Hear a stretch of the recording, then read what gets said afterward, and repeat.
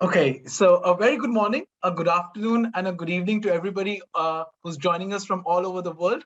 It's a great honor for me and pleasure to host you on day 2 of the European Stamp Conference 2021. I'm Siddartha Khastgir, and I'm the head of verification and validation for connected autonomous vehicles at WMG University of Warwick in the UK. And I'll be your host and the moderator for today also.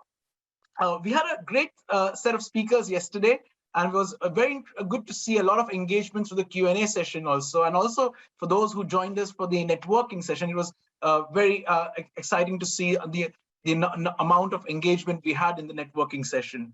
So we're looking forward to another very exciting day with another great set of speakers, including some legends of the system safety community. I'm also very pleased to see a lot of familiar faces in the audience. I see the numbers going up as people trickling in once they're finishing up the other meetings. Throughout the day, I will share some of my personal stories again, which has motivated me and inspired me in the area of stamp and STPA. And before we go into deep into the conference itself, I'll just like to go through a bit of the housekeeping rules. I think more or less all of us are very familiar with Zoom or are having used it for the last 18 months. But just to emphasize, this event is being recorded. The recordings will be shared later on after the event.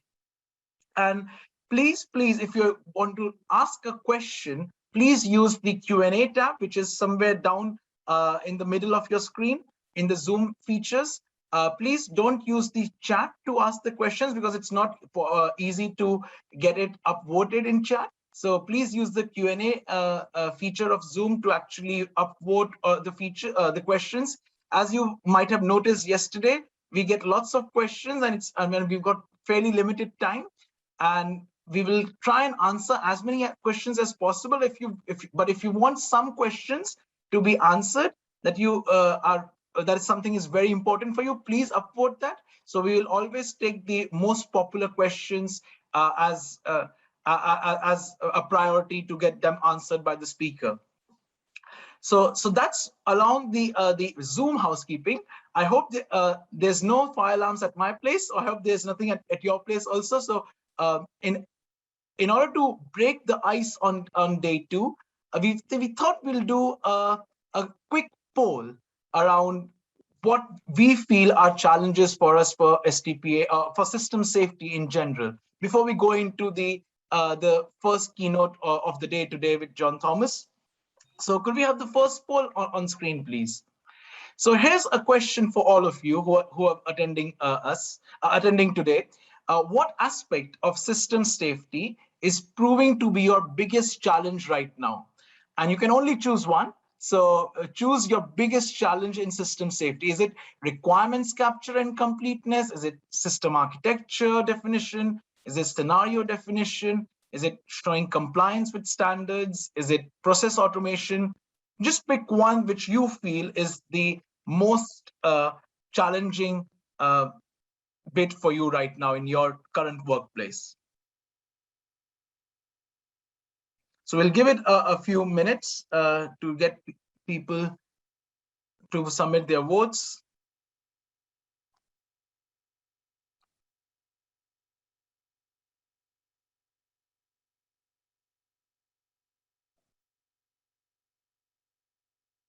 So maybe we'll wait another 30 seconds.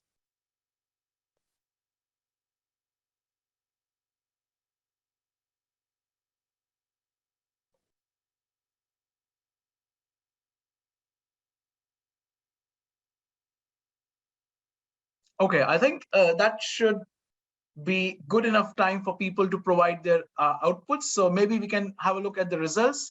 Okay, so this is an interesting spread. So almost half of the people are saying that requirements capture and completeness are the biggest challenge in system safety, or maybe something for the speakers today to incorporate within their talks as to how requirements capture and completeness is being dealt from a stamp perspective or from a STPA perspective. I'm quite intrigued to see that test scenario definition is also coming up as a fairly important challenge for the group today. So something for the speakers later on as we speak, and I'm very sure Dr. John Thomas, who's our keynote speaker, would cater to some of these challenges. So without further ado, I think we'll go into our first keynote talk of the day. And we've got Dr. John Thomas from MIT. I don't think Dr. John Thomas needs any introduction, but I will do a formal introduction for John. So Dr. Thomas Dr. Thomas's work involves developing systems approaches to engineering and analysis, including systems theoretic process analysis, that's STPA, including the formal underlying structure that can be used to help ensure potentially hazardous and undesirable software behaviors that are systematically identified and controlled. He has also developed algorithms for automatically generate formal executable and model-based requirements for software components, as well as methods to detect flaws in an existing software specification. The same process can be applied to address security and functional goals of the system, thereby permitting the automated detection of conflicts between these and other goals during early development process. So John's been working with Professor Levison at MIT over the last many years. He's the Director of Engineering at Systems Laboratory and Safety and Cybersecurity Group at MIT, and his talk would be titled STPA in Industry. So over to you, John. The floor is all yours. Wow us with your energy.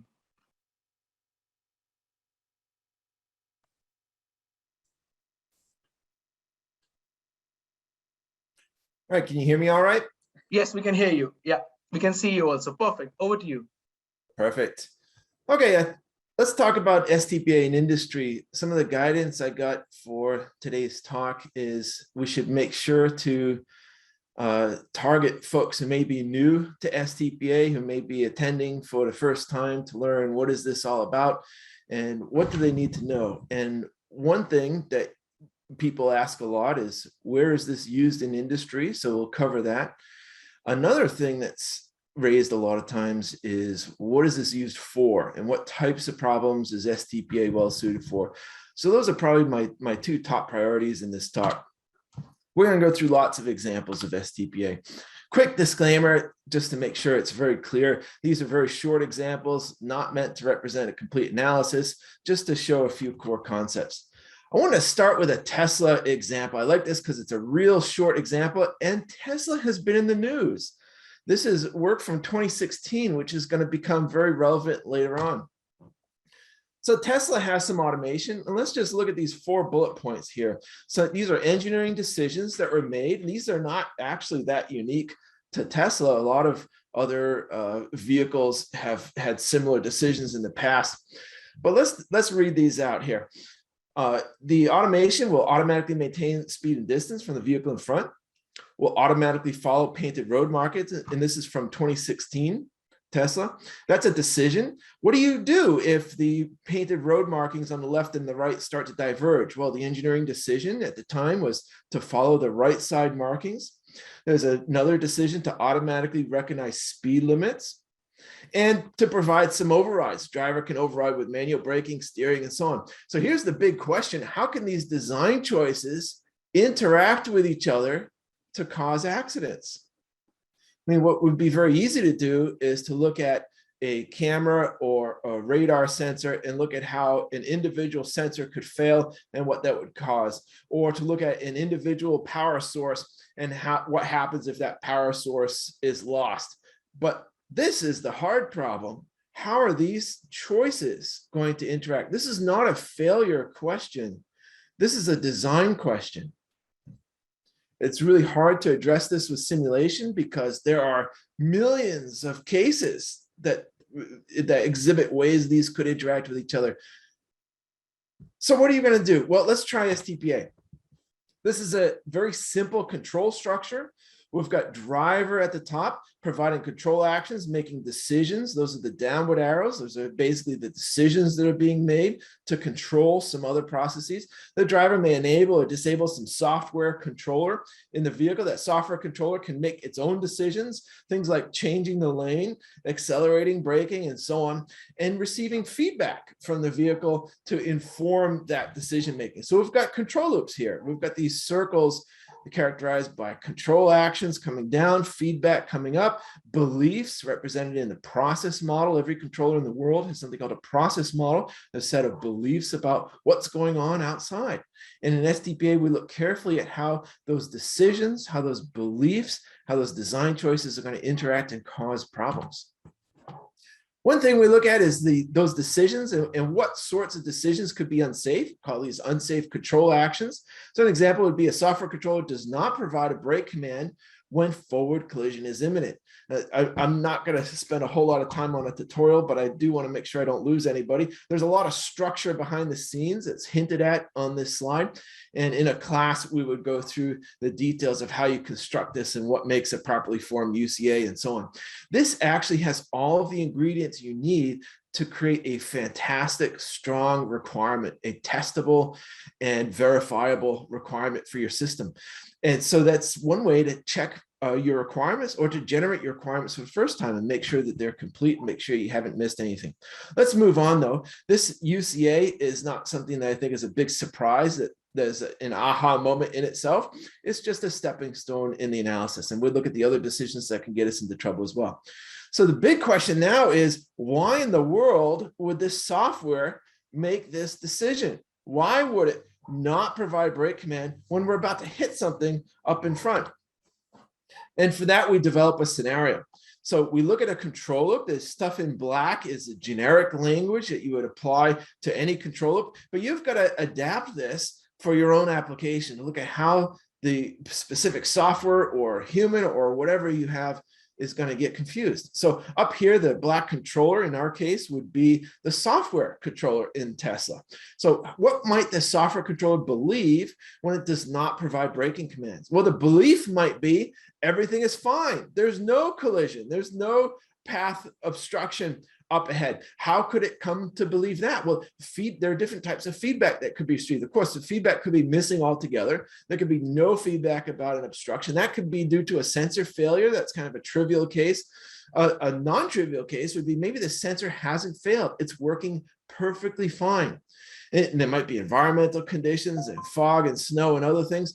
But what if it's a clear sunny day, all sensors are working, and somehow the software controller comes to believe that the path is clear? It's not, but it believes it's clear.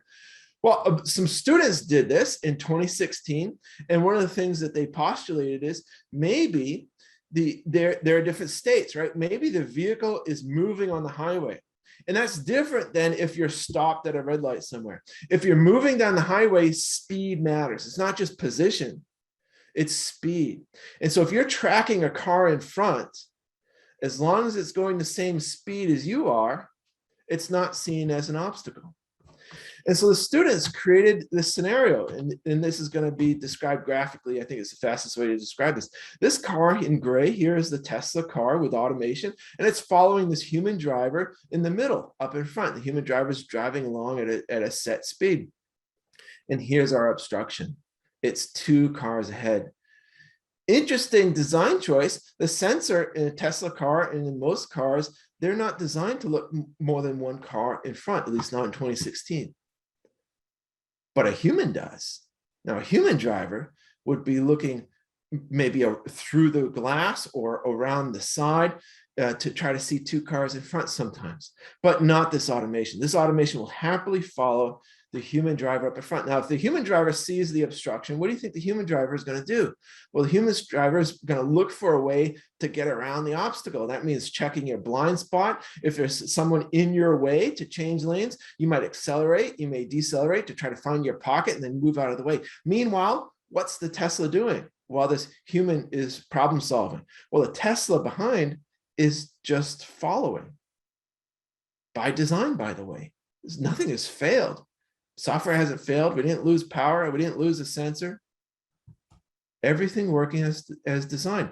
And so when this human driver gets out of the way, all of a sudden, for the very first time in the history of this drive, the Tesla vehicle sees an obstruction stopped on the road. And the Tesla car may not be able to stop in time because of the design choices that have been made. So this was postulated in 2016 by the students. By the way, these students had no experience in automotive, no experience in engineering, and they learned STPA for the very first time. This was the very first application of STPA. They did it in a couple of weeks based on a test drive of the Tesla vehicle with no design documentation or cooperation with Tesla. And this is what they came up with using STPA in a very short amount of time. And as you may know, 2 years later, we had a series of accidents. This is one of them where exactly this sequence occurred and the Tesla car could not stop. This was also used to develop a test case. So I'll play a short video. We're sitting in the Tesla car here from the camera angle. Up in front is the human driver, and in front of the human driver, out of sight, is an obstacle in the road. And let's see what happens. Let's test this STPA scenario.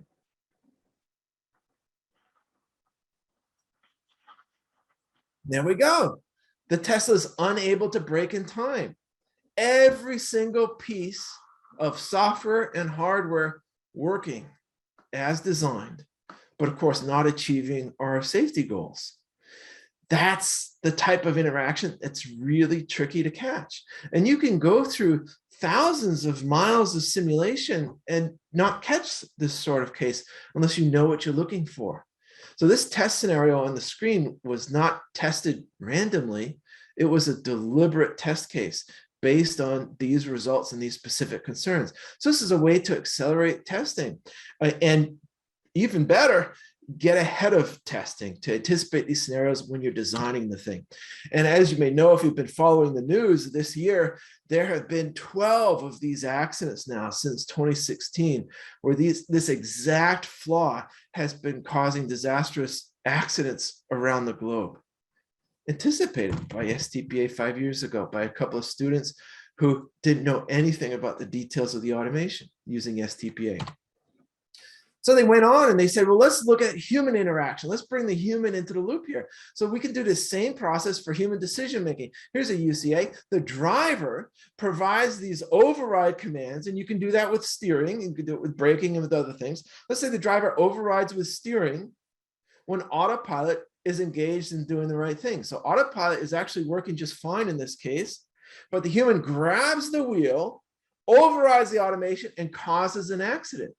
You might think that's a weird one. Why do I care if the human has a suicide wish, right? Well, that's not how STPA works. STPA doesn't assume that it's a suicide wish or that this is, malicious intent, although that is an interesting case you can capture. STPA says, how can the driver trying to do the right thing make that decision?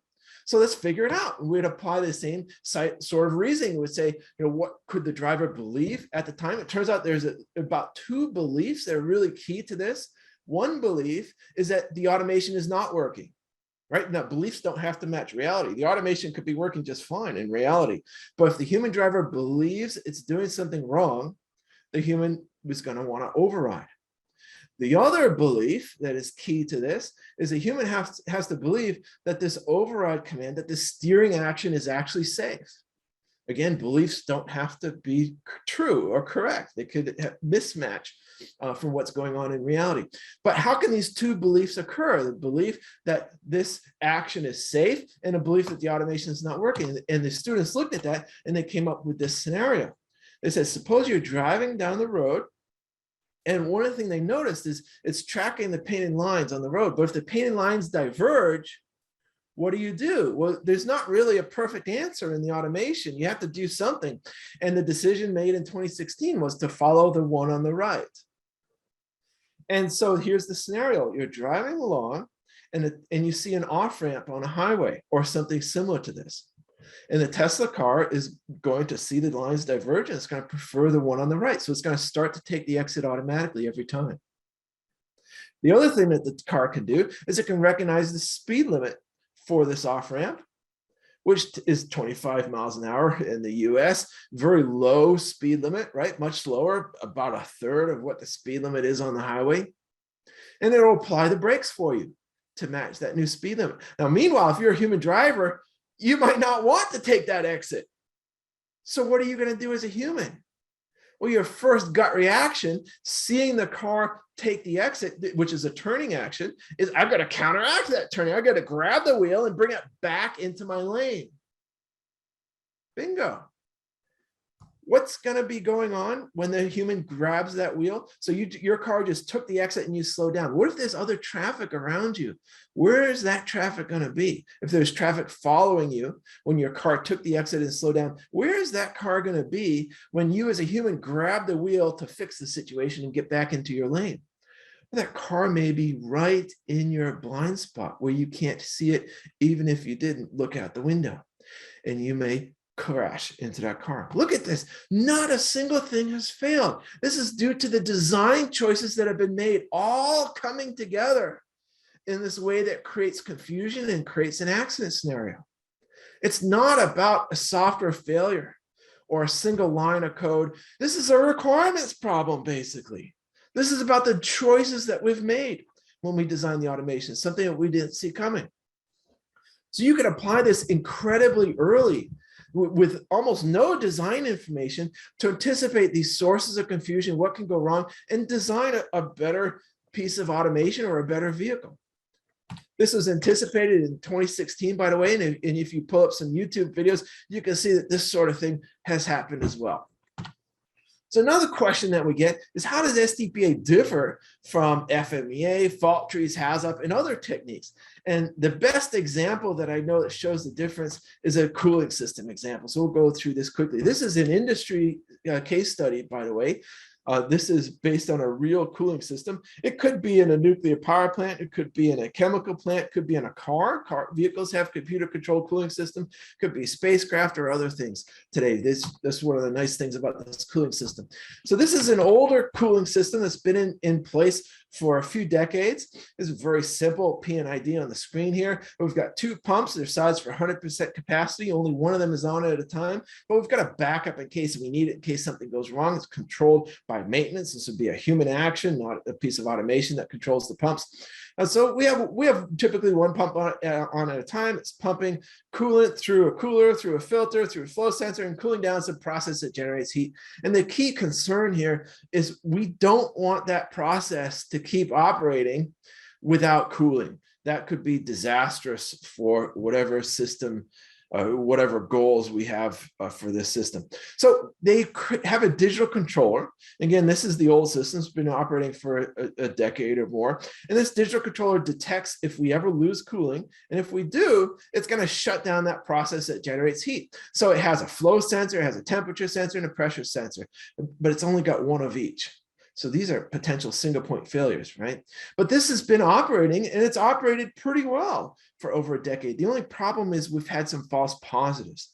We've had some failure cases where these are designed to fail safe. What does that mean? It fails with a positive indication so that you shut down and play it safe. And that's an economic loss if you have to shut down this process every 4 years or so, which is about what they were seeing. They never had a case where they didn't do a shutdown when they needed to. That was the real safety concern, the biggest safety concern anyway.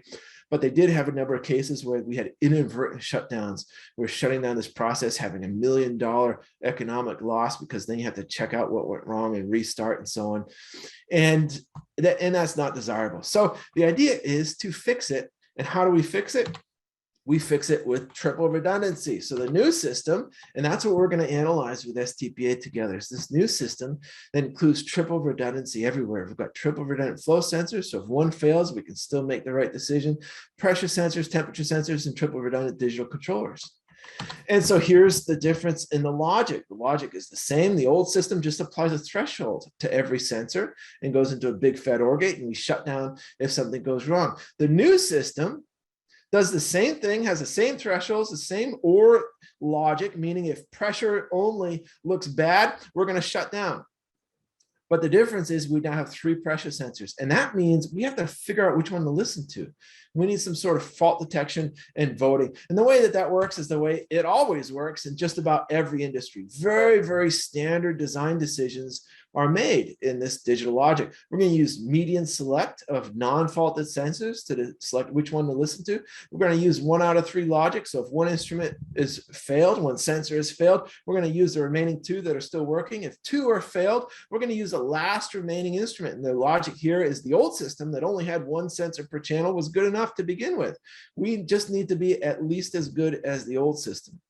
And finally, if all 3 instruments are faulted, we're going to send a shutdown signal because we don't know what the pressure is if we lose all 3 pressure sensors. And that's the same logic used in the old system. How do you detect a faulted instrument? By the way, there's 2 ways to detect it. One is if it's out of range, if it's reporting higher or lower electric current than it's capable of, then it's failed. It's doing something wrong. Or if it differs too much from median select. Open up the chat window for me. Let me know if this is making sense to you. Folks that are in a process industry or work with this level of detail, I expect this to be extremely familiar. If you're not an engineer or if you're not designing, all these details, this might be the first time seeing some of these, but I hope the high level description makes sense to you. Let me know if this makes sense in the chat. Perfect.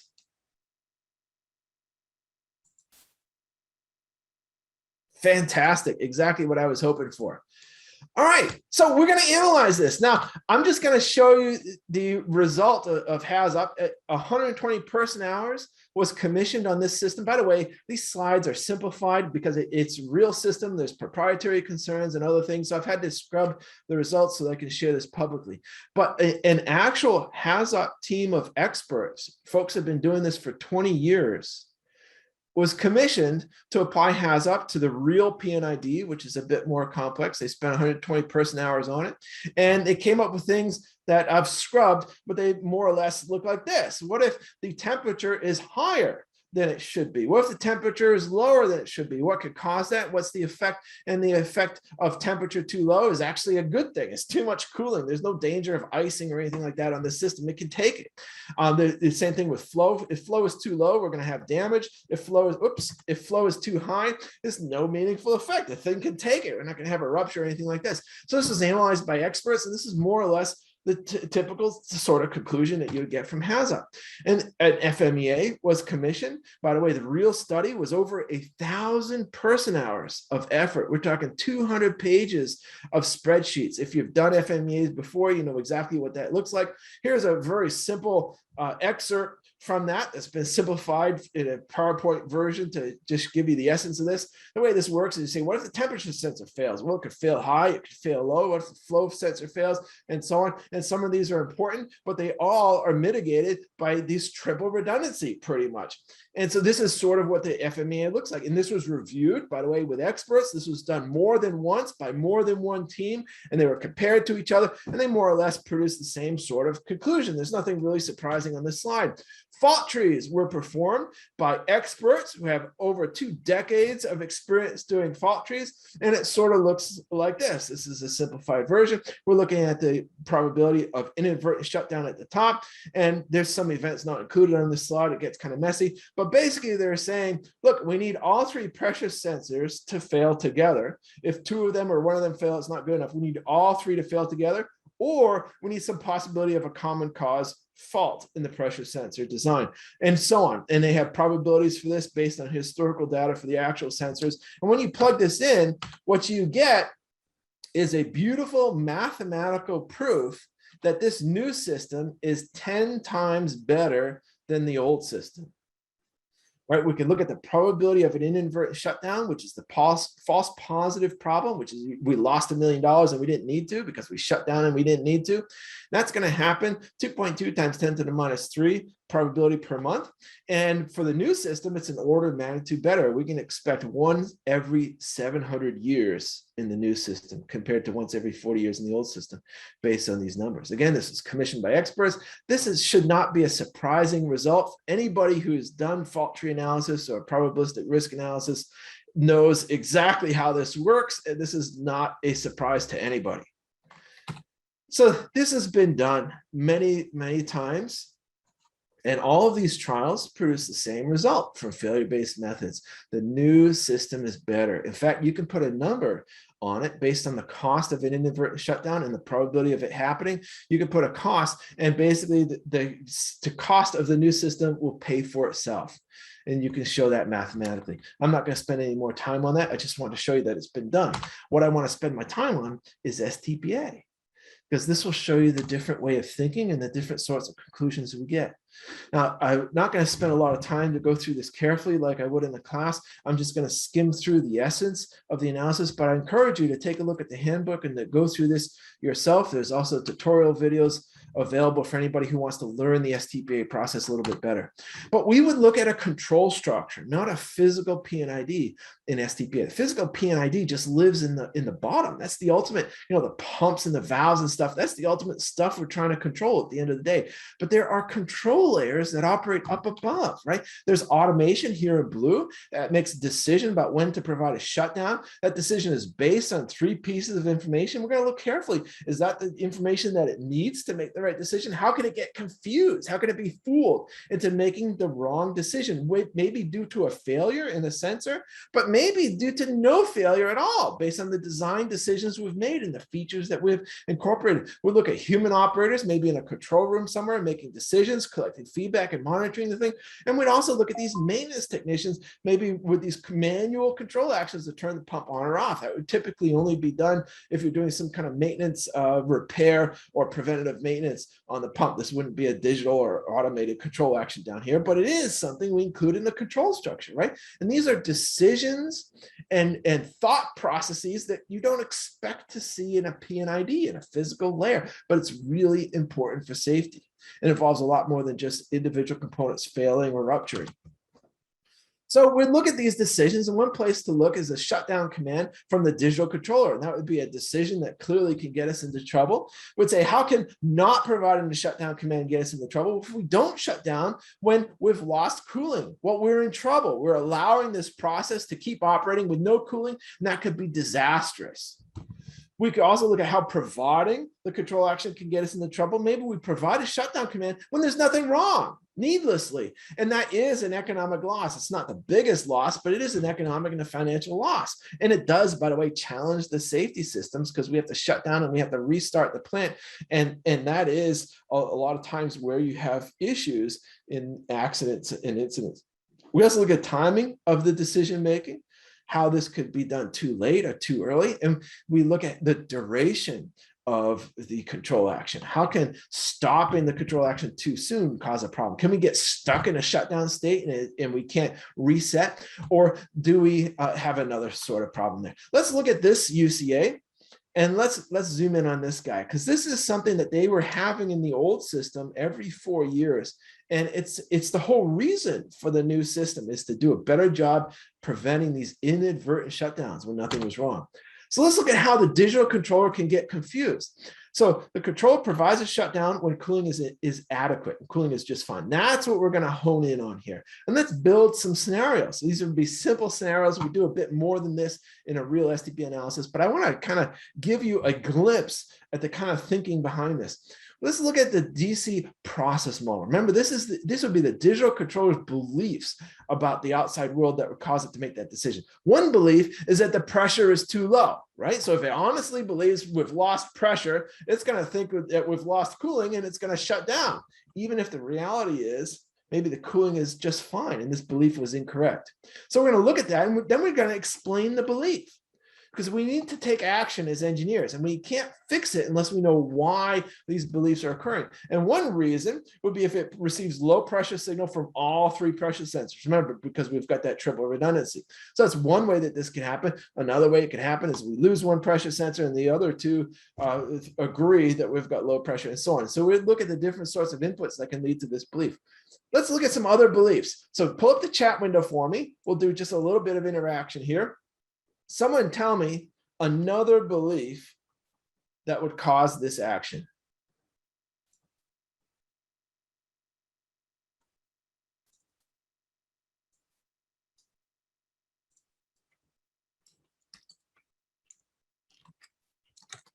Let's do it like this. Controller believes what?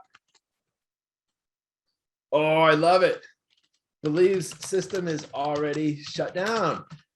Really good one. And we would look, why would it believe the system is already shut down? Well, it's not going to get that from pressure, flow, temperature, as far as we know. Maybe a previous shutdown command was sent, it didn't work. Or some other way that it could believe it was shut down. Maybe there's something coming from the operator up above. What other beliefs? So we've got pressure too low. Whoops, we've got pressure too low. What other beliefs will do it?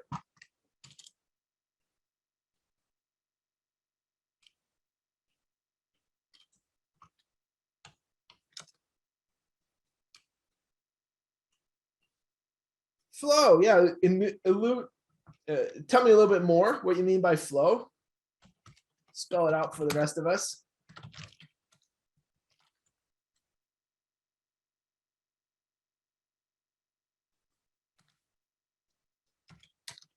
Flow too low will do it immediately, because if we've lost flow, then we will believe that we've lost cooling and therefore shutdown is needed. What else?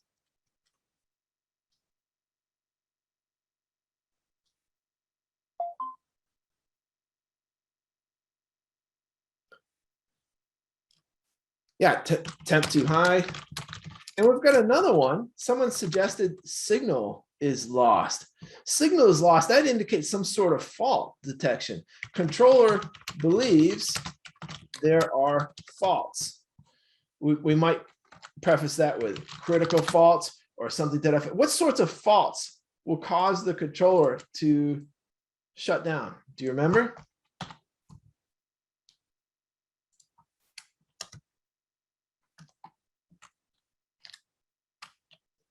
Yeah, remember, believes all three sensors on a channel are faulted. That'll do it, right? Because we're stuck in where we were with the old system. If we lose a sensor, if we don't know what the pressure is, or we don't know what the flow is, we have to shut down because we don't know. Exactly. Perfect. Now, of these beliefs, which ones are brand new for the new system? The old system, we were always forming a belief about the pressure, so that's not new, although we still need to look at it. Believes flow is low, that was in the old system. Which one of these do we add with our triple redundancy? Yeah. You've got it. We've added this belief about whether the sensors are faulted. Before, we never had to figure out if a sensor was faulted. We just believed whatever it told us and applied a threshold. Now that we've got triple redundancy, we have to figure out which ones to listen to. Which sensors do we listen to and which ones are faulted? So if you were asking me, if I was your SDPA facilitator and we're applying this to a real system, I would say, let's start with the brand new beliefs that we've introduced for the first time in this new system. And let's do that now. Let's take process model 5 just as a place to start. We could look at any one of these. Let's just take process model 5 here. Believes all three sensors on a channel are faulted. What kind of inputs would lead us to that belief? DC receives what? What would have to appear on the input here to believe that all three sensors are faulted?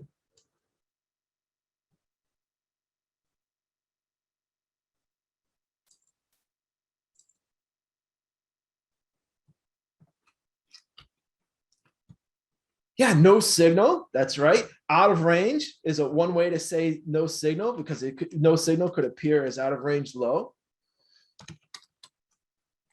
Out of range. We can say out of range high or out of range low for all three sensors on a channel. That'll do it. Exactly. And you saw on the slide before, if you're an electrical person or if you're familiar with how these sensors work, there are specific numbers that we can plug in for this. And it turns out these sensors are designed to report 4 to 20 milliamps. These are not important, but sometimes engineers love to see details. And sometimes we get a question, how can STPA handle these details? Well, it can. Here's how. It receives all flow sensor values out of range low. What that means electrically is less than 4 milliamps or 0 gallons per minute. And if the sensors are all saying we're less than 0 gallons per minute flow, then we'll probably have another problem anyway. We ought to shut down. But this other belief is we receive all flow sensor values out of range high.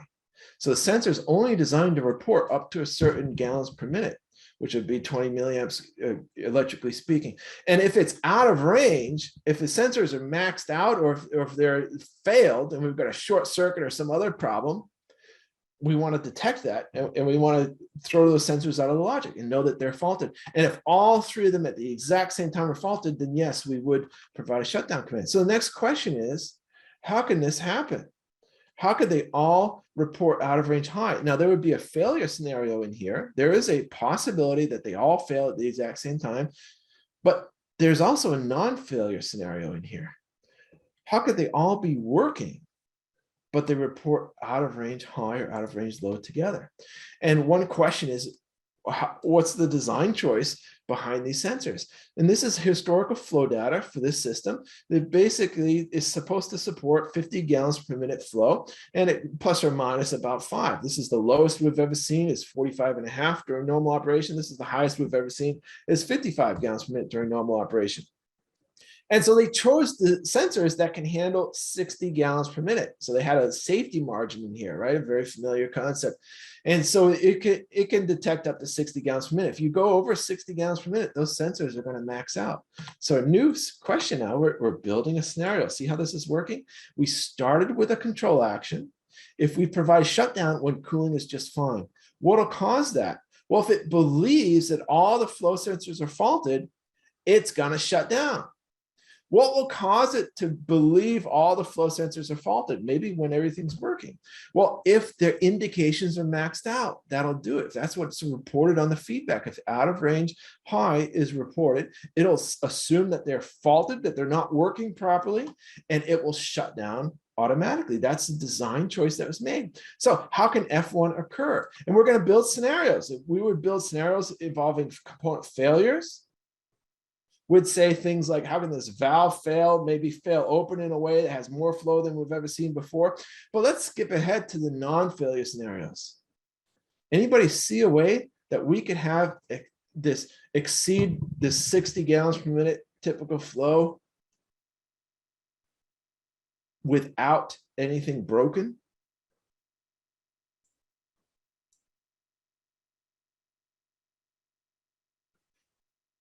Yeah, what if both of the pumps are turned on? And this would be maybe a human maintenance action to turn those both pumps. But if they're both turned on, remember, only one is needed. They're each sized for 100% capacity. We just have two for a backup. So the scenario would be, what if both of them are on? And it turns out in this plant, nobody had ever tested that case, or if they did, it had been forgotten when the new system was designed, because the engineers didn't have any idea that they could max out these sensors if both pumps are ever turned on. But the engineer at the time would probably say, but we'd never turn both pumps on, so why do I care? Well, that's not our thinking in STPA. In STPA, we don't assume best case situation. We identify the worst case situation that's going to stress our system and cause these unsafe actions. And we have a scenario now. Our scenario is that both pumps somehow get turned on, cause these indications to max out, cause bad decision making because it assumes that the flow sensors are faulted, and providing a shutdown when nothing is wrong. We have our $1 million loss. And by the way, if you wanted to, you could go even further and you could say, why in the world would they both be turned on? Well, anyone who's done maintenance knows immediately how this could happen, because that's the first thing you do in a maintenance procedure. Step number one in preventative maintenance is not to turn off your only working pump. Step number one is to turn on the backup for a couple of minutes while you do some checks, and then you turn off the pump that you're going to service. For about a few minutes, you're going to have both pumps on and not a single thing has failed. All the maintenance technicians are following the procedures they've been given exactly. Not even a maintenance error here. They're following their procedures. Both pumps are working. Not a single pump has failed or lost power. They're working exactly as designed. All of the sensors are working exactly as designed. Not a single one has actually failed. It's designed to max out when you hit 60 gallons per minute on the system. And all three are designed with the same limit. They're all designed to max out together. If you ever exceed 60 gallons per minute, they're designed to report that to the digital controller. The digital controller is designed when all three max out to assume they've all failed. Now, a human might look at this and say, oh, wait a minute, they're all maxed out at the exact same time, and I also have maintenance going on. I bet there's something else happening. That might be what a human does, but not what a digital controller does by design. This thing assumes always that they really have all failed in the exact same clock tick, and it will provide the shutdown, and bam, you've got your $1 million loss. This maintenance procedure, by the way, one of the recommended actions from the fault tree analysis was your weak link are these pumps. So you better do more preventative maintenance, more frequent maintenance, and they increase the frequency, decrease the interval of replacing and maintaining these pumps. So that 9-month number was new for the new system. It used to be every few years. Now it's every 9 months. And STPA found that's actually going to exploit this vulnerability a lot more often than you think. STPA says expect a 1 million loss every 9 months. Remember, the fault tree analysis conclusion was you can expect an inadvertent shutdown every 700 years. Whoa, what a difference. Do you see the different sorts of scenarios here? The fault tree is just looking at component failures, looking at the chance of all three failing at exactly the same time. It says that's astronomically low. But in STPA, we're looking at the design choices. We're looking at the human actions. We're looking at maintenance as well as operation and how all these things come together. That's the difference. And we get these non-failure scenarios. For those in automotive, this is the SOTIF problem, the safety of the intended functionality. So here's our scenario. This is going to occur anytime both pumps are running. You can expect $1 million loss every 9 months with no human error and no component failures anyway, due to the bad decisions that you've made in your system. And we can come up with solutions based on this STPA result. We don't just go home when you find a weakness. You fix it as engineers. And one of the solutions when this was identified was, you know what? Why are we actually reacting to out-of-range high in the first place? There's actually no good reason to react to out-of-range high because we had the old system operating for decades that didn't care about out-of-range high on flow. Out-of-range high is a good thing. Why do we need that additional functionality in the new system? The only reason is because that's what everyone else was doing. That's what we always do when we had triple redundancy. We do it out of range high, out of range low every time. There wasn't actually a good reason for this application to be sensitive to out of range high. And the decision was, you know what, we should probably not just do that for no reason. We should probably do something else. So they changed the logic in the digital controller. They changed, of course, the range of the sensor's operation, and they changed the maintenance procedure. They said, you know what, when you do this pump, you better switch over. You better not have both pumps on for more than 2 minutes, because that 2-minute window, there's a little bit more going on here than what I had time for. That 2-minute window is going to exceed the limitations of the automation. So as long as you do it within 2 minutes, but the maintenance technicians didn't know that they had 2 minutes to complete to turn one of the pumps off, because no one realized that this was a weakness. So very, very different conclusions. By the way, this has been the subject of blind trials for STPA and other methods. This has been done over a dozen times with this exact application, asking STPA experts, HAZOP experts, FMEA experts, and fault tree analysis experts multiple times with blind teams to apply this analysis. And guess what? The conclusion has been every time the STPA has been applied, and this has been applied many different ways, for anywhere from 1 to 4 or more people, from training time for 2 hours to 40 hours, analysis time from 30 minutes to 8 hours. And every single time STPA identified this blind, all of these flaws blind. Also, every single time HAZOP did not. Now, one question we get sometimes is, why can't you go back to the HAZOP and add this in the spreadsheet? We could do that, but that's very retroactive. That misses the whole point. The whole point of HAZOP is not to wait for an accident and then add it in. HAZOP is not an accident analysis technique. It's a hazard analysis technique. It's a way to anticipate accidents. And the fact of the matter is, this hasn't been an effective method based on the trials that have been performed to anticipate this sort of design flaw. Same exact conclusion from FMEA has been conducted with industry professionals, and we could talk more about why that is the case, but it is the case. It has been the conclusion from every trial that's been done, and the same thing from fault tree analysis. It's just these methods are not designed to capture this sort of problem. STPA, I'm going to go a little shorter now through the cases. That one I wanted to go a little slower through so you can get a flavor of how this works. I want to make you aware of some of the other things that have been done. STPA was applied before the SolarWinds attack. It was a famous cybersecurity attack that made headlines last year. This was actually applied before the attack by the US Department of Defense. We just got approval for some of these to be released. This had to be scrubbed. All the really interesting tidbits had to be scrubbed and kind of taken out. But this has been cleared for public release that STPA was applied 2 months before the attack to the entire control structure, going all the way up to the program office and the organization within program buyers and vendors. They're producing software and hardware that were subject to this attack. Here's a snippet of some of the results within the software vendor assurance team. And they had some problems with the way that they were doing software file assembly verification, software logging, and software shipping, which of course would be done virtually. And these flaws were identified by STPA 2 months before the attack. And these are the exact things that were exploited by the adversary in the SolarWinds attack. This was done by comparison was done after the attack. They said, all right, look, we commissioned the STPA 2 months before. How do those results compare to what actually went wrong? And the blue region on these bar charts are showing at each level in the control structure how many of the STPA results were exactly the ones that ended up being exploited 2 months later. The vast majority of them were exactly what the attackers found and exploited.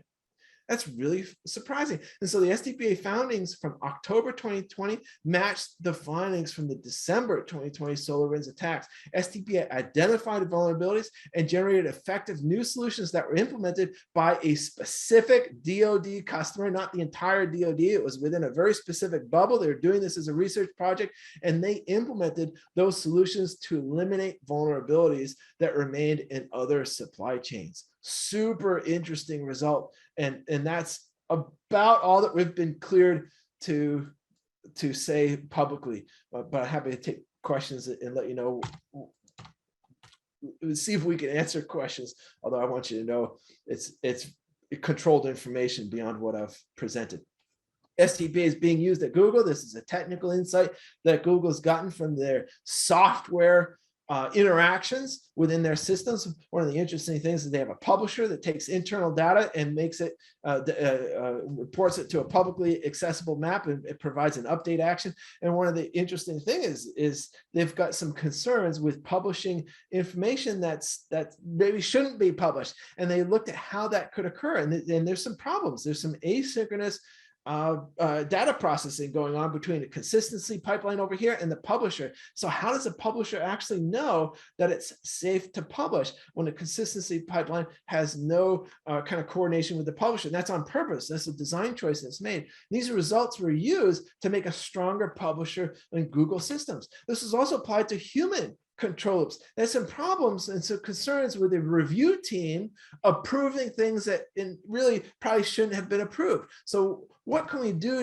to analyze that control loop and strengthen that control loop? So we ask questions like, what does the approver need to know before issuing approval? And when we identify the sorts of decisions being made, we identify unsafe control actions that we'd like to prevent in the future. We build scenarios, we build requirements on the human review process. And Google did this, applied it to their process, and then compared it to accidents and events that have occurred in the past, meaning weak controls that they know exist in their processes. And STPA identified all of them, as well as a bunch of cases they didn't even know about. So STPA produced urgent mitigations, medium to long-term fixes, as long as system redesign requirements that need to be done in sort of a roadmap sort of problem to be addressed. They compared the sorts of solutions from STPA with the solutions they were getting without STPA, and it's on this graph here. The blue circles are the solutions the STPA produced, and the red circles are the things they achieved without STPA. What they found is, first of all, STPA identified many, many more solutions, but what's really important is the highly effective and low-cost solutions, which is the ones that they're going to implement. The others they may or may not implement, but these are the low-hanging fruit. These are the no-brainer solutions, but only a couple of them were identified without STPA. As soon as they identified STPA, we've got a dozen of these that cost almost nothing and are extremely effective to do.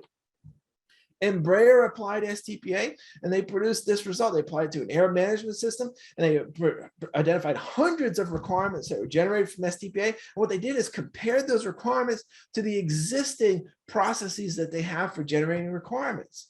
And they produced this pie chart. They said 44% of STPA generated requirements we already knew about. We already had those, and we didn't need anything, additional. Although there is value in validating the requirements you already have, but it wasn't a brand new requirement. These 44%. For 19%, these were captured earlier with STPA. They believe they would have found it eventually with their existing processes, but STPA identified these requirements much, much earlier, which of course is a major cost incentive for doing this. The earlier you can identify a missing requirement, you get orders of magnitude cost savings from that. But this is the real kicker. 37% of the requirements generated from STPA were captured only with STPA, and Embraer believes they have no process. They never would have found this until it got into operation and they started seeing real events. 37% of the STPA results. And as a result, they've adopted STPA in a big way. And you can look at additional presentations and press releases that Embraer and others have made with this. All right, we're getting close to the end. I'm going to wrap it up now. I wanted to highlight some of the different uses, and my last sort of content slide is this one. I want you to know, if you don't already, there are a number of industry standards that have been developed and are being developed that incorporate STPA explicitly. This is a big one in automotive. This first one is the SOTIF standard 21448. It's already out there. It cites STPA. The revision has a lot more content added regarding STPA. That revision is in draft form. We're on the committee developing that now. We have a couple of standards for aircraft development. We have the next RTCA one. This one is already out there for cybersecurity, references STPA. We have some from EPRI for nuclear power plants. J3187 is almost going to be published. Is the draft is complete. It's going out for ballot immediately within days, I believe. This would be an automotive standard. We've got a bunch of other standards that all reference STPA. So if you're looking for some reference to show others that this is being used and has been adopted in industry consensus standards, here you go. Of course, the go-to reference for learning STPA would be the STPA handbook. This is a free PDF download. The fastest way to find this is just type STPA handbook into Google and it'll pop right up. Our MIT website has additional information about other folks that are using STPA and the results that they've gotten in the past from other stamp workshops around the world that you may be interested in as well. All right, fantastic. Thanks for sticking with us through this presentation. I hope this gave you some highlights of STPA use in industry, showed you the types of problems that are targeted by STPA, showed you the differences between STPA and other techniques that have been used, how it's applied to human interactions, as well as non-failure technical interactions, interactions between functions, and different sorts of design choices that you've made. All right, thank you. Perfect. Thanks a lot, John. Thanks a lot for that brilliant presentation. John Thomas, as John Thomas always does it in his presentation. Thank you for that. Just a bit of my personal experience. I think I think the first workshop I attended around STPA was done by John. I remember, I think it was somewhere in Detroit. And that's when I first met John, I think 2015, 16. So thanks a lot for all the support for all the years. We've got lots of questions, some on the Q&A, and some of the panelists have sent me separately also. So let's get cracking on the questions itself, John. Actually, you've answered quite a few of questions that came up yesterday also. So I think especially your slide on the standards, and that was something that came up again and again yesterday in questions. And before we get into questions, I would say J3187, we are waiting. Mark was on the call yesterday, and we're waiting for input from you actually to get it over the line. Okay, perfect. So first one, I think this is a question that I think I have seen in every STPA conference that I've been to, and I think you're fairly familiar with this. From Emra, how effective is STPA? It sounds like it can save the world if we apply STPA to safety and security. Is there any weakness? If yes, how can we find that? And can something slip through the cracks? Yeah, it is effective. It does have weaknesses and things can slip through the cracks. It's extremely effective, as you've seen. I think that's really important to recognize is in the blind studies and the independent trials by industry that have been conducted have showed incredible effectiveness from STPA. Now, it doesn't exist a perfect method. It's not STPA, it's not FMEA or HAZOP or anything else. It just doesn't exist. So the best that we can do is compare STPA to what exists today. And that's what's been done in the trials and the studies so far. And those studies have shown in terms of the things that are causing real accidents, and the things causing real accidents are not just failures. There are design choices, there are interactions and assumptions about human behaviors and other things. So if you look carefully at the things causing real accidents, STPA is incredibly effective. And I think that's been shown, that's understood.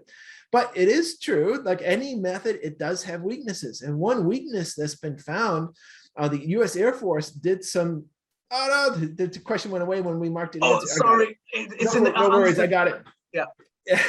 One weakness was actually discovered from a series of 10 pilots done by the US Air Force. They did 10 groups that piloted STPA and different problems. 9 of them were an incredible success immediately. And we should probably be happy with those 9 out of 10 were success, but I just can't stop obsessing about the 1 out of 10 that wasn't that successful. And the lesson learned there was don't apply STPA to something that's too simple. That's what the team did. They applied it to a really narrow, constrained, simple problem. It had almost no automation, almost no new human interactions. And the result was known by experts, knew where the hazardous behaviors were before they applied STPA. And their conclusion was, since STPA didn't uncover anything new in this incredibly simple system, we didn't see a whole lot of value from the process. And I think we can take a lesson learned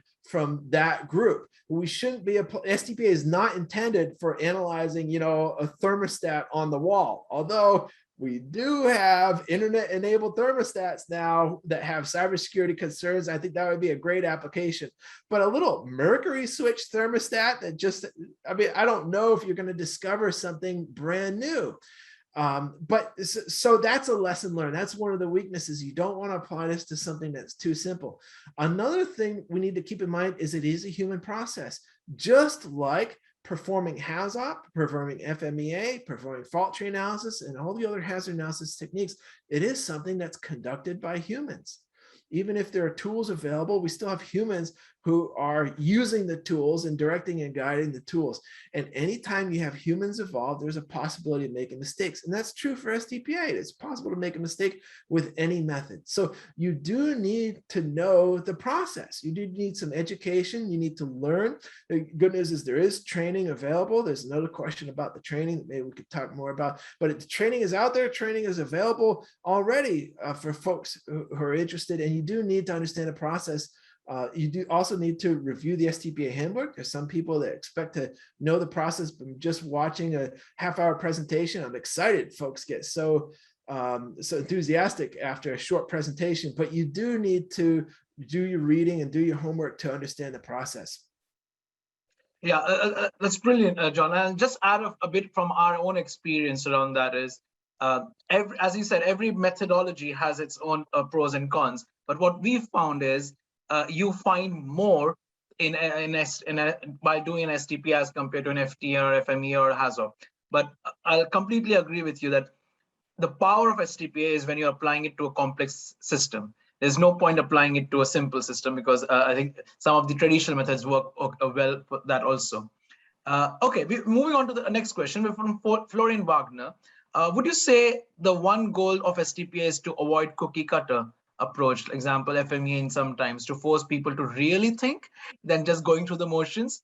Why I'm asking is people sometimes say STPA lacks exact guidance how to perform certain steps. We did discuss a bit of it yesterday, but John. Yeah, I would not say that's the one goal of STPA. I would say it is one goal. So STPA is not about eliminating thinking. If your goal, or you think your goal, is to eliminate thinking, you're not going to be really happy with STPA. STPA is not intended to be something you hit a button on a tool and it goes and does everything for you. It's a way to help engineers think through the process in a really structured way, think carefully about how these design choices are going to get us into trouble, which, by the way, is the objective of most hazard analysis techniques, is to provide some guidance to help you think through the causes of losses. And that's what STPA does. It is a human process, as I said.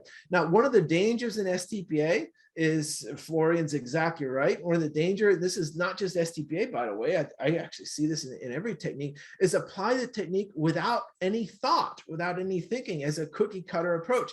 And I think if folks that are familiar with FMEA and fault trees and other things, I think we can apply the same criticism to those techniques. And you miss stuff if you do it that way. It doesn't matter if it's STPA or something else. You miss stuff if you stop thinking about the process.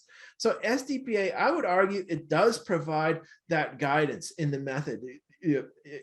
Encouraging thinking doesn't mean there's no guidance. There's incredible guidance and structure within the method in each step of the process. A lot of the guidance is in the handbook, and a lot of the guidance is covered in training classes. I apologize. I've lost the second half of his question. Oh, here it is. I got it. Yeah. Somehow it scrolled on me. Now, I have heard from some people a concern that STPA lacks exact guidance, but I've not heard that comment from folks that completed a training class. What you might be missing is the education to see the guidance and to apply the guidance and see how the criteria are applied in STPA. It's, again, just to be real clear, it's not a process you press a button and a computer spits out all the STPA results for you. That isn't how it works. It does require a human, but there is a lot of guidance in STPA. And again, I mean, let's test these concerns, right? Let's not kind of sit on our couches and sit back without education and without reading the handbook and lob these criticisms. Let's test it, right? Let's scientifically test that question. The way I would set that up is, let's get a team of folks that have been properly educated in STPA, have read and studied the handbook, and they understand the guidance that exists, whatever it is. Let's have them apply STPA to a problem. Let's have another group study the guidance that exists in something like FMEA. They could do model-based FMEA, which there are ways to generate FMEA results that I'm aware of, and same for fault tree and others. Let's do both of them. Let's do one that's a tool-generated STPA and tool-generated fault tree analysis. And let's do a group of humans performing fault tree analysis themselves, and let's compare the results. That's how I would answer the question in the scientific way. Guess what? That's been done. That's been done. The case I showed in my presentation did exactly that. And the result was STPA had the guidance needed to systematically and consistently identify these flaws. The other techniques, with all the guidance you may be comfortable with, it may be so much guidance that a tool can do it, that it can be completely automated. With all that level of extreme guidance, it didn't anticipate these flaws. It just didn't. So I would endorse sort of testing these things scientifically to see if we've got the right amount of guidance or not. Very, very good question, though. I'm really glad we had an opportunity to talk more about it. I've heard these comments before, and I think we need to think about them carefully. Yeah, and I'll add one more thing to that, John. I think step 4 is the most challenging one in my experience, and I think the latest version of the handbook does a very good job on providing some guidance on step 4, but that's where I think most people have pitfalls in trying to get step 4 on track. We did discuss it a bit yesterday also around the challenges and more work happening on step 4 a bit. Let's move on to the next question. We've got a couple of questions from our panelists that don't come up on the Q&A session box. So I'll ask that, John. So from Liran, and he's asking, from your experience from more conservative industries like chemical and nuclear, do they actually use STPA for their hazard assessments? I know the answer, but I'll let you answer the question. Did you say nuclear? Yeah, nuclear and chemical. I'm scanning. I don't know if I've found the exact question you're reading. Yeah, it's already been used and submitted to the nuclear regulator in the US for digital automation, safety critical digital automation in the nuclear power plant. That was a few years ago, and it was successful, by the way, and it's now being used on what was described to me as the most complex safety critical nuclear system ever conceived in the US. It's been used for about the last year on that system, and I believe the plan is to involve the regulator shortly in that as well. There's been incredible interest in STPA for those types of systems. Yeah.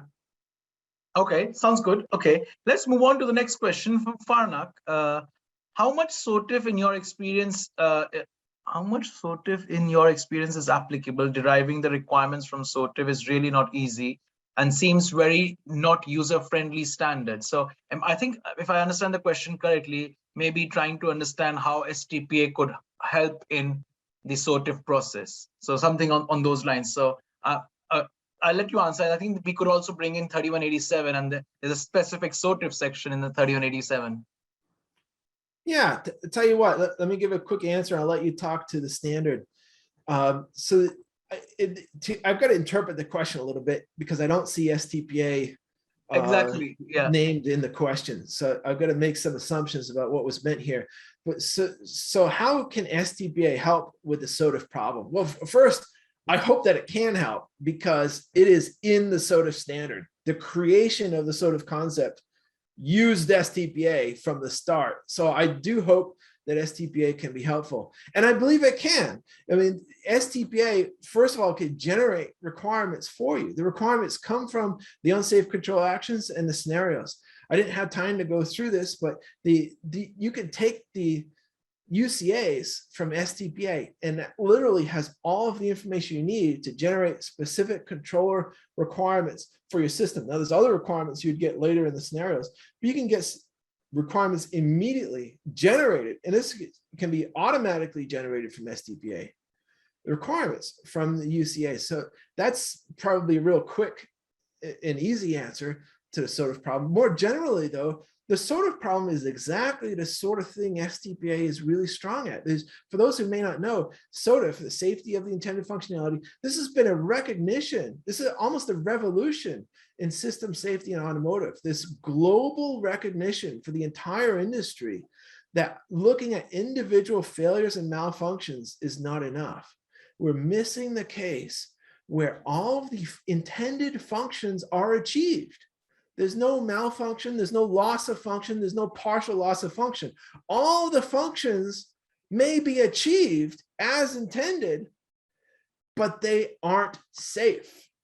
The definition of the intended functions are not safe. So you've got to, in addition to the malfunctions and the failure-based analysis, you've got to analyze whether the intended functions are even safe, if they're going to interact in safe ways based on the way that they're defined. That's the sort of problem. That's really what STPA is strong at. That's probably the number one thing we're looking at in an analysis. How can these things interact in new ways to create safety problems? Yeah, and I'll add to a bit to the standard itself. So in one of the SAE standards that's about to be published that John was mentioning, J3187, so we've been working on it. So John and I and Mark Warnakia, who was here with us yesterday, been working on it for the last 3 years. And within that standard, we've got a diagram that maps each of the SOTIF clauses from 3, 4, 5, and 6, and 7 to different stages and steps of the STPA process. So you can absolutely use STPA to show compliance with some of the SOTIF clauses. It doesn't do everything because SOTIF is a much bigger, but especially the identification of the requirements for so shrinking the unknown quadrant, and also identifying the triggering events is something that STPA is very, I would say, ideal for using for those things. So I think that figure might show you and give you a lot of insights in terms of how you use STPA in order to show compliance with SOTIF. Okay, moving on, we've got more questions from Nino Gabriel. And it's talking about in the causal scenario analysis of cascaded controllers, when looking at the control loop of the higher level controller, where do you allocate the lower level controller to? Okay, that's interesting. We've done this discussion previously. Do you treat the lower level controller as a controlled process or as a part of the actuator? Example, a motor, high level speed controller, etc. John. I'm sorry. Is this Nino's question? Nino Gabriel, yeah.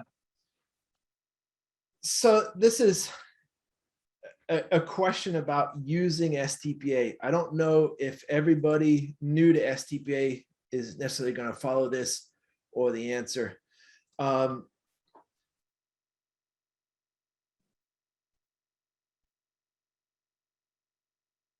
It's flexible. I don't know if I can give a cookie cutter answer, but you can have a series of controllers, multiple controllers in your control structure. They're supervising each other. They could be human, they could be automation. Where do you allocate the lower level controller to? Do you treat the lower level controller as a control process or as part of the actuators? I've seen really interesting arguments for all of these. I mean, the lower level controller could be something that's part of a control process. A good argument there would be if we're buying a platform from a supplier and the platform comes as a package and we've got little insight in how the thing works, but we're going to have to supervise it. We're going to have to oversee, we're going to have to receive feedback from it. We're going to have to control it. And so you could zoom in the lower level process and you might see a more detailed control structure inside the lower level process. I have seen some arguments for taking an actuator and say, well, wait a minute, that's actually not an actuator at all. That's actually more of a controller, because the actuators could be smart these days, right? I mean, actuators even being connected to the internet, which is kind of interesting and concerning in a lot of ways. But actuators now are not only, it used to be an actuator was sort of, a motor was an example of an actuator. You receive an electrical signal and you go move. So it has an input and it has an output, and that's basically all it does. But these days, actuators are doing health monitoring of themselves and being sold as actuators, as packages that you don't get to see inside, but you know that there's some intelligence inside of the thing, because the actuator is not just receiving a position command and then going to execute it. It's also reporting back up if it is able to achieve that commanded position, and if it's got a fault or some other indications. And that's really more of a controller than an actuator after all. So I think it's hard to answer this question without a specific application. What I'll add is I think the challenge that we initially faced in earlier days was the difference between abstraction and decomposition, and we tended to go very, very deep in the first control structure we created. And I think we had this conversation, John, a few times back, that the first control structure you do should be a very, very high level abstraction. And then you slowly add detail into it rather than trying to do everything at the very beginning. Because when you do that, then these confusions start happening even more, so that you're not very sure if something is a controller or an actuator. So that's something that we've experienced from our experience with STPA. Okay, going on, moving on to the next question from Marco Restifo. In the case of a design has a strict cost constraints, okay, this is interesting, and you're not able to use the triple redundancy of all components, would you think that a sort of quantitative approach is needed to prioritize or focus on specific high impact components? I'm absolutely keen to hear your answer on this one. It's really hard to give a blanket answer.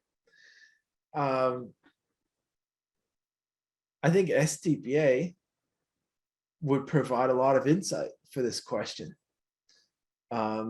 Marco probably is not considering STPA as a quantitative approach, but I think STPA would be really insightful. I mean, one of the conclusions from STPA might be the redundancy is adding more problems then it's eliminating. That's a really interesting problem. It might be cheaper and more effective not to have triple redundancy for certain things. If you think about, or you may have a concept of triple redundancy that's introducing major flaws in your system. This is the common cause problem if you're not careful about it, because the triple redundant controllers may be based on the exact same assumptions, may be based on the exact same flawed control structure. So they're all receiving the same flawed information, or the type of flawed information. Like maybe there's some feedback X that exists, but no one ever thought to feed it back to these triple redundant controllers. So not a single controller knows about this information because of the design flaw. So I think for those sorts of questions, for questions about design flaws, about requirements, interactions between features or functions or controllers that you didn't anticipate, I think you have to use something like STPA. I don't think a quantitative approach is going to help you with those sorts of problems.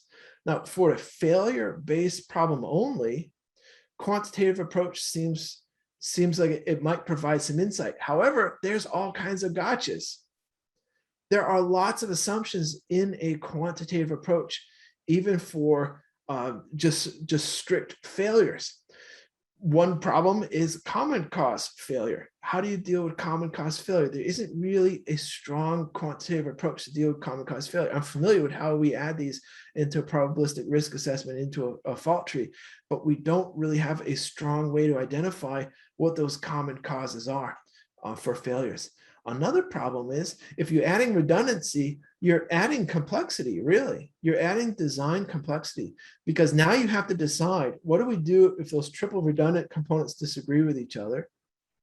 How are we going to combat the common causes, the common assumptions, and how are we going to supervise those triple redundant components? Supervising one component may be a lot easier than supervising triple redundant, because now you not only have to understand the control process, you have to understand how the triple redundancy is going to interact and what it means to override the triple redundancy and other things. So I think you can't get out of the qualitative side of the problem. Okay, yeah, I would agree, but I think if you, I said this yesterday also, if we had more time as a physical conference, we were planning a double act between John and Professor Levison around probabilistic analysis and why it wouldn't work for a safety critical system. So something for future though. Okay, moving on. We've got a question. Oh, this is an interesting one. Could you perform STPA on the STPA process itself to minimize things that can slip through the cracks? That's an interesting question. It comes up now and then. What has been done is applying STPA to a design process or to a review or an approver process, which would be the folks that are looking for problems in their system and fixing it. And it's produced some insights. Google actually found some really interesting insights. One of the problems that they looked at is we've got a team who's reviewing a process, and that team could be using STPA themselves, or they could be using an ad hoc approach, or they could be using FMEA or anything else. But we've got a review team. But here's a problem, and this would be an interesting common cause. That team's got some time pressure. And the way it works is we have an internal priority for certain things. It's more important to get it out the door than to complete the review. At least that is a belief that some folks have. And so the way the review is architected, and this would be a standard practice, is you have 24 hours to complete your review. If you don't complete your review in 24 hours, we may assume it's good enough and proceed. Given that we have other checks, this isn't the only check that's done. We have other checks that hopefully will catch something. And there's advantages to that, of course. One advantage is we have flexibility. If you have two reviews going on at the same time, you could choose the one that's more important and you don't get time taken away. Of course, you don't produce delays and processes that are more important to get out to fix a known issue than to delay the process due to an unknown issue. And there's other things. But there are some easy corrective actions that we could take And STPA was used to fix that review process, which was kind of interesting. Okay. Thank you, John, for that one. We're slightly over time. I will take one last question. I think it's an easy one to answer and a quick one, and then we'll have to wrap up. But I think we can type in all the answers. I think, and John would be here. Hopefully, you're here for some time. And if we've got time, sometime later on in the day, we'll try and pick some of these questions. So, John, a last one for you. Can we say STPA is better at finding human-machine cooperation problems, IHA, NO, and MHA? I think it's an easy one. Yeah, it's really, really strong. I'd encourage folks to take a look at previous presentations that we've done, and that there are tutorials. There's actually a tutorial on human machine interactions that shows you how to use this process, a little bit more advanced detail than what I was able to show today, and how you look at those human interactions and human beliefs that can arise in these systems. Human factors experts that learn STPA have said, this is fantastic for my problem. Some of the things we're already concerned about can also be addressed with STPA. But more importantly, this is a way to communicate with non-human factors engineers. And we really need that communication. One of the big problems we've got is silos in engineering. We've got human factors folks that work in this group. We've got digital engineers that work in this group, and operations and other folks that work in another group. And they don't always talk to each other and communicate the problems and they speak different languages, really. What the feedback we've gotten is STPA provides a common language that all of these groups understand. Whether you're talking about human factors or software, you're dealing with control loops and beliefs that your controller is going to form, and feedback to update those beliefs, and so on. So it's a common framework that these folks have used successfully to communicate with each other, including especially for human factors issues. By the way, human factors issues are not just issues with human error. There are issues with software design, automation design, and other design choices in our system that interact with humans in undesirable and unsafe ways. So it's not, human factors is not really a human problem at all. It's a system problem. And that's what makes STPA really well suited for those things. Perfect. Thanks, John. I think we'll have to call it a day for now, because we need to move on to the next speaker and we're very short on time. But thanks a lot for your presentation and the fantastic talk, and also for answering all these questions. I'm very sure that, given John being John, you will type all the answers in the Q&A right now. I see that you already started doing that. But we'll have to move on to our next speaker. Thank you, John, once again. And I think we've got Liran Bar-Or, who's got I think one of the most difficult job is to present after John in an STPA conference. So Liran, good luck to you. But Liran's joining us from all the way from Israel. He's a mechanical engineer at NRC-Negev in Israel. And he's going to talk to us about STPA analysis of a neutron beam system in a generic nuclear research reactor. So I think there was a question earlier around nuclear, and I think this might be an interesting presentation to that person. So just a brief about Liran. So Liran is a research student in Management and Safety Engineering Unit at Ben-Gurion University at Negev, Ben-Gurion University of Negev in Beersheba, Israel, and works in NRCN. He's got a BSc in Mechanical Engineering and MSc in Management and Safety Engineering, both from Ben-Gurion University of Negev in Beersheba, and his interests are stamp model for socio-technical systems and safety of nuclear facilities. So Liran, I'll hand over to you. All the best, and we're very much looking forward to your presentation. Okay, thank you very much. One moment. I will share my... Okay. Can we go full screen? Oh, perfect. Over to you. Yes, okay. I'll stop the video because it's really better for me. So thank you very much, you all. My name is Liran from NRCN. And in the following 25 minutes, I want to share with you my research that was done under the supervision of Dr. Daniel Hartmann, STPA analysis of a neutron beam system in a generic nuclear research reactor. For those who are not familiar in this field, we will have a short introduction about research reactor and neutron beam systems. We'll talk a little bit about transitional safety in nuclear industry. And then we will talk business about STPA. I will present my analysis with all the 4 steps. And in the end, we'll have some conclusions and summary. So I think the first question is, what is nuclear research reactor? Actually, they are safety critical, sophisticated, complex system. They are actually machines generally used for research in several scientific fields. On the left photo here, we can see a typical structure of research reactor. We can see that this is a huge concrete building, which has water inside it. You can see a vessel or pool. And inside the vessel, the core is emerged. You can see here on the greenish color there. On the right photo, you can see an example of a reactor building from Kyoto University in Japan. So what research reactors serve for? Actually, in the basic manner, they are just a source for high neutron fluxes in a wide wavelengths or of energy spectrums, a source for gamma radiation, and a source of other radiated particles, which are products of the fission process. The fission process is being done in the core inside the reactor.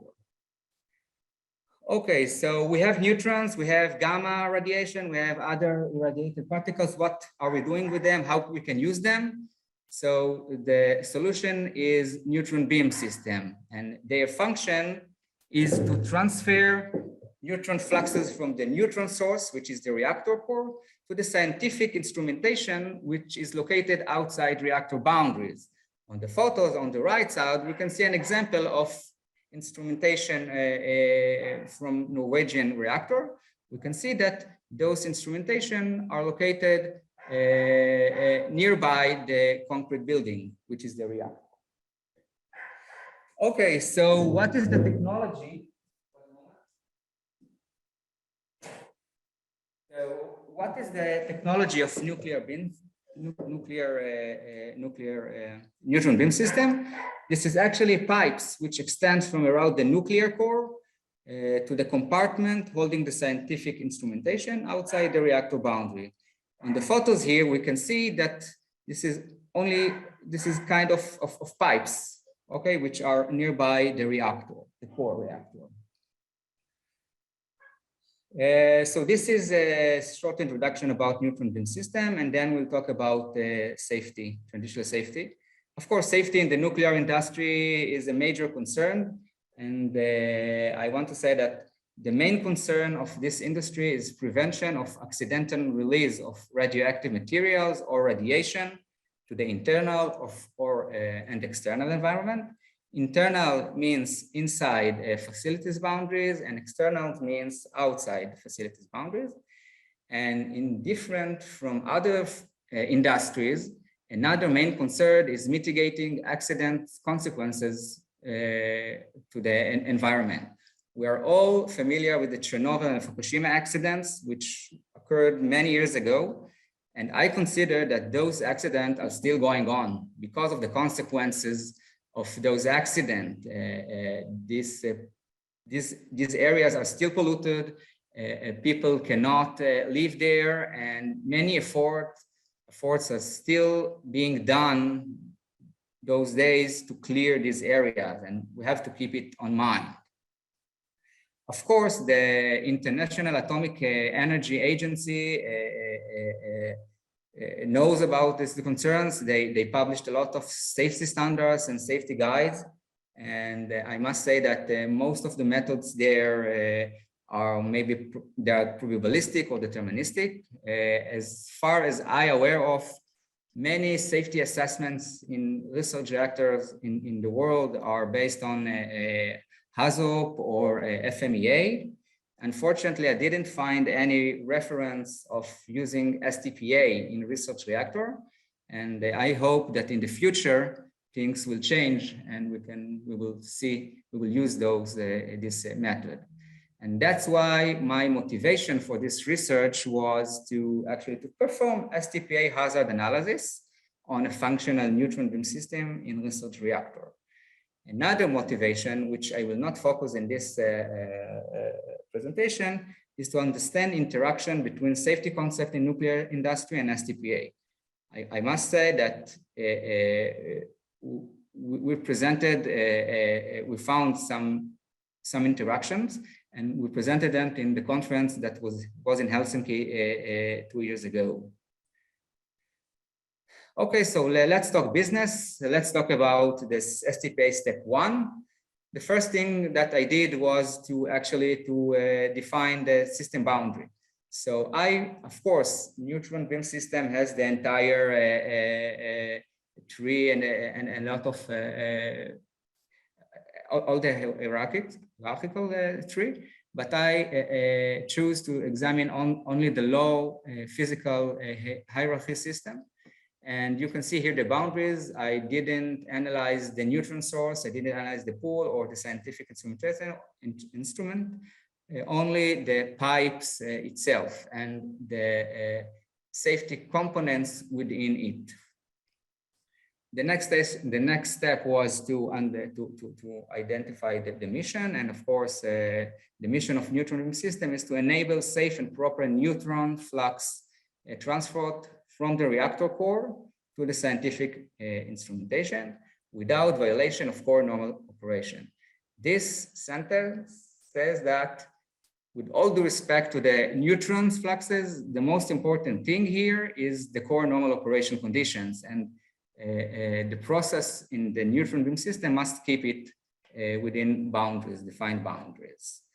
So loss events, of course, 4 loss events were identified: deaths or injuries of people, environment contaminated, and as I stated before, core or its safety system are damaged.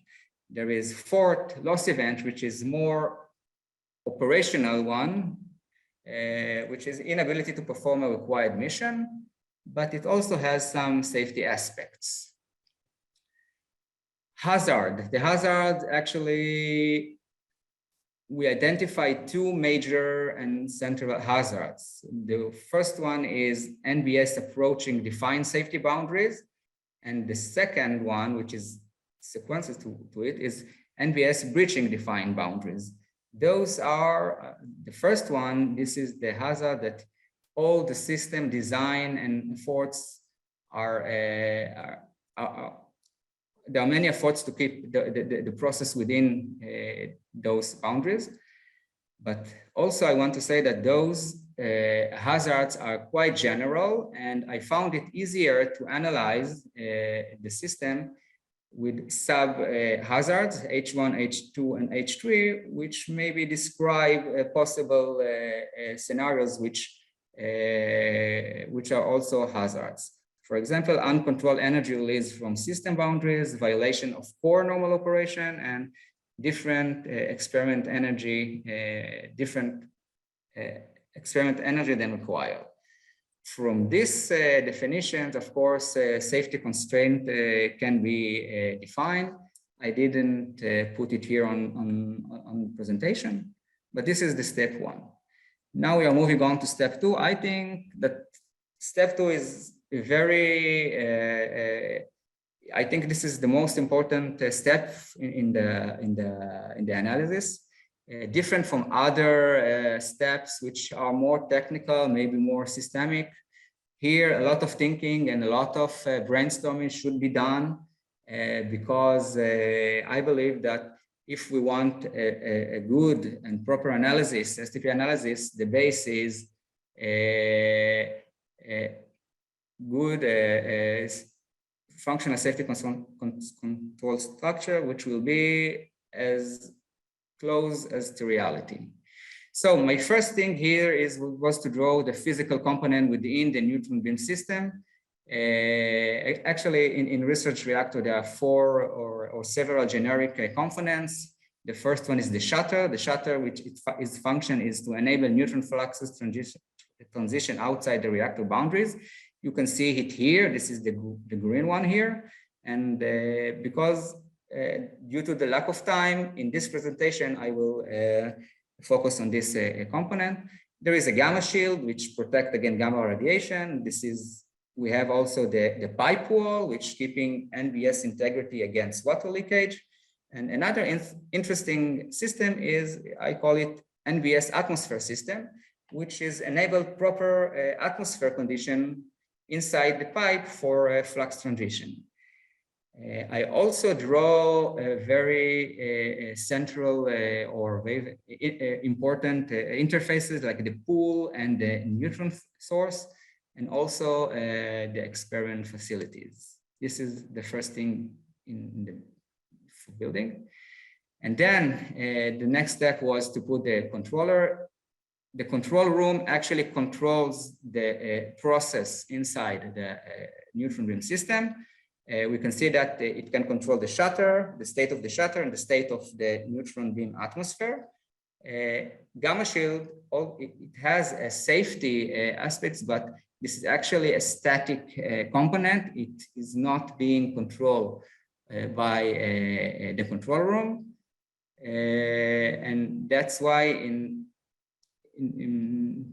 that's why I will not focus on this component. In idealic world, this process should have been controlled only by the control room, but we know that in the nuclear industry, redundancy is needed, and that's why we need a human operator that we will be able to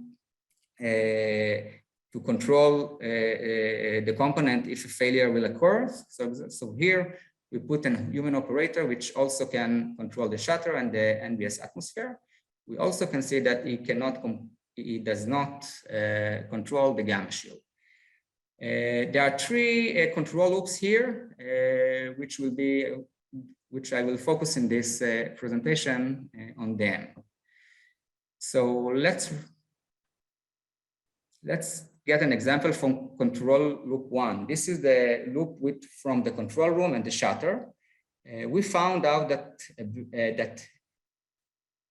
a better way to describe the analysis, to describe the Lazarus process, is just to write it within the control loop.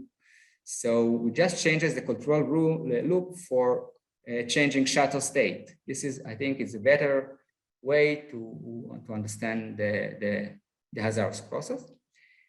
And we did it for all the three control loops. And in the end, we found out there are three major Lazarus processes. One of them is the shutter, and which has Lazarus process of changing state.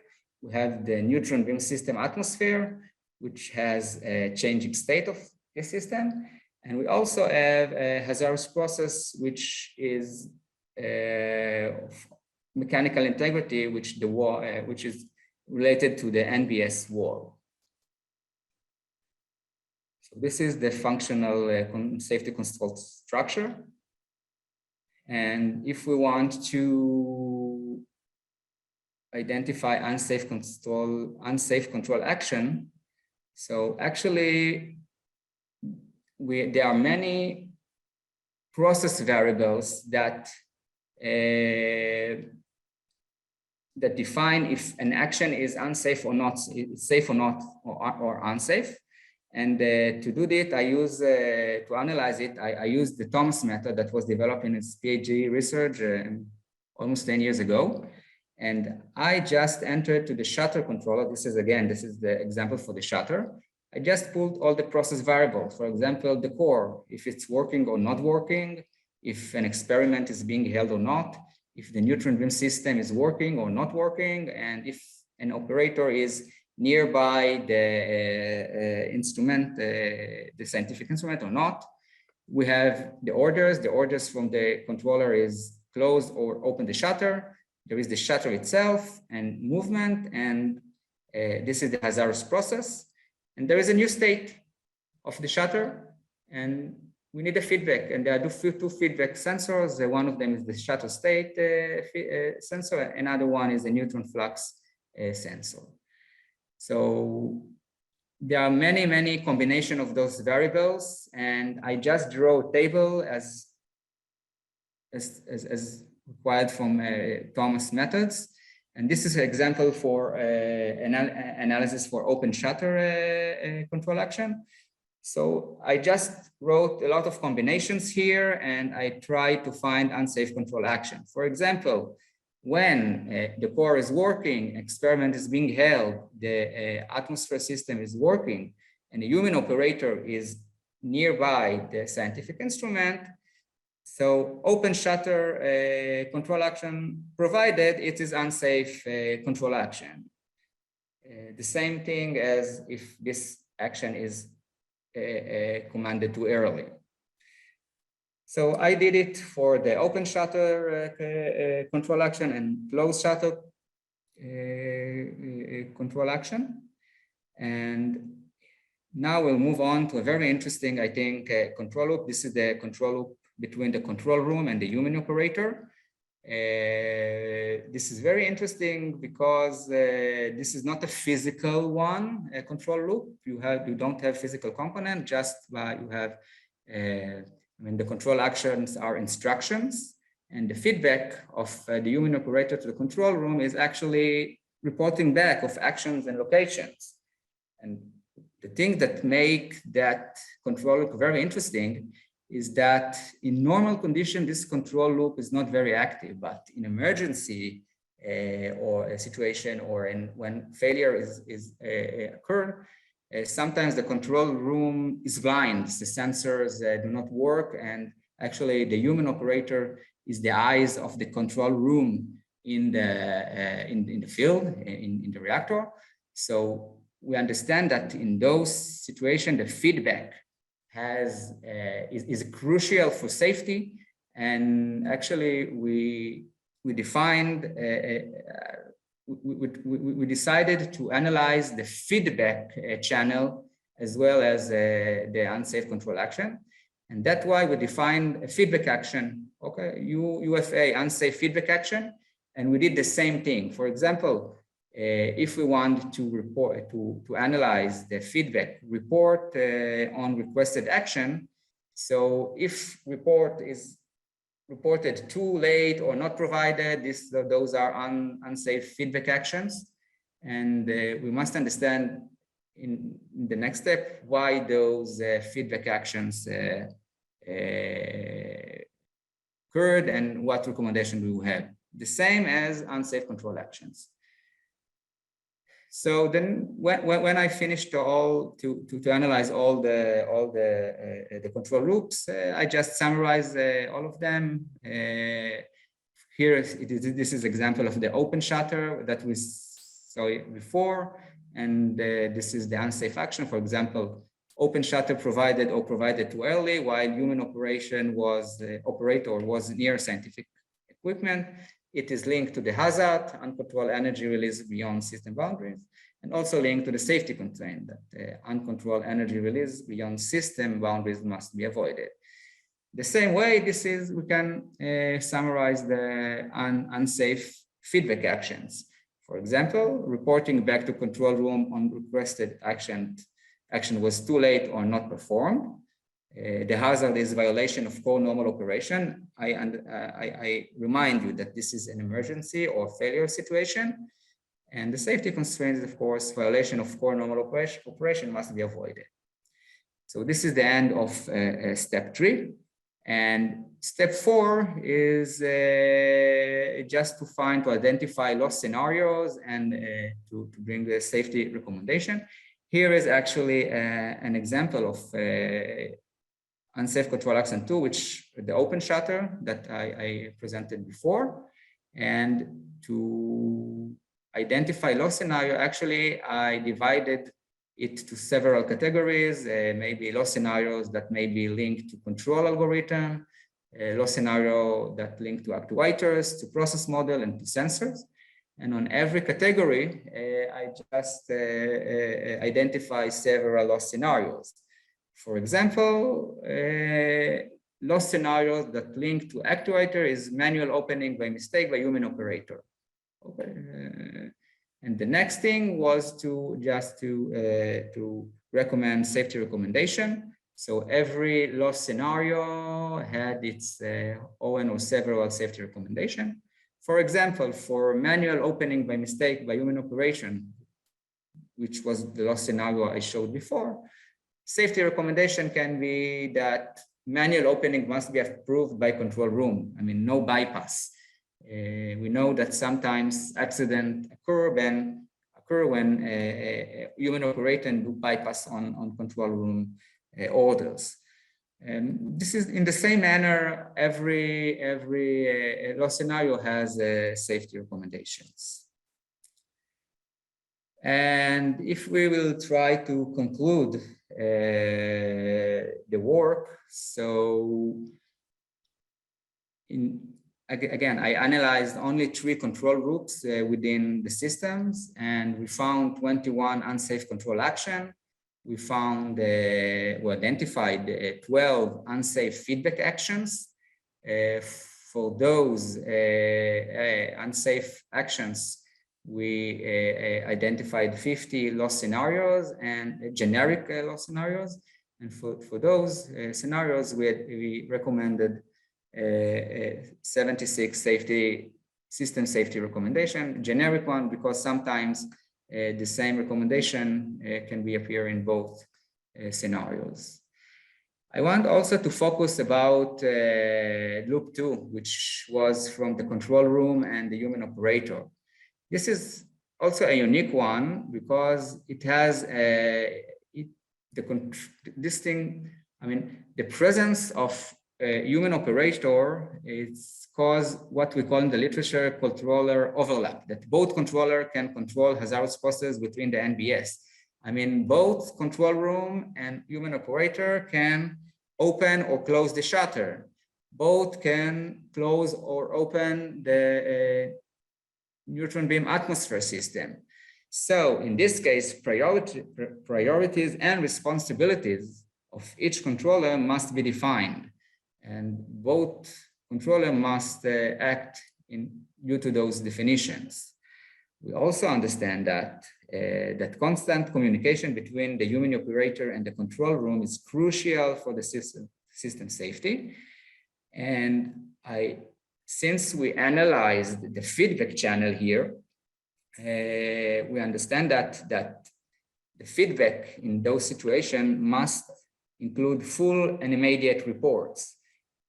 For example, here in the table below, this is an example of the connection between how full the report is, what is the timing of the report, and how does it affect on the safety of the system. For example, if the human operator full report and in immediate time, so we can assume that the system can be in a high safety. But on the other hand, if he partial report and report it too late, so the system can be in a low safety zone. So if we will summarize the work, so I think that we can say that the HASTPA hazard analysis on a functional neutron beam system in research reactor was done. Again, I want to remind that this is the low hierarchy physical system, not the entire system. We also defined hazardous process within the safety control structure. We also defined unsafe feedback action. We analyzed them and we found them. And we also found 21 unsafe control actions, 12 unsafe feedback actions, 50 loss scenario, and 76 systems safety recommendations. And again, we also found that feedback channel between control room and human operator is crucial for safety. I also want to add that data of actual safety assessment, which was done in real reactors, is really limited, and this data is not accessible to the public.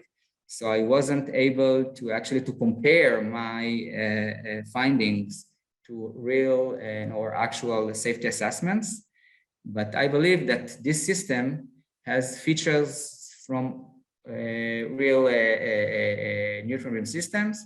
And in the future, maybe when data will be more accessible, we will be able to compare it.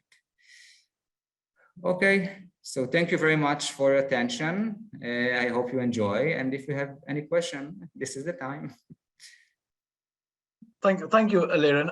Unfortunately, we are slightly short on time. You went a bit over, so we won't be able to take questions right now. But I think Liran's got his details over here on the slides. If any of you have any questions, please reach out to Liran. We just need to get us back on track because we've got speakers from different time zones and people are waiting according to the agenda. So sorry for that, Liran, but I think fantastic presentation. I had quite a few questions for you, so I'll send them over your side through an email. Okay, thank you very much. And I'm looking for your questions. Thank you, Liran. Okay, so just going back to the agenda, we've got a scheduled 5-minute break right now. But I just wanted to let you know we've got 5 more speakers for the rest of the conference, and it's quite a diverse set of speakers. So Liran was talking about nuclear, and now the next speaker we've got José. He's going to talk about STPA and standards compliance. So I think we have had a lot of questions around standards and STPA, so that would be an interesting one to watch out for. And then we've got Apostolos after that talking about accidents and system dynamics approaches into STPA, so combining 2 different approaches. And then we've got Meriam from Aalto University talking about an hierarchical control structure for autonomous ships. So we're going from nuclear to standards in general to and then to marine. And then we've got Natalia from Netherlands, who's talking a very interesting topic of how you could use STPA for suicide prevention. So another one to look out for. And then we'll be closing off with Shufeng from Warwick Manufacturing Group, talking about scenario generation using STPA. So a lot of people who are working in autonomous vehicles domain might find that talk very interesting. They're talking about formalization of the process and formalization of the scenarios.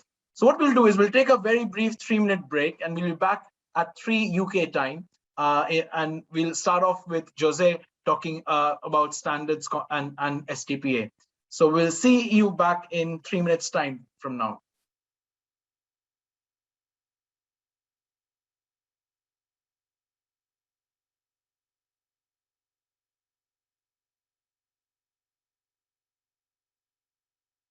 Okay, it's 3 o'clock in the UK, so we'll have a start again now. And hopefully you got a chance to have some coffee, make some coffee for yourself, grab a drink, stretch your legs. So we're now going to start off with our next session, and we have a set of 3 speakers from Portugal, Greece, and Finland, so quite international. So we'll start off with José Corrêa de Sá from Portugal, and José is an aerospace engineer, expert in aviation safety and airworthiness at Getzlath System Thinking, with experience in aerospace, defense, aviation, and transportation industry, and in academia. His research interests are, among other things, related to ethics, in particular, ethics applied to engineering and safety, competence, and in particular, competence applied to engineering, safety, and systems thinking applied to political systems in education and judicial context. So José is going to talk about standards competence requirements, a case study from an STPA inclusion in IEC 61508. So we'll hand over to José. I think José is with us now. So over to you, José. The floor is yours. Good afternoon. I will do a short introductory presentation about performance-based, goal-oriented standards competence requirements, which, considering the conference subject, will bear some STPA inclusion on AAC 61508 as a case study. First and foremost, in this work, competence is a set of competencies an individual is able to use, and competency is an individual ability defined by, for example, qualification, training, knowledge, experience, or personality, to perform a particular task or role in a particular environment context to the expected standard. The presentation will follow this sequence. First, what is required. Second, how to demonstrate. Third, intercalate the initial discussion about SCPA case. Fourth, a conclusion. Finally, the discussion, which I hope will continue after this conference. Obviously, in this presentation, I will not present the subject. I will just consider what is here relevant for us. First, it deals with functional safety of safety-related systems. Here, actually, it does not matter which. Second, it has had several versions. Here we consider the 2010 So, the steps. First is a uniform technical policy for all safety systems. Second is applicable across a wide range of industries, with both industry-specific versions of similar logic standards. Third, and one relevant here, it requires hazard and risk analysis. And this is where STPA enters. Obviously, in this presentation, I will not present STPA. Fourth, it implies the determination of hazard likelihood level, which will not be considered in this presentation, but has significant implication for the use of STPA competence and safety. Finally, functional safety is achieved through a strategy which involves all of this. In this presentation, competence is all. Going to the point, the standard contains certain relevant clauses, such as define the tasks that are required to be carried out along with the personnel responsible to carry them, taking into account all relevant factors. Document the competence of personnel against the tasks they are performing within the roles. Ensure personnel and teams are competent to carry out the tasks for which they are accountable for. In sum, all individuals must have the appropriate competence to perform a specific task. So, for our case study, the question is, how can an organization demonstrate it is achieving sufficient necessary competence of all internal and external personnel performing tasks associated with STPA or any other similar method? Which can simply be how to demonstrate team competence for a project, which, considering recent experience, can be considered a worst-case scenario. In general terms, from a synthesis of the causes considered, the answer has to be: first, define task, then role, then team competence requirements. Considering that, competence implies one or more competencies, role implies one individual performing one or more tasks, and team implies two or more individuals, each one performing at least one role. And define task, then role, then team, minimum necessary competency level for each competency. Second, continuously register each individual competency. Then continuously register each individual competency level for each competency. Third, match each individual with each task he can perform considering its respective competency level.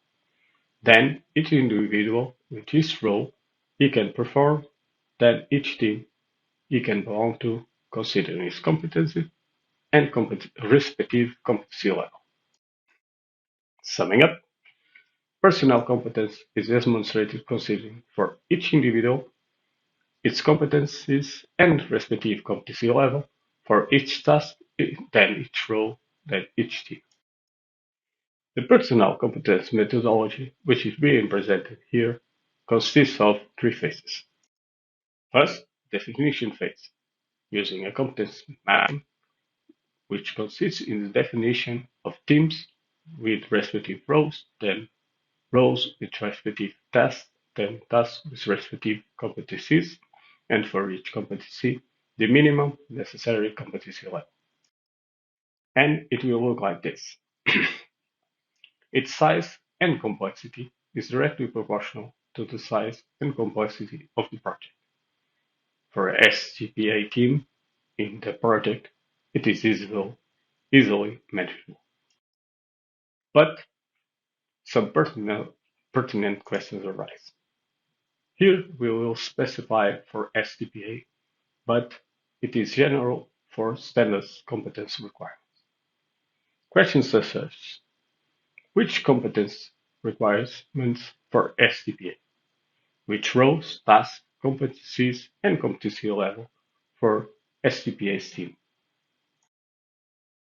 Which implies how to define competence requirements for STPA, how to define roles, tasks, competencies, and competency levels for STPA team using methodology, expertise, intuition,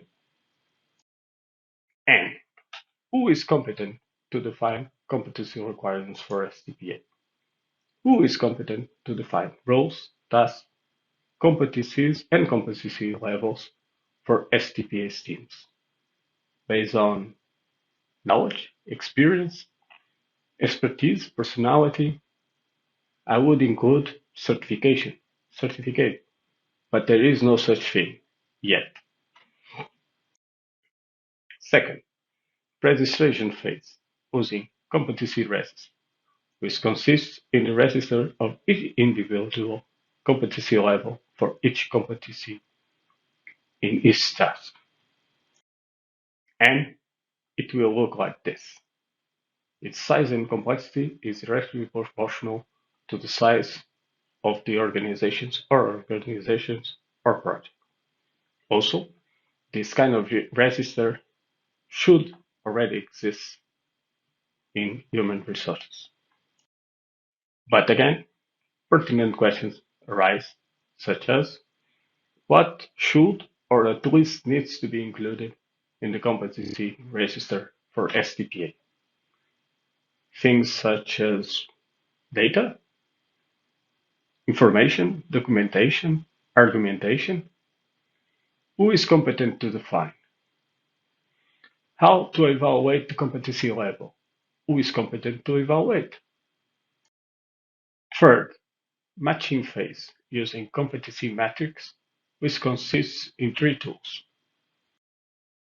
The task competency matrix, which comprehends the match between each individual competency level with each respective minimum necessary competency level for each task. The role competency matrix, which comprehends the match between each individual task competency with each respective role. The team competency matrix, which comprehends the match between each individual role competency with each respective team.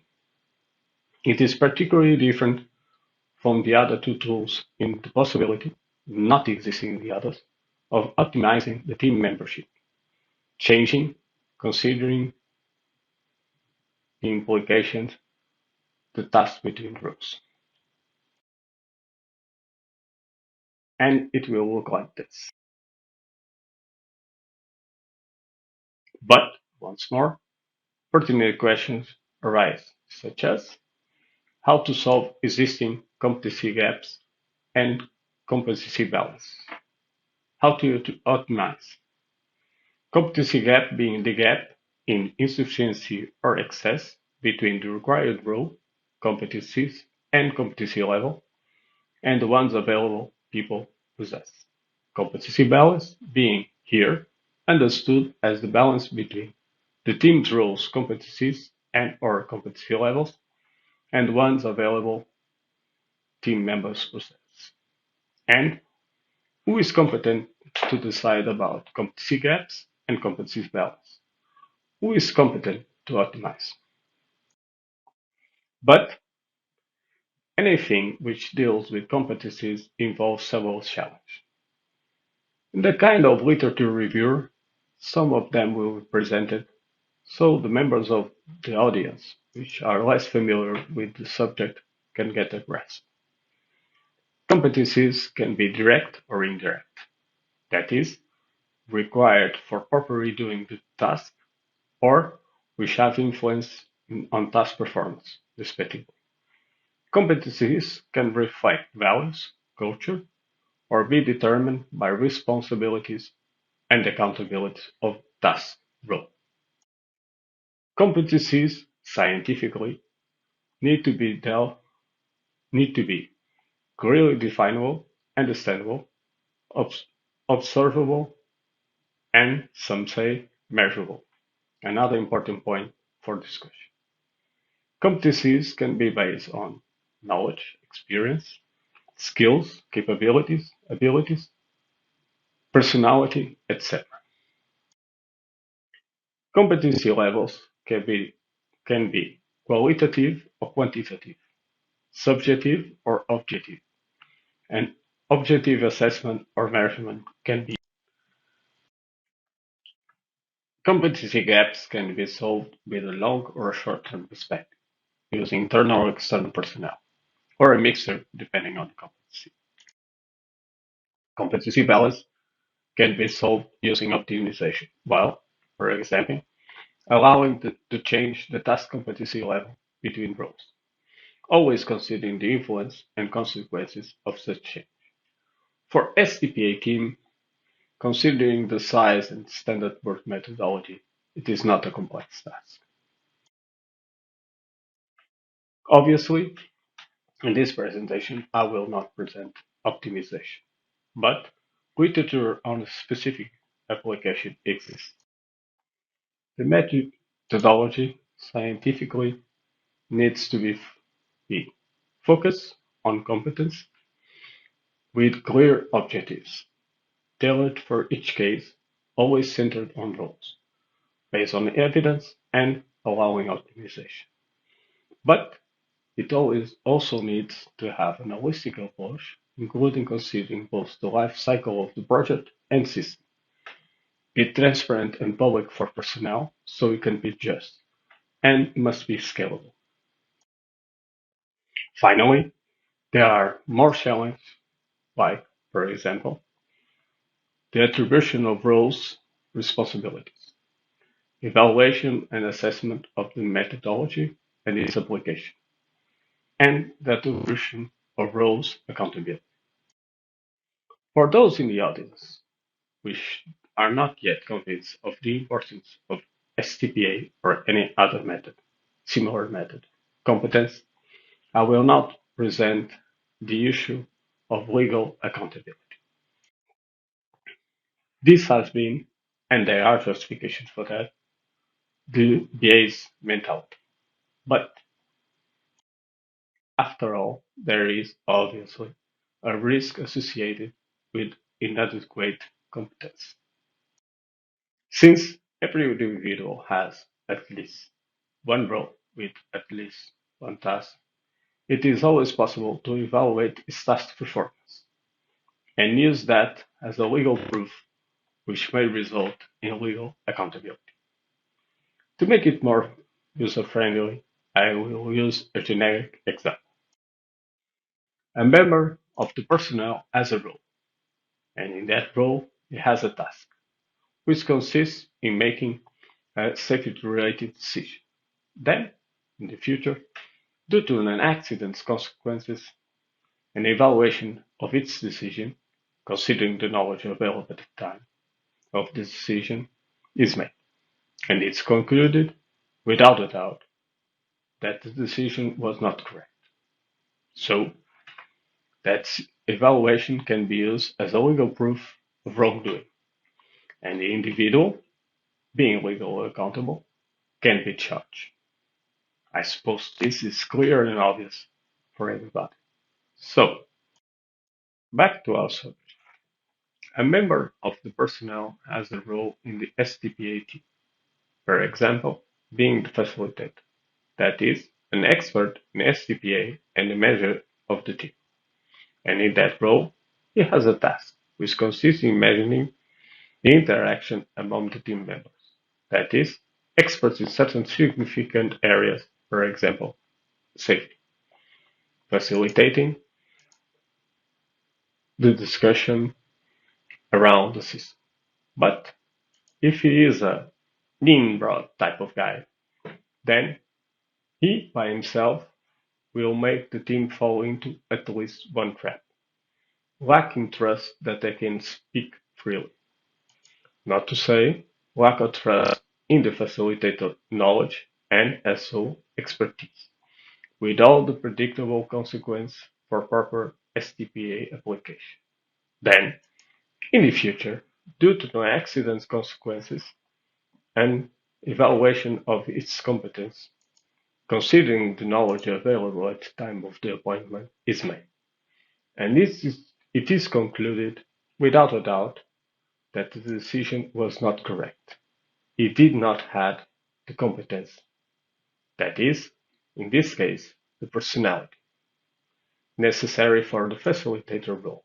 So, data evaluation can be used as a legal proof of wrongdoing, and the individual, being legally accountable, can be charged. But also the company or companies and personnel involved in its appointment, and, if not legally, then at least publicly, in terms of reputation, STPA, and other similar methods, due to the lack of competence research and certification. Finally, I will conclude.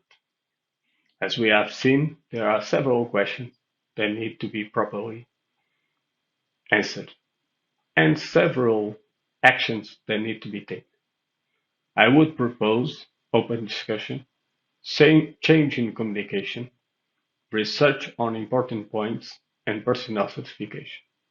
In the near future, by subject experts to assure the proper and plain use of SCPA or any other similar method.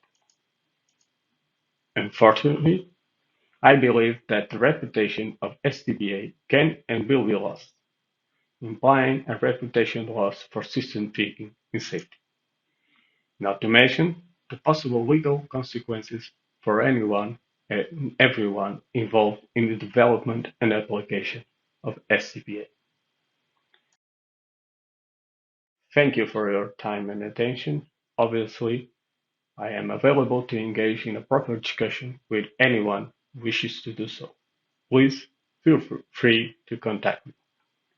Perfect. Thanks a lot, Jose.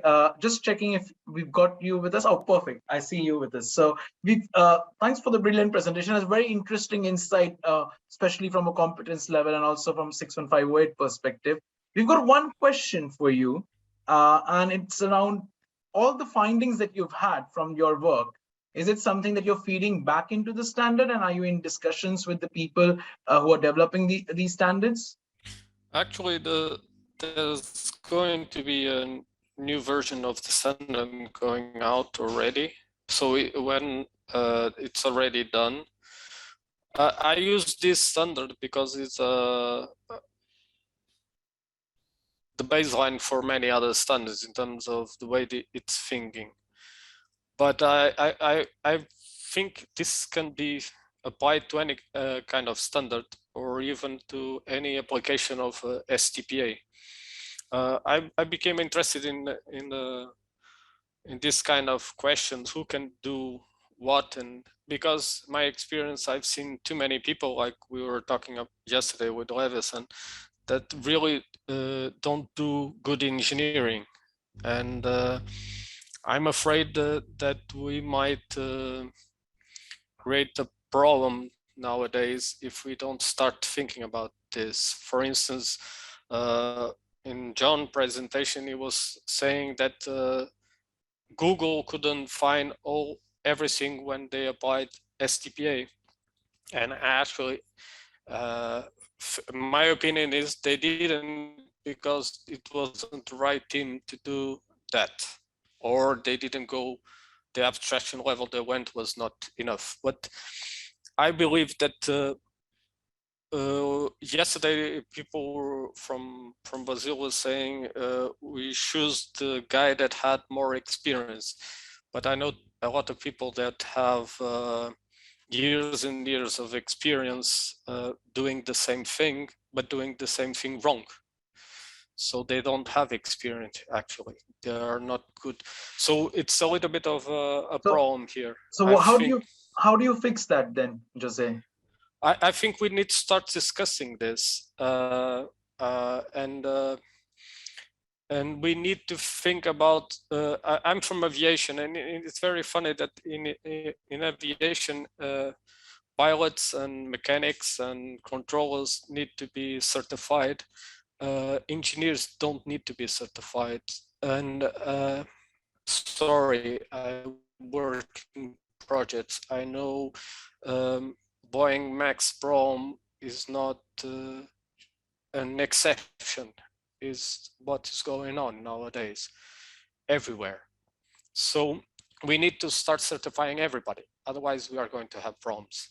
Levinson yesterday was talking about the cognition of engineers, and I think it's going that way. I think, and I make a comment in the presentation, I think the personality of the person, especially the facilitator, is very important. If that person has the wrong personality, STPA won't work. Even Levinson in the STPA manuals says that we should be careful who to choose for the team, because you can have the best one, but if you're putting someone that has lots of experience using a new tool that is showing that what he has done before is not that good, that person will not like it, and it won't be a positive member of the team. So I think we need to start, I think it's a human factor problem actually in the use of STPA. So. Okay, that's interesting. I think it's a very important part of the analysis process, which I think not many people tend to focus on. So thanks for bringing light to this very important topic, José. Thanks a lot for your presentation. We need to move on to our next speaker now, but thanks a lot. Appreciate that. Okay, but before we move on to our next speaker, we thought it would be good to do another quick poll based on everything that we've learned up until now. So we'll have got another question for all of you on the call. So maybe we can get the second poll up and running. Yeah. So now you should see in front of you. So based on everything that you've learned on day 1 and on day 2 with John and Liran and José, what aspect do you think you will apply STAMP or STPA in your daily work? We are allowing multiple choice questions. So if you think you would be using it for more than one thing, please feel free to do that. And if you think that you will not use it, we're providing that option also. So I'll give you 30 seconds to fill up this poll.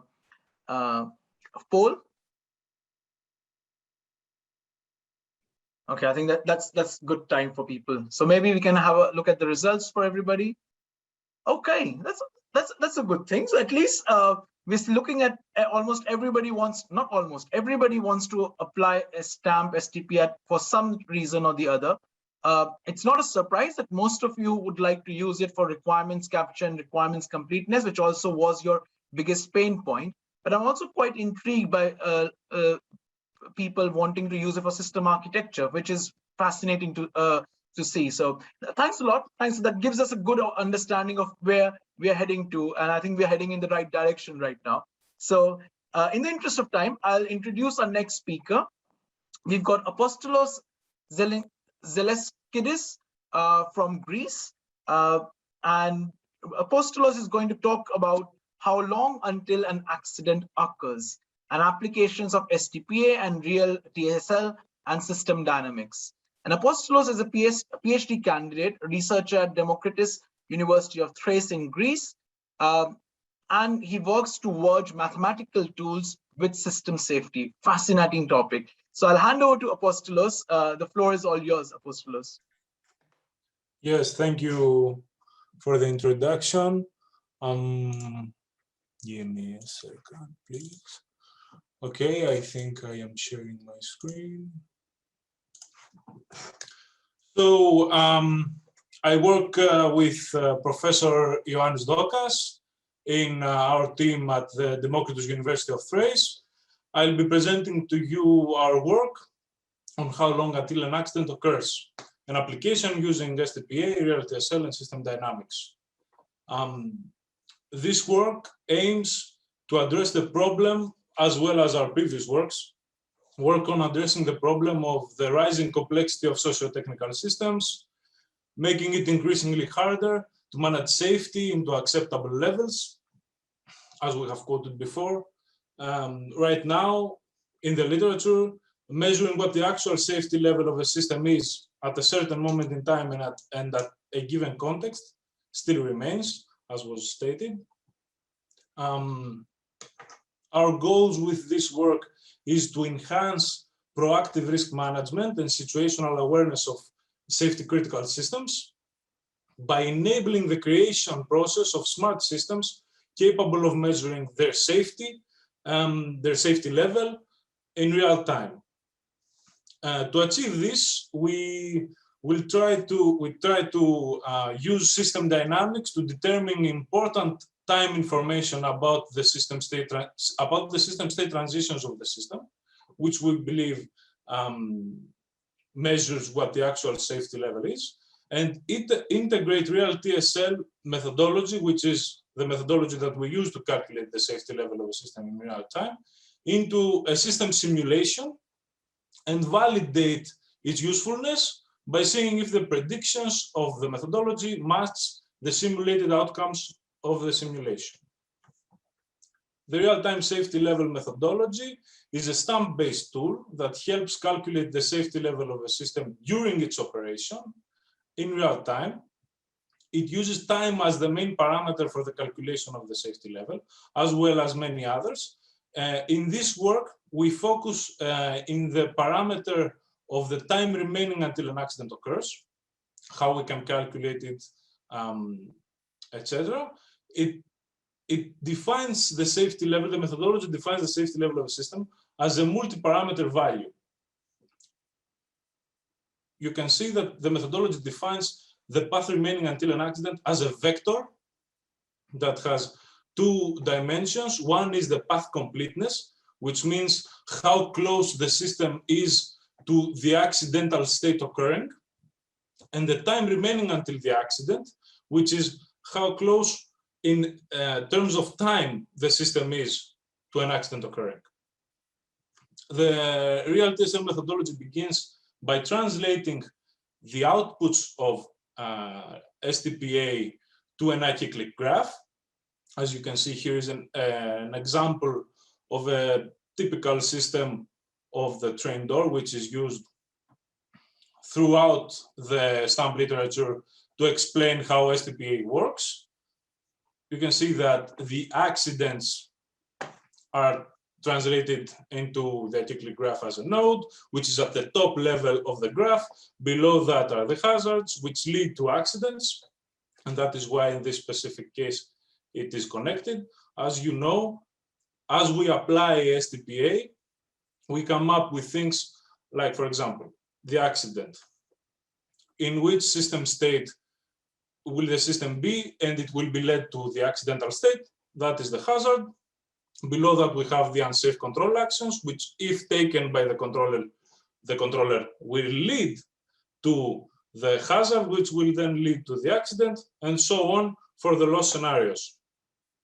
These nodes are then connected, as I said before, by which one leads to the other, which node leads to the other, which system state transitions into the next one and lead to the accidental state. So how time is used in the methodology? Time is mainly used as time steps. We define time steps as the time between the system state transitions, meaning they begin as time ranges about the worst case scenario of the system and the best case scenario of the system. But the main idea of the time steps are how long it will take from the scenario occurring to then from the loss scenario system state being active to the unsafe control action being taken by the controller. We take two values for this. For the best environmental conditions, meaning the maximum amount of time that it would take to progress further through the path, we define the number of connected nodes as paths. And we define the worst case scenario as being the most detrimental to safety environmental conditions, meaning the minimum amount of time that it would take for the system state transition to occur. Then a managerial operation is used, which is defined by the system manager.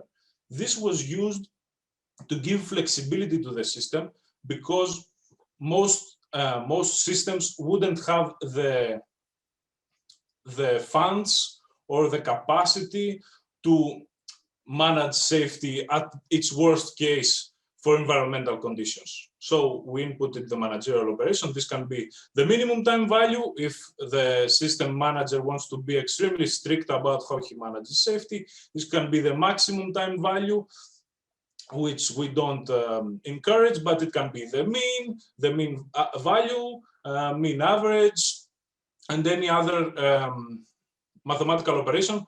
We define how you can make your own mathematical operations for your exact system in one of our publications.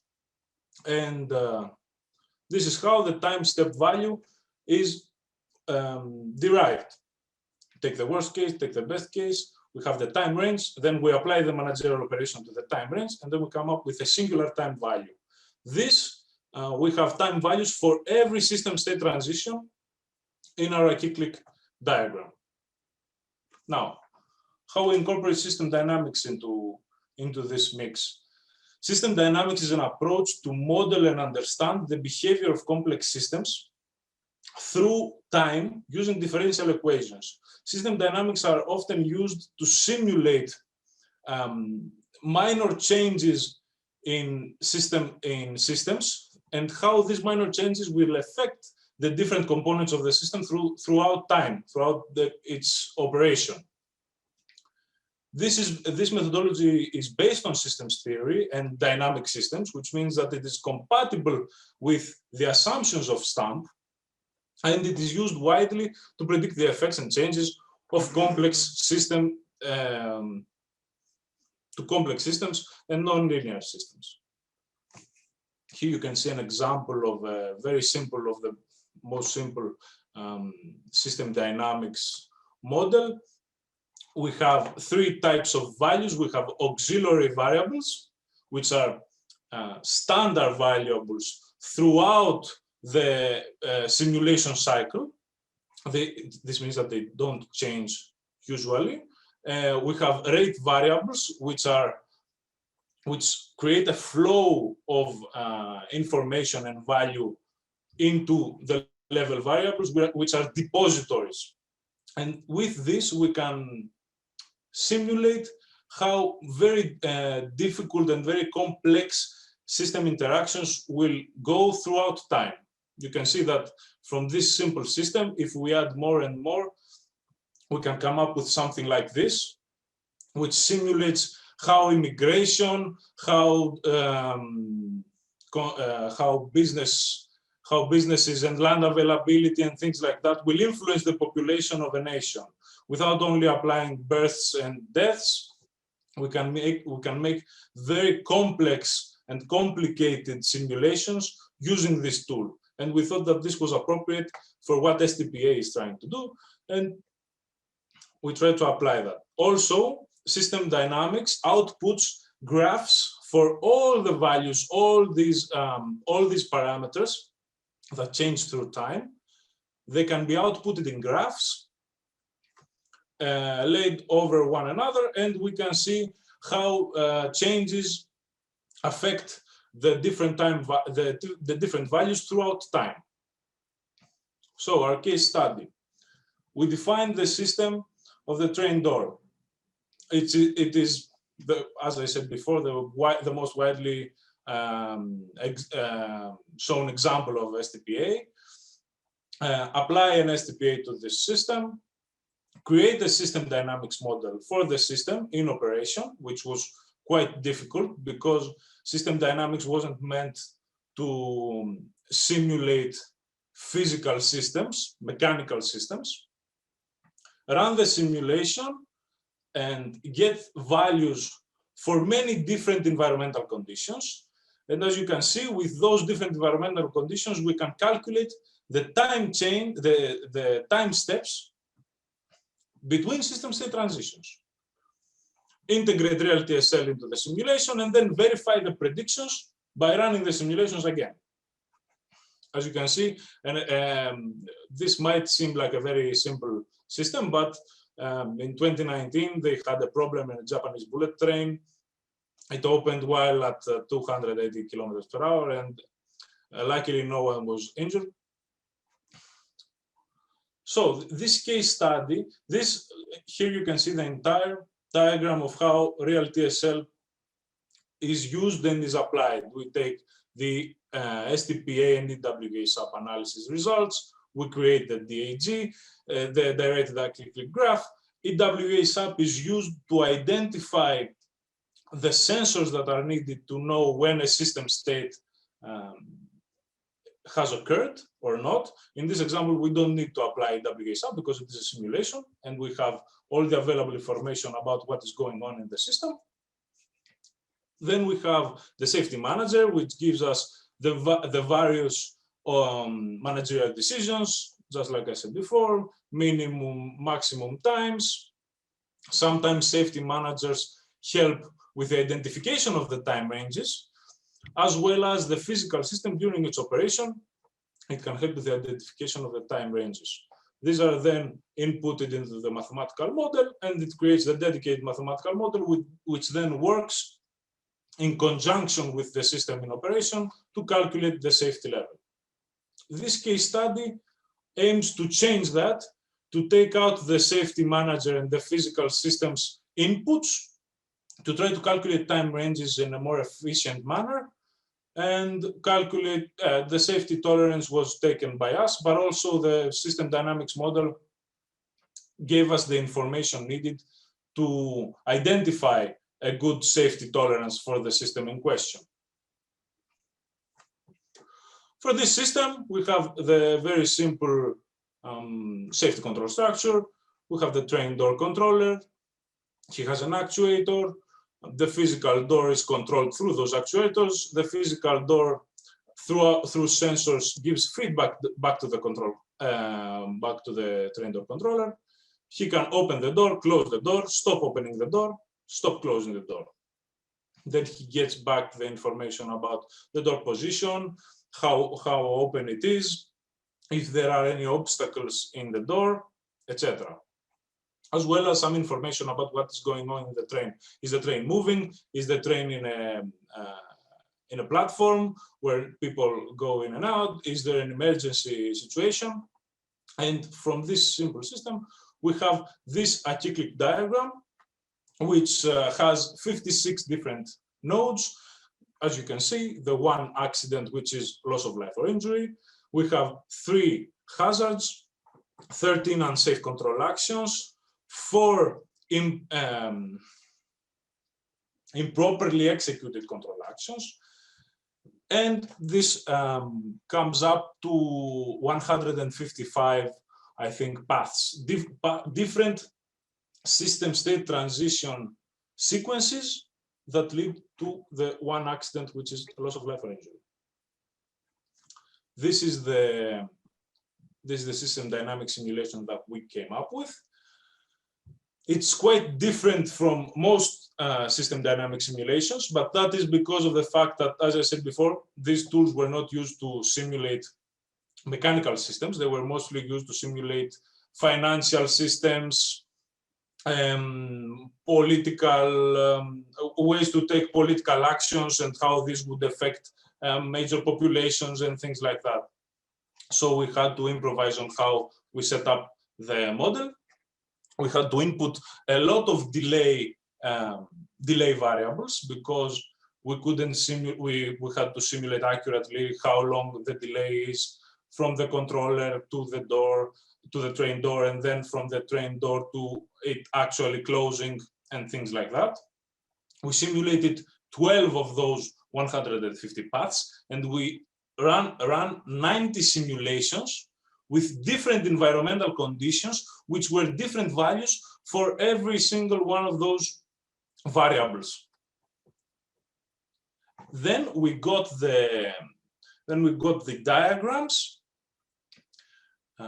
combined them, and got information, as you can see here. I didn't want to make, because if we added up all of the variables for 90 plus different simulations, the diagram became very difficult to understand. The simulation showed that 4 of those 12 paths contributed to the occurrence of accidents in the system, which meant that we maybe didn't input the right environmental conditions to create those accidents through the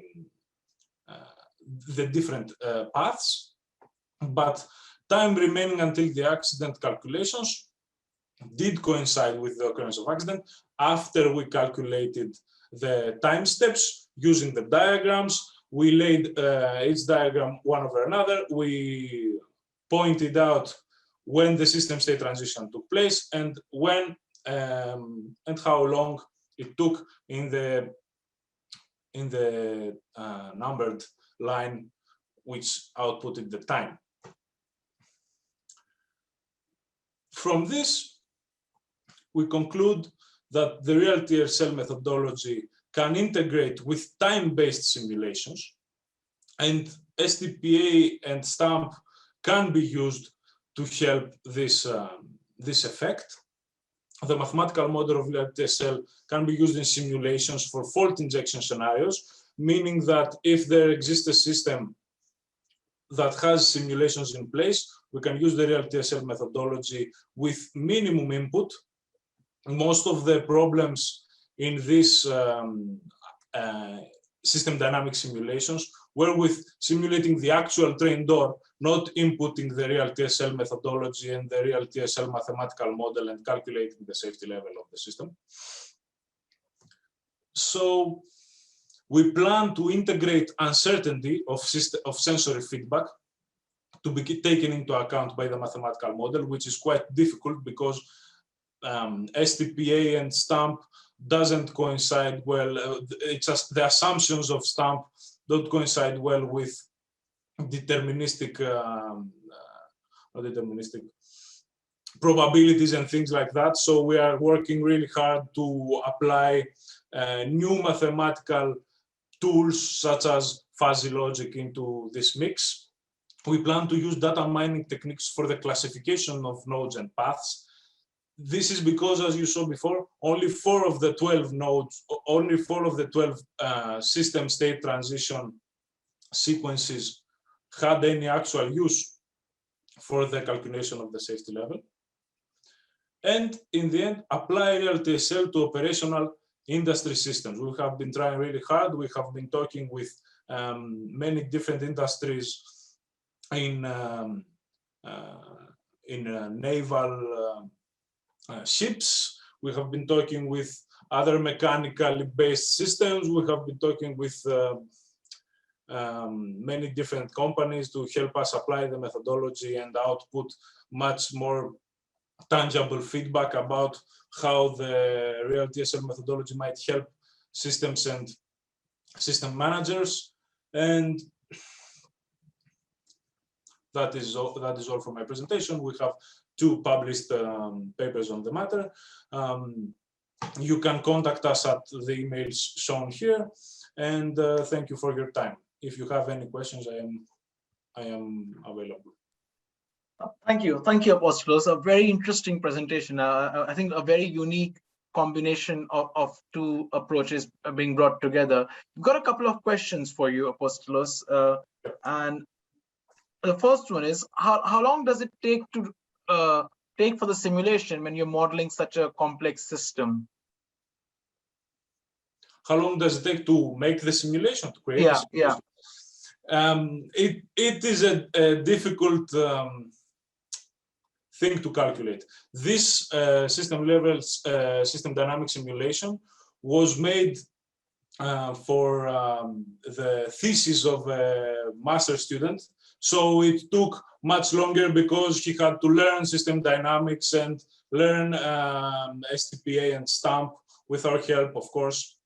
This took about 6 months or so, but I believe with a system dynamics expert in these types of simulations, it wouldn't take more than a month or 2. And of course, that is added on to the amount of time that it would take to make the STPA analysis for the system, of course.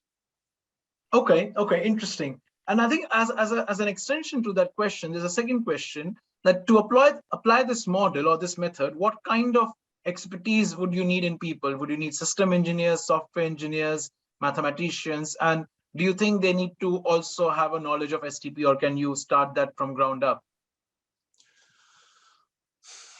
you, of course, would need STPA and stamp tools experts to apply STPA to the system and come up with the analysis. But after that, you would need the same experts that you would need for the STPA analysis to take place to define the variables and things like that. If you had, I think, any programmer given, I don't know, a brief period to become acquainted with how the methodology works, it would be easy for them to understand the simulation and apply it to their system.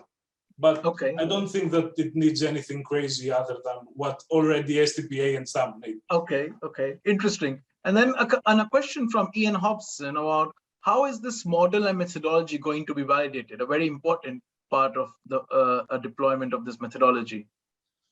Well, that is the question. The aim is to apply the methodology to actual systems in the industry. Up to now, we have only applied it in theoretical systems, and as you can see now, in simulated systems. We want to apply the methodology into actual systems. Then maybe we can run fault injection events in those systems and see how the methodology helps the managers to identify those faults before they become hard to manage. Okay, okay. That's the point. Okay, and in your experience, are you looking at some real world system where you want to apply it in the next months and weeks? We have been talking with many different companies and many different types of systems about how we can apply this methodology. It can be quite difficult in industries where there is not a lot of information being given and being transmitted and being fed back to controllers about how the system is going. This is mostly cybersecurity systems have most of this information that we need to run the methodology. But we have also been talking with some industries that work in Internet of Things and applying Internet of Things to different types of systems. And we believe that this methodology will fit nicely together with an approach like that. Okay, okay, interesting. Okay. Moving on, we've got one last question for you before we close out.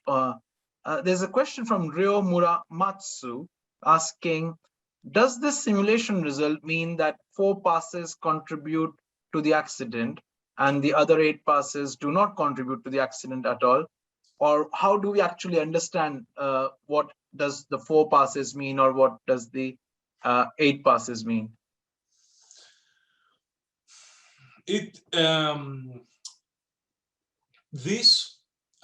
We tried to simulate as many different environmental conditions for the variables that we had and for the extent of time that we had, because the student, wanted to give up the thesis and be done with their project.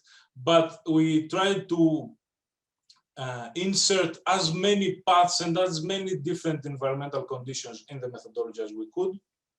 This is why we think it would be very useful to use neural networks and data mining techniques and things like that to weave out the very improbable paths that could lead to accidents and keep only the most important ones, which in this case were the 4 out of the 12. I don't know if that answers the question. Yeah. Okay, interesting. And then a subsequent question is, what industries do you think would be the first adopters of such a model, or what kind of modifications they might need in the model or in the approaches? So when you say you're approaching various industries, is there anyone specific you are targeting right now? We are approaching mostly manufacturing industry, because as you know, the accidents in STPA, you define how the accidents are defined. They can be loss of quality, loss of time during the production, and we believe that industries that have all this information, such as I said, I'm sorry, I'm stuck. Cybersecurity systems and Internet of Things based industries will have use for this methodology. And very safety critical systems would be really interested to have a better understanding of what is going on in their systems. As I said in the beginning, as we progress to more complicated systems, managers can't even fathom what is going on inside the system. So we try to make it easier for them to manage safety into, as I said before, acceptable levels. Okay, interesting. There's an interesting point made by James Savage. I'm not very sure if this is very linked to your presentation, but I'll let you answer this one because it's come during your presentation. And James is saying, I have to say that I struggle with that feedback is not unsafe, mainly because erroneous feedback such as speed, altitude, position could clearly be a cause of a UCA, either automatically or via human action. So what are your thoughts about this? Yeah, that is a very valid point. That is why we want to introduce the uncertainty of the sensory feedback into the methodology, at least. But these are the assumptions you make to make an analysis come true. It is when you define the limits of the analysis, when you have to tell that we won't be looking into that part of the methodology and that part of the sensors being used in this type of way. You would have an infinitely complicated analysis to go through and you would never be able to finish it, you know? Okay. Okay. That's what I think, at least. Okay, perfect. Okay, I think that's all of the questions that we had. So thanks a lot, Apostolos. I think that was a brilliant presentation. And we'll move on to our next speaker now. And we've got Natalia Silvis from Vrije University in Netherlands. And it's on a very interesting topic. And I'm very much looking forward to Natalia's talk. It's titled Using System Theoretic Process Analysis to Improve Campus Suicide Prevention. And a bit about Natalia. Oh, sorry, I think we've got Meriam first. Sorry, my big mistake. Apologies. We've got Meriam next. So we've got Meriam from Aalto University who's going to speak next, and she's going to speak about framework on a framework to model STPA hierarchical control structure of an autonomous ship. And a bit about Meriam. And Meriam's a doctoral candidate in risk assessment of autonomous ships at Aalto University, Finland, and a member of the advisory board for Marine Digital Company in Germany. She received her master's degree in ship machinery operation and from the Tunisian Navy in 2012, and another master's degree in maritime safety and environmental administration from the World Maritime University in Sweden in 2018. And she has 5 years of experience as engineer officer, seafarer, on board large passenger ships of the Tunisian navigation company Cotunav. And over to you, Maria. And apologies, I misplaced my agenda slightly, but over to you now. No problem. Hi, everyone. Thank you for the introduction. So I will share my screen. Start by sharing. Yeah, sure. Please try and share your screen now. Yes.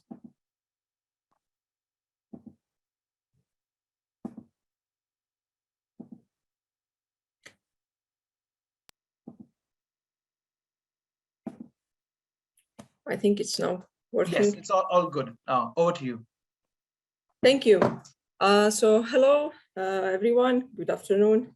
So I'm Meriam Chaal from doctoral candidate in Aalto University from the research group on safe and efficient marine systems. And today I'm going to present a research work entitled The Framework to Model the STPA Hierarchical Control Structure of an Autonomous Ship. And the people that contributed in this work are listed here. We are almost all from the same group, but John Arne is from DNV.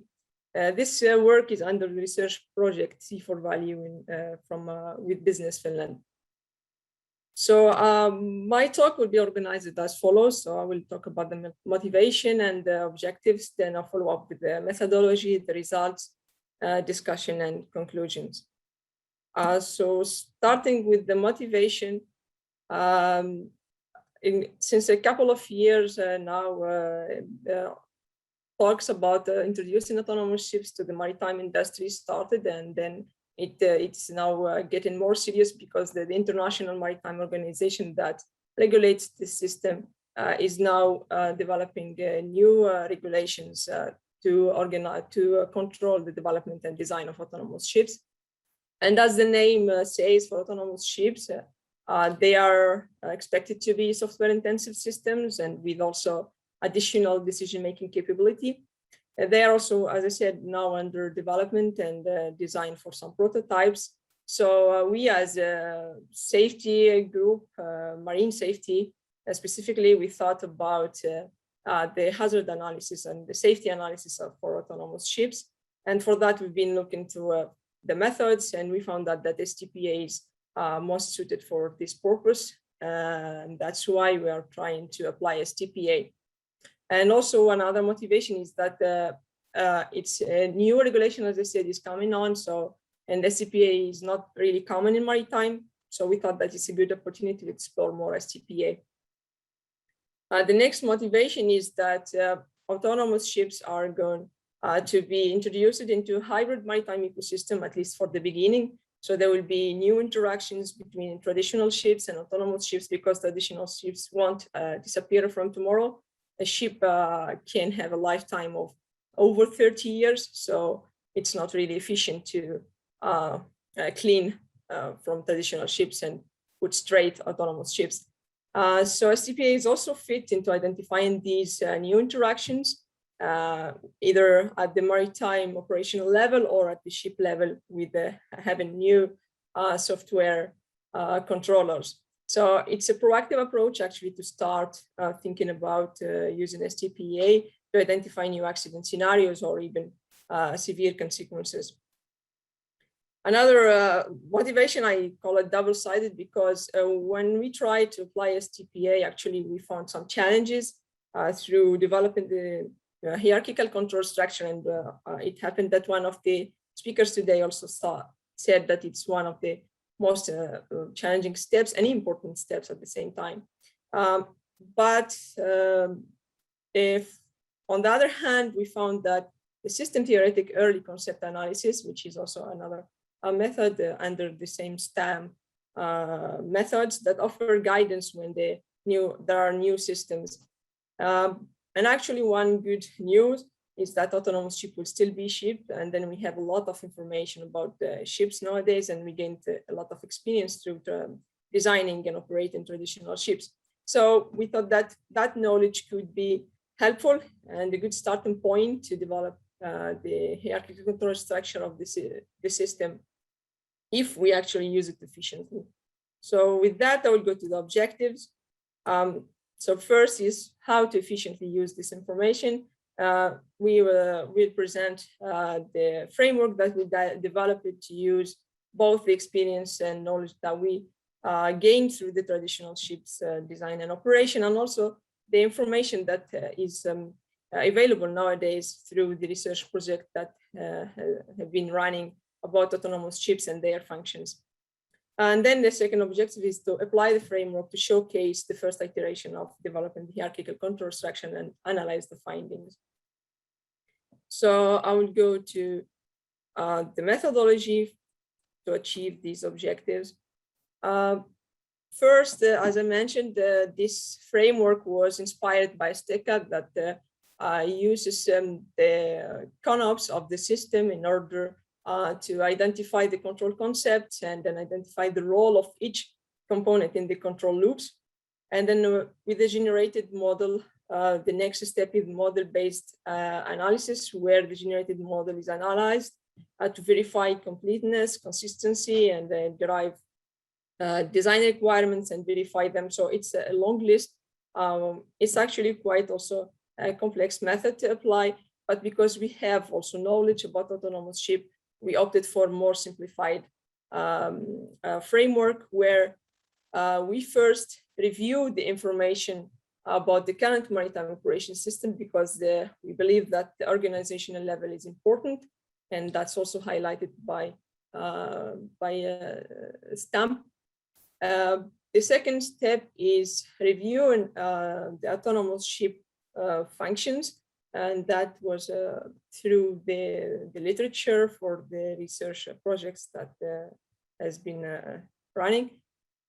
And then the third step is to go for a brainstorming session with the experienced chip operators in order to identify the interactions between the autonomous chip systems or the functions in the control loops that we already identified through the literature review in the second step. And there will be a questionnaire that was guiding this brainstorming that I will talk about later. So the first part of the framework, which was, as I said, developing the control structure of the current maritime operation system, because the autonomous ship will anyway be introduced to this system. For that, many sources of information about traditional ship operation were used, but mainly the organizations that are governing and controlling this system is the International Maritime Organization that offers many regulations and codes and instruments to control the international maritime system. The IHO, which is the International Hydrographic Organization, it's the organization that also regulates and surveys the sea waters in order to develop and update the sea charts. The IALA, which is the International Association of Marine Aids to Navigation and Lighthouse Authorities, is also surveying and regulating and maintaining the aids to navigation.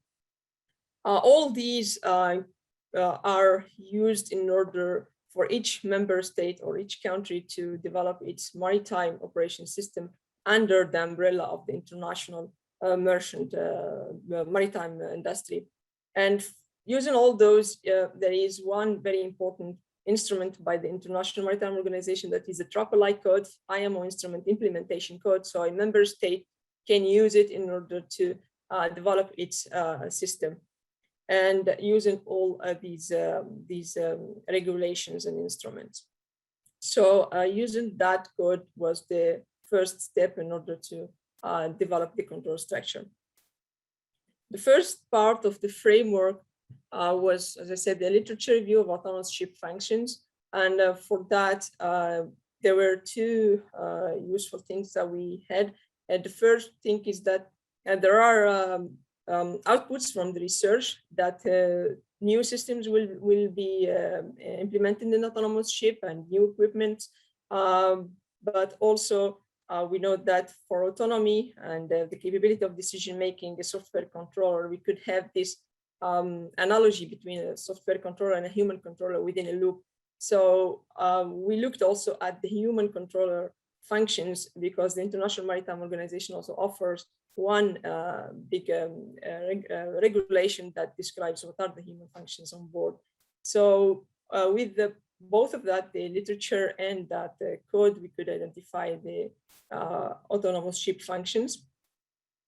But it's like a high level of abstraction, the main functions. Then the third part of the framework was having that control structure. At the second step, we went through brainstorming sessions with experienced seafarers between 5 and 12 years actually of experience. And we wanted to identify the interactions between these functions. And for that, we used this questionnaire. It is, as I said, inspired by STECA, because there are also questions in the model generation step in STECA where there are several questions actually, but we stick it to the main components of STPA control loop, like a controller, control the process, control actions, feedback, and other input and output between the controllers. And for that, we select the function that we want to refine. And then we use these 5 questions, what information the operator needs to perform this function, and from where this information provided, and what are the actions taken, and to which other component they are sent, and what other information can be useful for the decision making. This was guiding, but we had also many discussions through these sessions where we identified several interactions between the ship systems. So with that, I'll go to like illustrating the whole 3 steps that we did is actually just putting the steps together here. So the first for the maritime operation system, and then the first level of abstraction of autonomous ship, and then the second level of abstraction. So we'll go to the results with that. This is as an output of the first step, as I said, using the Tropolite code and the other regulations. And then we can see here, just I can show, that at the top level of hierarchy is International Maritime Organization. And then we find the member states, or the states, they can be either port, flag, or coastal state, depending on their strategy. And landlocked country, for example, cannot be obviously a coastal state or port state, but it can still be a flag state. That means it regulates the design of a ship and gives its flag to that ship, and the ship follows the requirements and the design requirements of that member state. And to the right side, as I showed previously, the IALA and IHO, which define the sea charts, standards, and update them. And under each member state administration, we can see the other also functions that they control in order to control safety, actually, of the operational side of the maritime industry. The autonomous ship comes as we are placing it as it was traditional ship, but here there is one new component that is the shore-based control center, because at the there are several levels of autonomies, which are 4 actually defined by the International Maritime Organization. And there is the shore-based control center that can intervene for remote operation in case of emergency. So it's a lot of interactions, as we can see, and it was challenging actually to place the shore-based control center, but it's one proposal of placing it there with these interactions with the coastal state and the port state.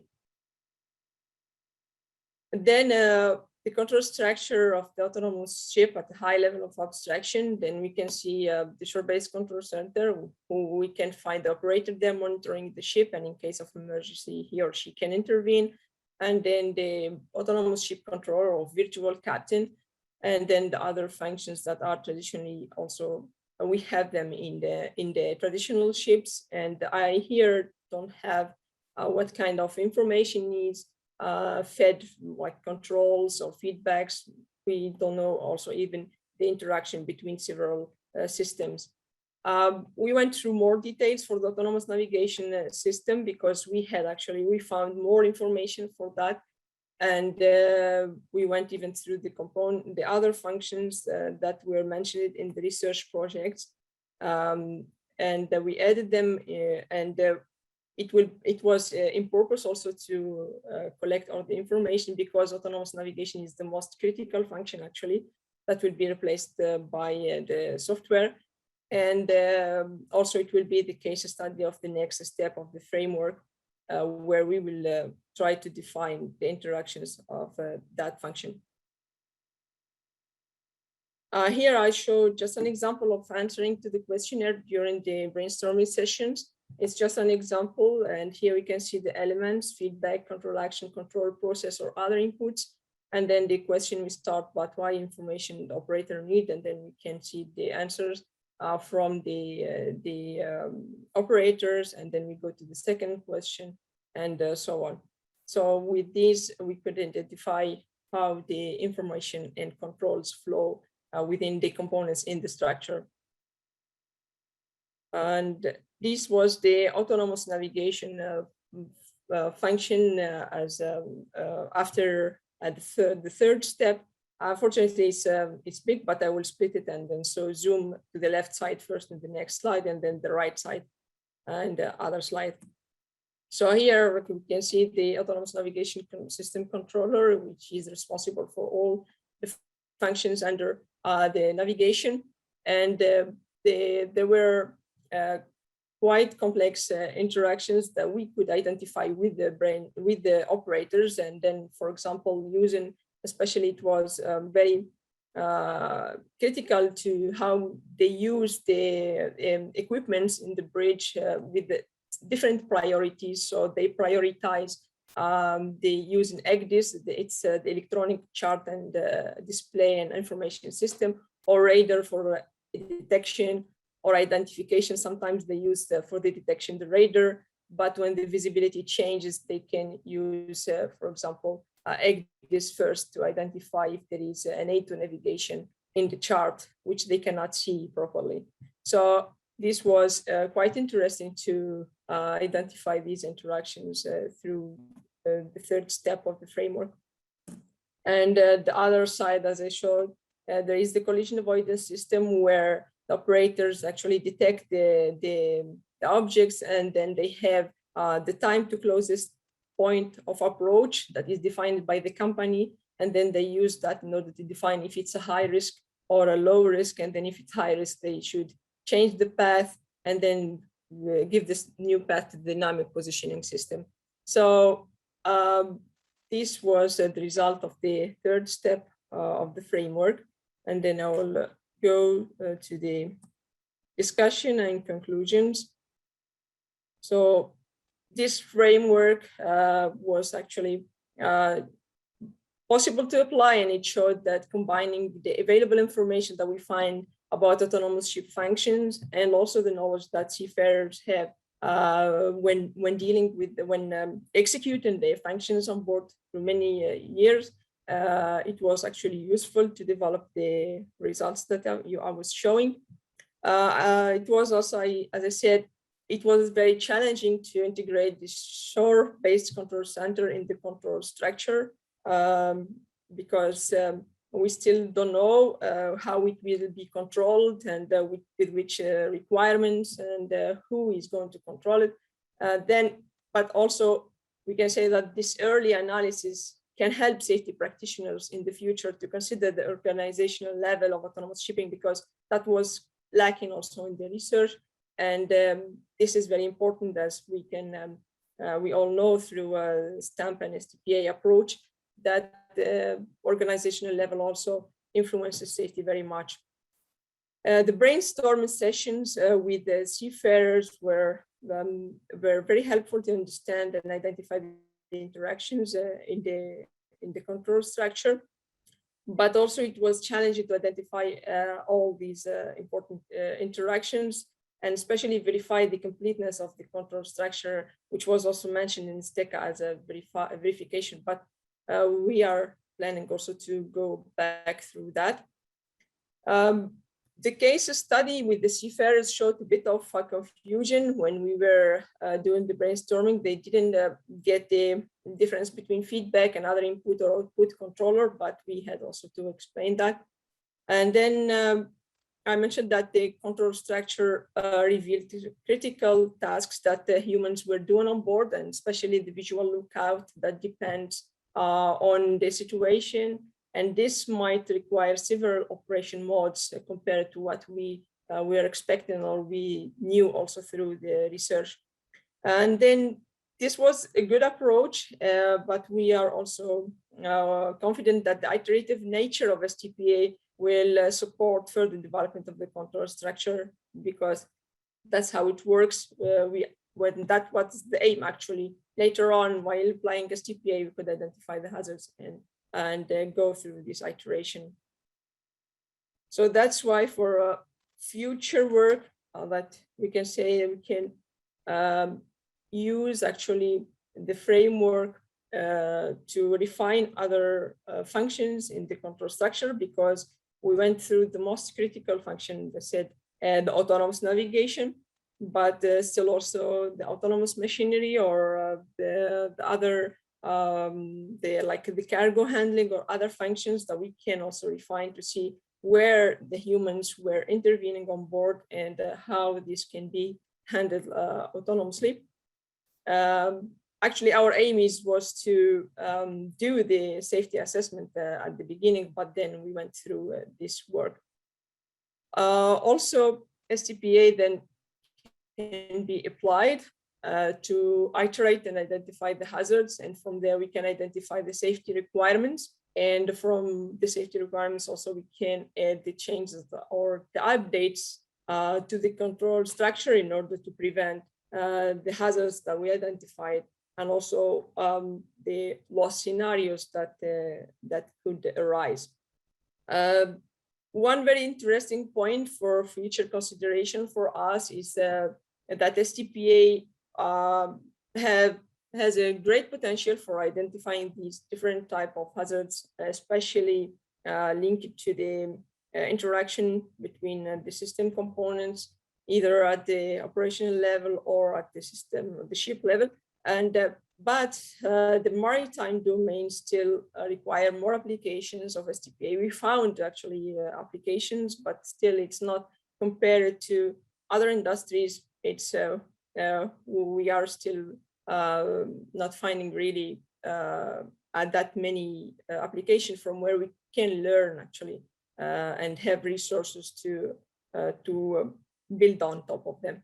So we are planning to explore the applicability of STPA under the maritime formal safety assessment, because there are methods applicable in the maritime industry, and they're mature now in the maritime industry. And the formal safety assessment is the approach that we have to apply when we want to, when any, member state or an organization, technical organization, want to propose a new design or changes to the design or regulation, then they need to go through the formal safety assessment. And that considers several methods, but still not STPA. So we are planning to explore this applicability of STPA under actually the maritime formal safety assessment.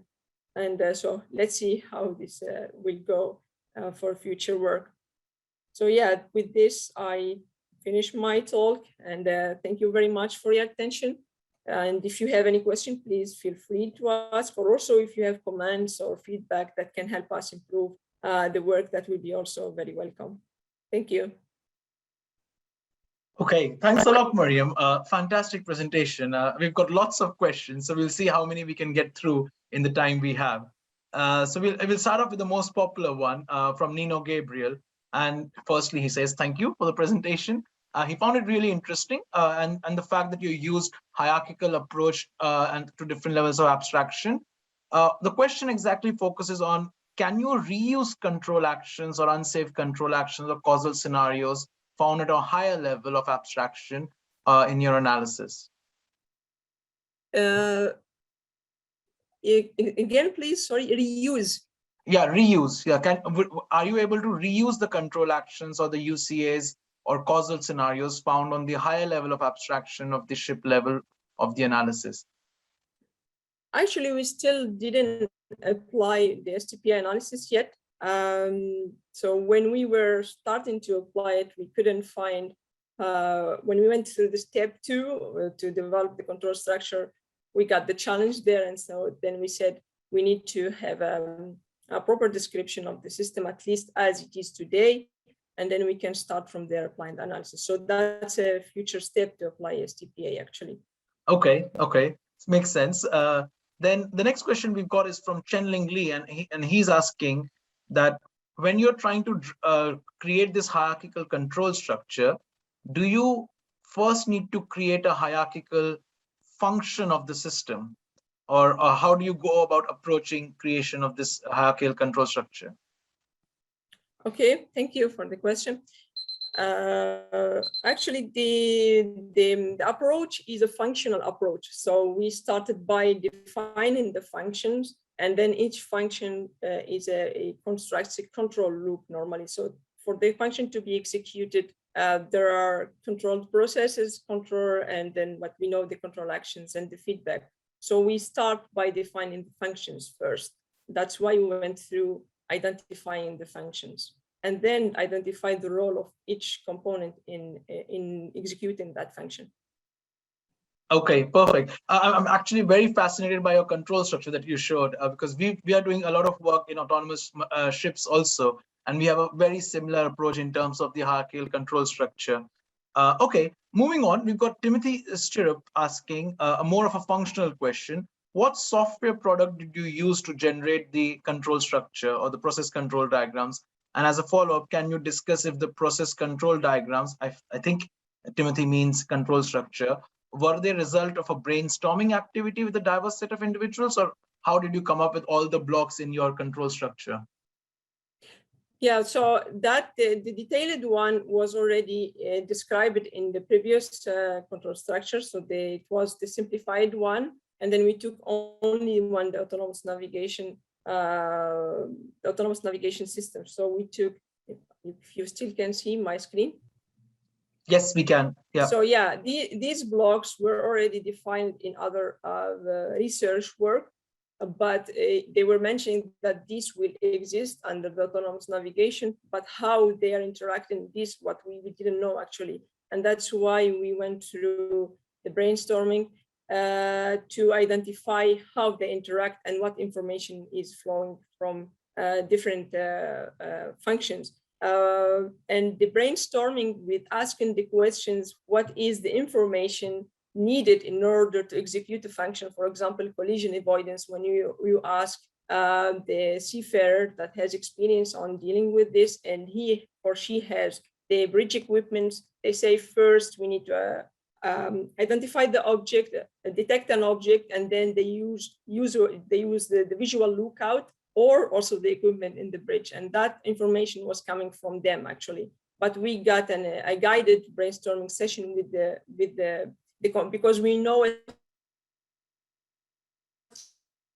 TPA and we know the components beforehand and we prepared. Sorry, I didn't answer that yet. It's actually a very simple Microsoft Visio in order to generate that.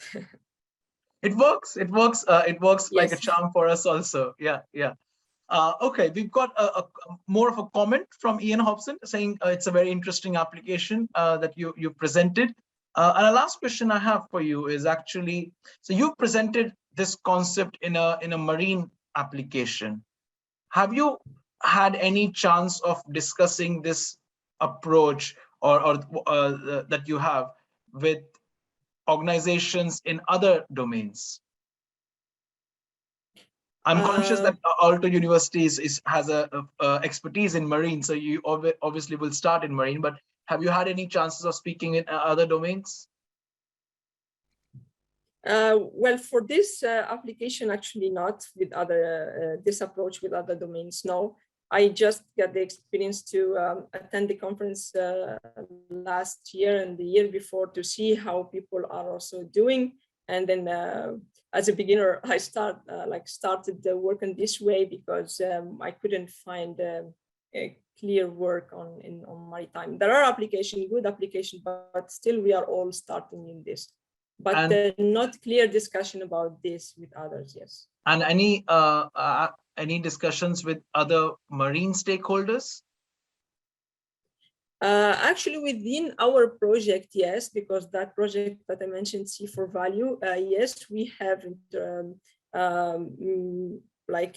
collaboration work with official marine organizations in Finland. And actually, it's not only for autonomous ships, but also for remote marine remote pilotage, because also that's another function that is going to shift to shore centers.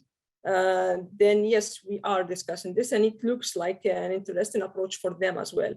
So they are also interested in this method.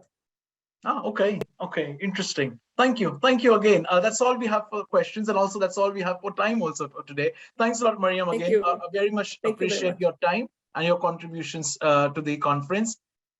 Okay, so now. Thank you. Thank you. Thank you. Now we're just about to go into the last session of the conference, but before we do that, we'll take a quick 10-minute break to refill our coffees, to get some water, to stretch our legs, and we'll be back over here at 16:40. That's 16:40 UK time, and we'll have two speakers, Natalia, Silvis. Finally, we'll get to Natalia from the Netherlands, and Shufeng, Chen from WMJ University of Warwick. Natalia would be speaking about using STPA to improve campus suicide prevention, and Shufeng would be speaking about how you use STPA, and a formalized approach to it for scenario definition and identification in autonomous vehicle space. So I'll speak with all of you in 12 minutes time. Get some coffee, get some water, stretch your legs, and we'll be back in 12 minutes time. See you.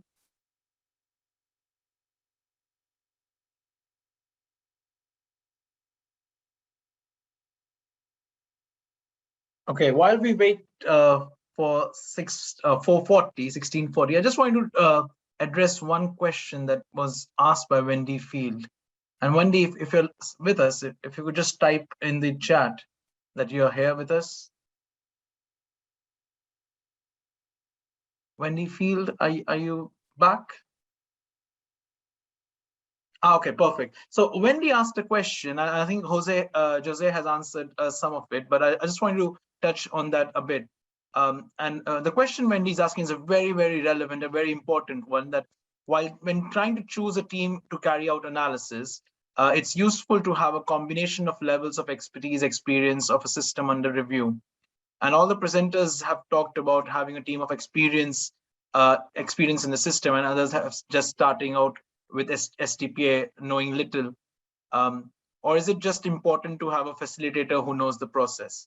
So in our experience, and I'll let others also jump in here, but in our experience, generally, you need two types of people. You need a person who knows how STPA works, and you need a person who knows the ins and outs of the system.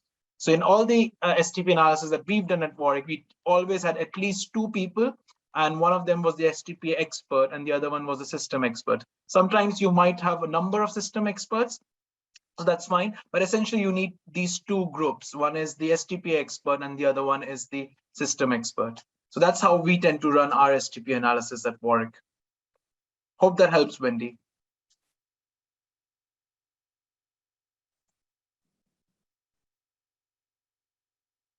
And the other question from a lot of people who have asked as personal messages and also on normal chat is about the presentation. So we are recording, as I said, the whole conference. The conference recordings will be available post the event, and also the presentations will be available post the events. There might be a few tweaks in the slides. Some of the presenters and the speakers are not comfortable, may not be comfortable with some of the slides, so we'll just remove them from the circulated slides, but bulk of the slides would be available post event. So in your if you give us a day or two after the conference, we'll send you a link to download the not only the presentations but also the recordings. And thanks, Dave Hyam from Imagination Technologies, mentioning STPA is quite intuitive, especially if you have a systems engineering background. And I think the most important bit is documentation is also very good. But if you have any questions around trying to apply STPA, please feel free to reach out. Happy to help over here.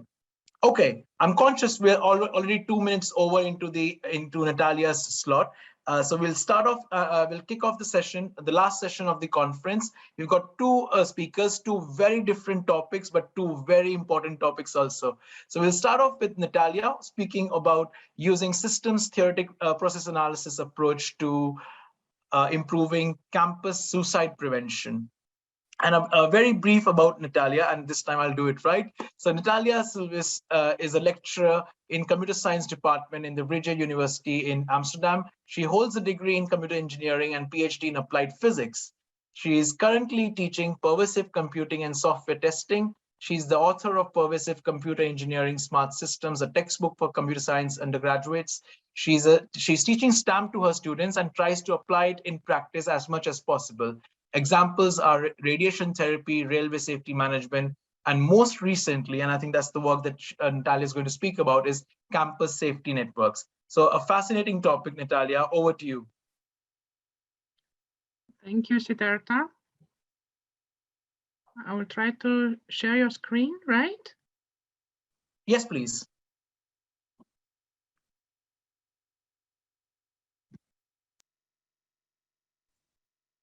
Could you go full screen, please? Yeah. I think so. We're all good. Over to you. Yeah? Yeah. Okay. Thank you, Siddartha, and thank you for inviting me. I'm Natalia Silvis, and I will present today a story about how we applied STPA on something completely different. So not a technical system, but the suicide prevention system at our university.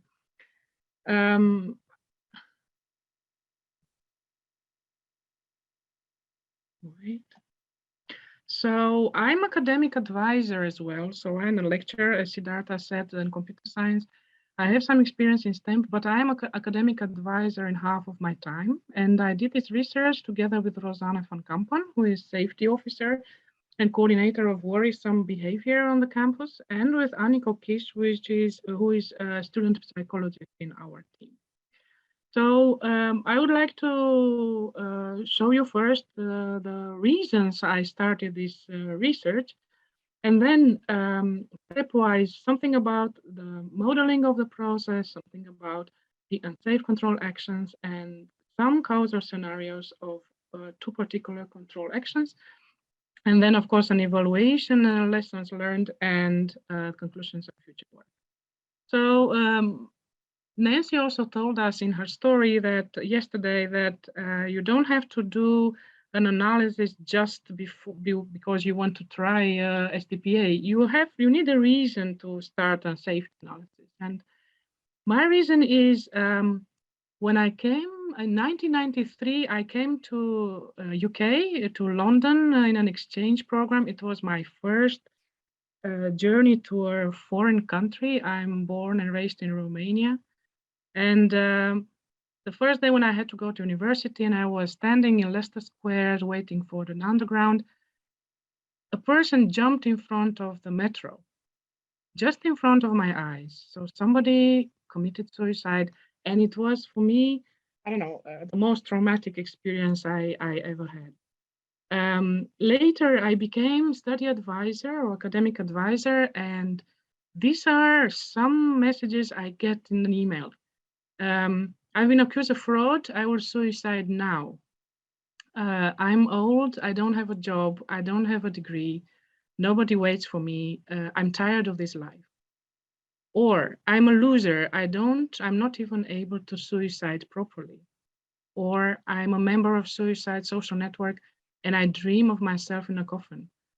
And maybe the most difficult one to answer is, why are you alive, miss? And nobody will care if I die. So these are very difficult questions that I get from the students, and sometimes I really don't know what to say, but I thought maybe I should think more about what determines students to suicide and why are they so unhappy and how can we help them? The COVID-19 pandemic makes things even worse because students are alone in a room. Like we say in Dutch, the walls are falling. Students are depressed. Some of them are happy that they can talk online with a psychologist anonymously, but most of them have really difficulties in reaching real people. And for me as an academic advisor, talking in Zoom to students in need is very difficult, especially when they decide not to switch their cameras. So you are looking at a black screen and you are talking to somebody who is on the edge of life and you don't know how to help. Then I started to read more about suicide and about suicide prevention at other campuses. I found this interesting case at MIT. We have Nancy here and John, so they should know more. A parent of the student who committed suicide sued MIT because he said MIT had the legal duty to take care of my student. And the judges decided that there is a duty, but only to take reasonable measures to prevent suicide, and only when the students show the intention to commit suicide and had a plan. And otherwise, you are not legally, it's not compulsory to prevent, but this is an interesting case. Then I looked into the Netherlands. In the Netherlands, we have the comparable suicide incidence with the UK, higher than Italy, less than in Germany. We don't have very hard numbers, but it looks like 8% of the students had ever a plan to suicide. 2% tried at least once. In 2019, 62 young people committed suicide, and this is an increase compared to 2018. This is a statistics of the number of visits to the emergency related to suicide attempts in the Netherlands between 2015 and 19. And what you see is that between 20 and 29 years old, the incidence is the highest, and especially with women, and this is very, very worrying. So you see, especially in this age, between 15 and 30, everywhere in the world, suicide is the second leading cause of death. And except that a student dies, this incident affects many people, family, the school, medical staff, train drivers, police officers, people who will live all their life with the guilt that they didn't notice in time and they didn't prevent it. And this is sad because, you know, psychologists said that, say that people don't want to die. They just want to escape from a very difficult situation. They don't see any escape and any alternative. And then they think death will stop all this suffering. And now a lot of people talk already about the legal duty of universities to prevent suicide. This is why we have at a VU campus, this is a VU campus, and here you can see that we have many buildings in the same campus, and we have a restaurant, and we have cyclists, and we have different nationalities and shops and restaurants, but dormitories are outside the campus. We have 30,000 students and 15% are international. So they come from different countries with different cultures. When they say, I will suicide today, I don't know what to think. Is it really so, or is it just a metaphor in their country? But anyway, if we have 30,000 students and 8% had already a plan, this means that we have 240 students that have a suicide plan, and this is worrying. So in 2019, we started a program for suicide prevention. We have an expert team, and we have a responsible safety officer, and we have a software system for incident reporting. We have 20 reported documented incidents in these 2 years. So the research question I wanted to solve here is, how safe is this suicide prevention program? Do we know about all the hazards, or maybe we forgot something and we can make it better? This is what I'm going to talk today. Of course, it's work in progress. So what we did, we investigated 20 social incidents reported, just to understand what kind of problems appear in this campus. And then we applied STPA to model the process to identify possible hazards. And for some of them, we found some causal scenarios, and we generated some recommendations. So this is what I would like to present. Step one, everybody knows you have to model the process using control structures. So this is our first problem, how to start.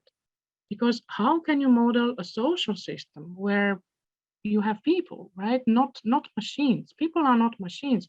So how can we model this? So this here I needed some time to make a model that uses engineering concepts and apply it to a process where humans are involved. I came up with this high-level control structure. So you have a student who is suicidal, and it has his life, and it's very, how can I say, difficult to model in this way, but the student decides to keep his life on or to stop his life. And this is based on what is his perception of life, the quality of life. So its mental model is life is good and it is worth living, or life is unbearable. And of course, then you have, I call it savor. We had a long discussion with my team how to call these controllers. So who are we? Who are we, the ones who want to save the student? And I said, well, maybe in quotes, but we are savers. So we have a mental model. We think the student is at suicidal risk, or we think the student is not a suicidal risk. And we take some actions because we try to stop the student to commit suicide. This is our goal. So of course, we have to listen to the student. We have to keep the student alive. We have at least postponed the suicide and offer the student some alternatives to find his life bearable. So given this structure, then we move to high-level accidents. So we see as accidents, the first one, of course, a person dies as a result of suicide attempt. But there is another accident that other persons than the student are psychologically or mentally injured as a result, because you have this guilt and you have this sorrow and you have all this process of understanding that somebody committed suicide. Then, of course, we have the image damage for the university, because as you saw in the MIT case, the parents can sue the university because we admitted or we didn't prevent this from happening. And of course, material damage if it's about an explosion or if it's about a train derailment. So these are also possible accidents. Related to these accidents, the most dangerous hazards are that the savers do not act to prevent, or that the saver acts too late or wrong, and the student has a possibility to commit suicide. So moving now to step one, when we have to graphically model this process. Another problem we had is that there are many actors. So I tried to make a list with all the actors involved in the campus. And as you all probably know, there are a lot. I mean, they're not only teachers or psychologists, but there are also restaurants and hostess and technical staff and libraries. And you have also the police, and you have the medical staff, and you have the GP. So the question was how to keep the number of actors manageable. And our solution was to put the actors with the same role in one controller. So even if they have approximately the same role, put them in the same controller, at least we have a little bit less.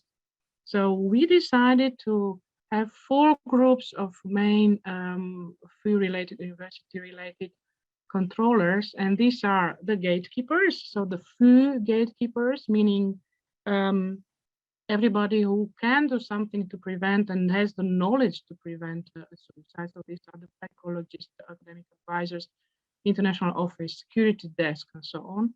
We have the non-gatekeepers. So these are people who are on the campus, and they are employees of the university, but they don't have any experience in psychology or dealing with students in need. And these are the teachers, the other students, the educational office, the HRM, the cleaners, and so on. Then we have gatekeepers who are not employees of the university, like the general practitioner and the emergencies in hospitals and the mental health institutions. And we have this 113 online, which is a hotline for people with suicidal thoughts. And then you have the so-called non-FU, non-gatekeepers. These are family and friends. So just people on the street who happen to be on the campus or who happen to know somebody who has a suicidal thoughts. The third problem was that, well, what is a right level of detail? First, we had only 2 controllers or 3 controllers. Then we moved to level 1 and we already had 20. And then it exploded to 38 control groups. And then we thought, well, this doesn't go well. We have to do something. So then we went back from level 1 and we created a very simple control structure with only 4 controllers, the one that I mentioned in the table related to the campus. So this was a control structure, but you see it has 38 control loops, and it was very informative because I brainstormed with my team to see what exactly, who has to do what and when, but it was too crowded. So then we have this control structure with only 1, 2, 3, 4 controllers and the student. And we thought this is a manageable one, and here we should stay. So we put everybody in one controller, you know, or dormitory, neighbors, friends, just people, and then teachers and students in one controller. And then we have all the few gatekeepers in one.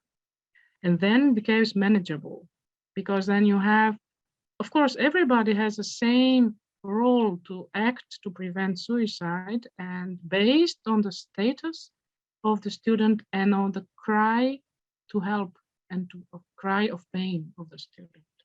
And we can explain with this control structure all the incidents that we had in our reports. So the observations we had until now is that modeling suicide using engineering terms like on and off, you know, is scary because you are talking about a human life. But it needs a change of mindset, but it is intriguing and rewarding. And it was easy to see redundancy. We could see that people call in many places, for example, that 112 is called about by everybody. And that you're so easy to detect feedback that is missing. For example, from the crisis center to the few gatekeepers, we never get an answer back. What happened to the student that we sent to the crisis center? Or from us to the non-gatekeepers who announced the security test. So this graphical modeling is very good. Then step 2, unsafe control actions. We found 60. From this, we only took 2. So a few non-gatekeeper does nothing to prevent, and a few gatekeeper does nothing or does something wrong or too late. And here we do 2 things. We interviewed psychologists and safety officers, people in the supermarket, on the campus, to see why, how come that, in which way you could make something wrong or not react in time and prevent suicide. And I conducted a survey among the few employees, only asking them one thing: if you have a student in need and distress, what do you do? And then, so for example, by interviewing the psychologist, I have this control structure. I have the psychologist, I have mental institution, I have the student, I have this life, and I have other gatekeepers. So I asked the psychologist, in which situations could you act to prevent suicide too late, or wrong, or not at all? And they came for at least with 5 scenarios. 1, I'm on a holiday and the student doesn't dare to contact my colleague. So this is a timing problem. The email ends up in a spam box. The psychologist doesn't read it. The student feels rejected or ignored, so no feedback. The student is in an advanced phase of suicide, and it looks like, I didn't know this, but people who are very close to suicide are very joyful and optimistic. So they can fool a psychologist by playing a sunny day scenario. And the psychologist thinks wrongly that the student is okay. This is a flaw in a mental model. Or the student doesn't show up to the appointment. This happens very often. The student cuts any communication channels, and then you lose feedback and you don't know what he wants, what he doesn't want. Or the psychologist in the process of referring the student to a long-term treatment. So if you see here, it is referring to the mental institution, but the waiting time is very long. And in between, the student has time to commit suicide because nobody takes care of him. Psychologist already finished the procedure. The mental institution didn't admit the student yet. So there is a cry for pain, but this action, the admit student action, comes too late. And this is also a causal scenario.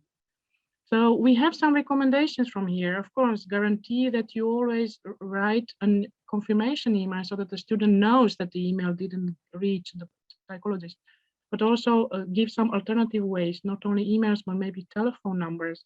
It would be nice to have a 24/7 psychological service on the campus so that the students always can call, also in the weekend, also when it's a Christmas day and everybody's home. There should be a good handover and of course shorter waiting times for mental institutions, maybe more, I don't know, we have to think. My survey, I asked all employees of the FU to tell one thing. What do you do when you see a student in distress? And what is interesting here, or maybe not interesting, but worrying, is that 10% of these people said, I don't know what to do, so I do nothing. And this is a problem, right? And 30% of students, of the people, know that there is an emergency number, but they have to look for it because they don't know it by heart. So it will take time until you react, right? Of course, 20% of people call 112 and others call security desk or academic advisor. But I'm most worried about this category of I don't know. So in this case, we have to do something. We have to train people better. We have to put a telephone number which is visible and known by everybody. We have to train people and not avoid redundancy, of course. So this would be the recommendations. It's difficult to estimate the suicide risk. So when you see somebody, you don't know if he's really seriously or it's just, showing off or just crying for attention. So you need some psychological knowledge. You need multidisciplinary knowledge to decide if somebody is at risk or not. And this was the main problem. I didn't know how to imagine causal scenarios because these things don't happen very often. So you have to be creative and have a multidisciplinary team. And of course, we have to train our people. The most frequent problems were the loss of feedback because the student doesn't want to communicate. The availability of caretakers is not 24/7, so then things can happen in between, and a lack of training in recognizing the signals of suicide. So my conclusions are, STEMP is very suitable to systematically perform a safety analysis in a process that is otherwise very complex and involves people. The model that we built would explain the incidents happened until now. We could find some weak points without blaming anyone. We would just say, there is no feedback, or people don't know what to do. So nobody is blamed, but we have to do something about it. And we want to analyze, of course, the rest of control loops because we only took these 4 control loops. It's just an exercise and we want to continue. And we want to better pick up the suicide danger signals. We learn more about psychology if needed. And we would like to apply this model also outside the campus for railway suicide prevention. So I'm in discussion now with the Dutch railway to see if we can start a project in this direction because this happens very often and it's affecting a lot of people. I would like to thank Nancy and John for inspiring me for a few years already, to Warwick University and Siddartha for inviting me for this workshop. I would like to thank everybody in our university who cares about students, psychologists, counselors, and safety officers, our teachers, communication services, and technical staff. Thank you very much, and I'm open to hear your questions. Thank you, Natalia. I think that was a very emotional and a very touching presentation. I think at every conference, I'm a bit flabbergasted by the potential applications of STAMP and STPA, and I think you've just blown my mind away with this presentation. So kudos to you for doing this piece of work. I think it's a very emotionally challenging or a very important piece of work. Yeah. So thank you for doing this. Thank you for doing this. I think we've got a few comments, I would say, rather than questions, but I think again, very emotional comments. So one from Ian Hobson about, he's saying, well done on what you've done, Natalia. So we had a young scout leader who committed suicide and we saw no warning. and the fallout with other student scout leaders, it took them almost a year to overcome that, with one being pushed into suicide planning herself. So it is actually a real problem. We just don't tackle it head on, which is our problem. And I think, again, kudos to you for doing this. And then I think Anders Dinsen was saying, thank you so much for this work. It's a very powerful piece of work. And I think Seri has put something on the chat about support groups around this area in terms of training. So you might want to have a look into that link. And then Desiana saying, awesome presentation, same from Jeffrey. And I think there's a comment from José also about it's a social cultural problem that starts long before college and university. To properly work after campus solution, a national level solution must be found. So I think the scale of what you're trying to address is huge. And I think you have rightly started at the campus level, but I think the potential impact of your work could be huge. And as I think as you scale, and it's not just a problem in Amsterdam, or it's not just a challenge in Amsterdam, it's international. Would you like to say a few words, Natalia? Well, thank you that you like it so much. And I mean, you know, it's nothing to like here. It's not nice. It's an urgent problem that we have, and we are not prepared for it. So definitely, it was a very good experience. I mean, the psychologists don't understand anything I'm saying. In the beginning, it was difficult to explain what I want, and this modeling process was very hard, but in the end, I think they liked it also, and they wanted to participate. And I hope we can save lives with this. Yeah, so absolutely. And I really wanted Professor Levison to say something about this. And I see, Professor Levison, you've got your hand up. Would you like to come on on stage, and maybe if I can see you? Yeah, are you there somewhere? I can. Yes, you're there. Yes, go on, Professor Levison. Here. Thank you, Natalia. We've talked about this over the internet. I love this work. It's great. You've done a wonderful job. I haven't seen the results, and you've done a wonderful job. I think we need to do more STPA in social issues. It works for social systems. Systems theory works very well on social systems, and we can tackle a lot of different problems. Now, actually, some students of mine in an undergraduate class looked at suicide at MIT and suicide prevention at MIT and did a very good job. They took a slightly different tack, and one isn't better than the other. They're just different. You get different information. And because we have a big suicide problem, especially among freshmen and first-year graduate students, because they're coming to university and they're used to being the brightest person anywhere around, and now they no longer are, and it's very upsetting to them. And so we have a lot of controls in place and have had for a long time, all kinds of special stuff the students don't even know are related to suicide, some special freshman seminars and stuff that they get together with faculty in close quarters and stuff. But what we did, and I like what you did, what we did was slightly different. We looked at the controls in place. So they modeled a hierarchical control structure to look at all the programs and all the controls in space that were in place. And they got many of the, some of the same recommendations. We found redundancies, we found holes, we found lacking feedback among things. And they found things that they could, that we could improve.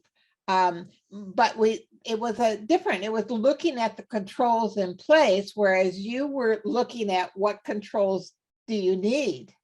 And to a great degree, ours was more limited in some sense, but more engineering oriented in some sense also.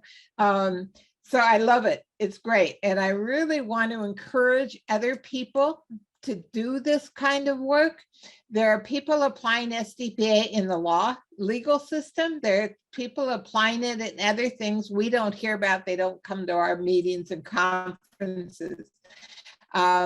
but I think it's wonderful and something we should do more of. And I really congratulate you on a great piece of work.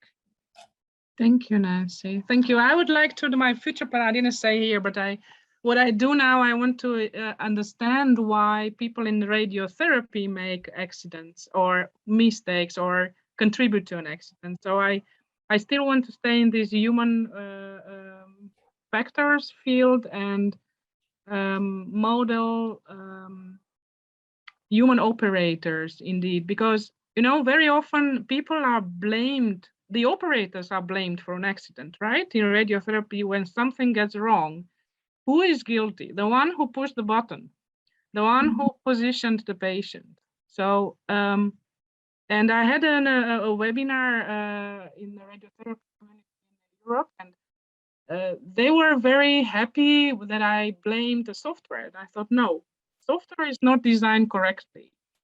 The software gives you too much warnings. You ignore them because you are tired of them. So this is not your fault. And they were kind of relieved that, you know, the reason is not that they are not the guilty ones, but the design of the software is. So I want to do more also in this direction too, but inspired by you. So this is what you learn us, and I'm trying to apply this further.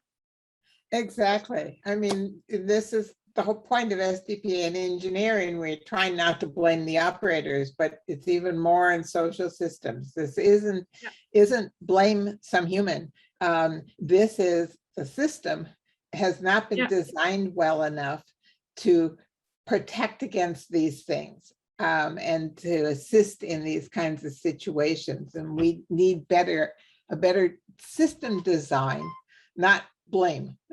I think what we are trying to achieve, and Professor Levison, what you're just saying actually is reflected in some of the comments that we've also now keep getting now on the chat. So Steve Kendall is saying that this actually underlines the identification of opportunities without adding blame, essential in this topic. And then Dave Haim on the chat was saying that this model could also be adapted to even for employers and who have faced similar issues in this lockdown period. Yes, and you know, this blame, this is killing you, because I remember when I came here to work 20 years ago, a student committed suicide and we didn't know that he was so unhappy. And this, you have a blame, I mean, you have a guilt feeling that is going with you all the life, that you didn't notice that the student was unhappy. So it is a good cause. We could change this. Yeah. So these are emotions combined with, engineering and yes, what do we get? All I can say is thank you for sharing your work with us at this forum. I think it's very important that you shared this with us.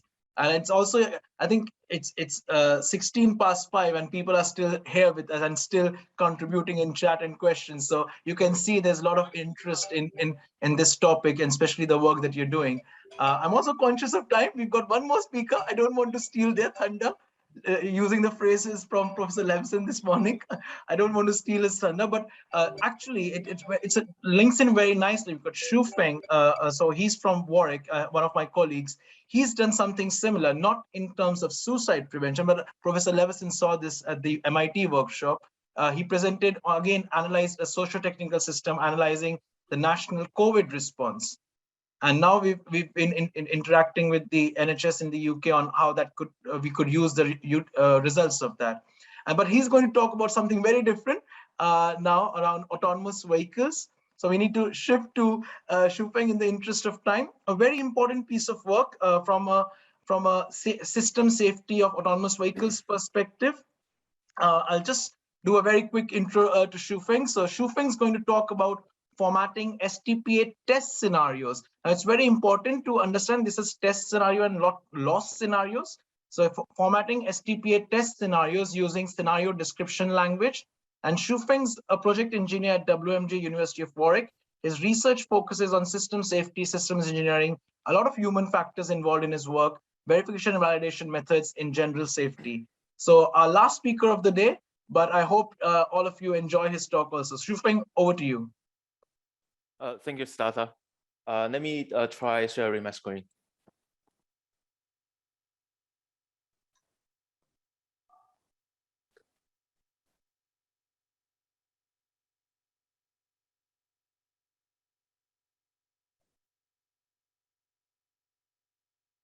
Not yet. We can't see your screen. Okay. Oh yeah, I need to click the share button. Okay. Yeah. Okay. Can you see my screen now? No, we see it in the other mode, the presenter mode. Okay.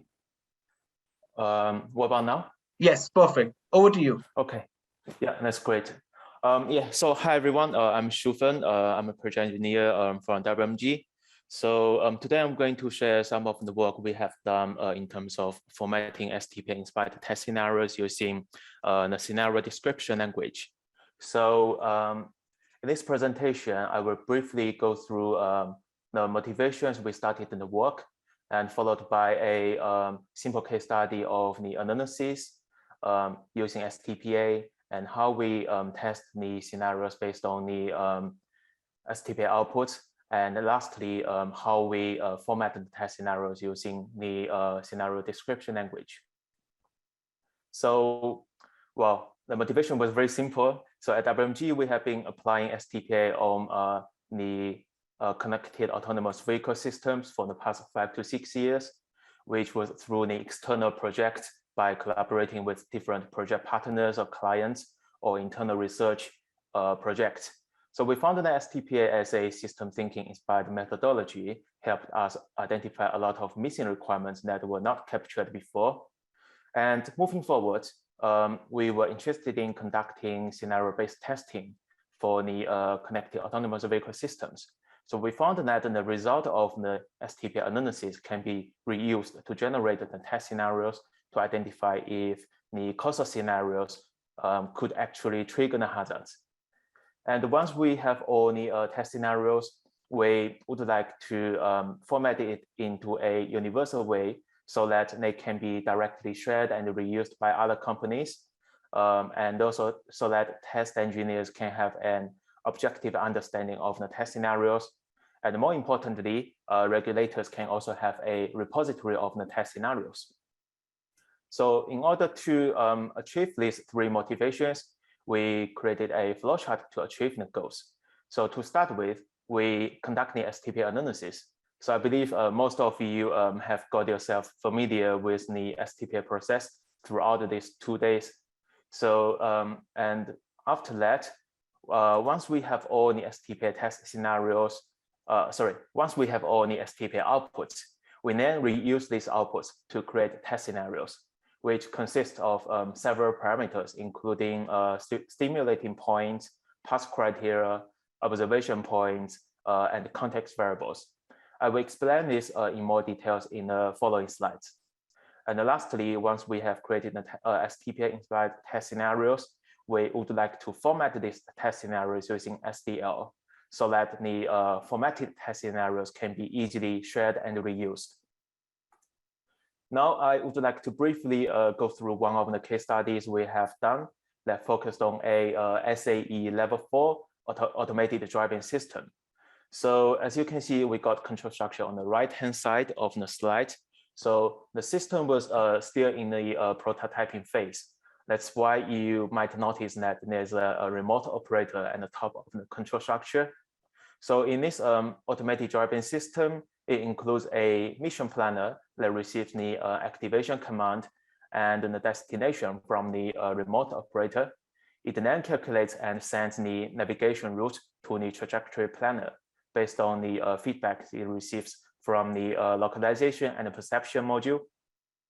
Then the trajectory planner would calculate and send the trajectory to the vehicle motion controller. The calculated trajectory can be updated in real time depending on the detected dynamic object or updated navigation route. And then the vehicle motion controller decides the acceleration, deceleration, or steering depending on the trajectory. So in this analysis, we identified one UCA from the mission planner which is mission planner provides the navigation route too late. When the ADS is activated, the Eagle vehicle is moving towards the destination A, and the Eagle vehicle is approaching two adjacent right exits ahead. So basically, the first exit marked as the ideal route was where the Eagle vehicle should go, but eventually the Eagle vehicle went to the family takeaway, which was where the second exit is. So this UCA could lead to the system level hazard, which is vehicle fails to follow a predefined route or complete the journey on time. And consequently, the losses, including loss of transportation mission and the loss of the customer satisfaction or reputation. So when UCA was happening, the process model inside the mission planner could have many beliefs about its outer world, although these process model beliefs could be wrong. So one of the process model beliefs we identified was that the mission planner was believing that it was taking the first right exit, although it was not. And similarly, there can be many reasons behind this process model belief, but one of the reasons we identified was that the mission planner was believing that because it was referring to the localization feedback to determine the forward road scene. And lastly, there can be many situations for the reason. So one of which we identified was due to the communication delay between the localization perception and the mission planner. So the feedback was updated at the right time, but due to this communication delay, the received feedback was not really updated. So once we have identified the UCAs and its loss scenario, we can then use this output to create test scenarios. So what forms a test scenario? Well, every scenario will have a scenery element, which includes static elements such as the road signs, land markings or buildings, and quasi-static elements such as the automated toll bar or gate. And a scenario would also include dynamic elements, which represents the behaviors or maneuver of road users or pedestrians. And depending on the operational design domain, we have a library of base scenaries and dynamic elements, which I will present in the next slide. But before that, I would like to touch base with the STPA parameters. So as mentioned earlier, we in a UCA context identified in STPA, these context parts are more of interest for a test scenario, because when a test scenario with this kind of context, it actually becomes more likely to trigger the hazard.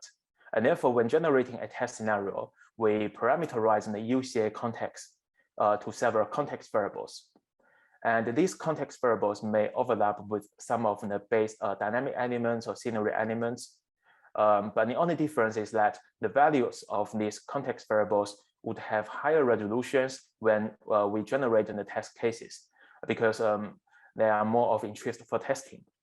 And on top of that, we also have a stimulating point for the fault injection testing, and also the pass criteria and observation points to observe and determine the results of the testing.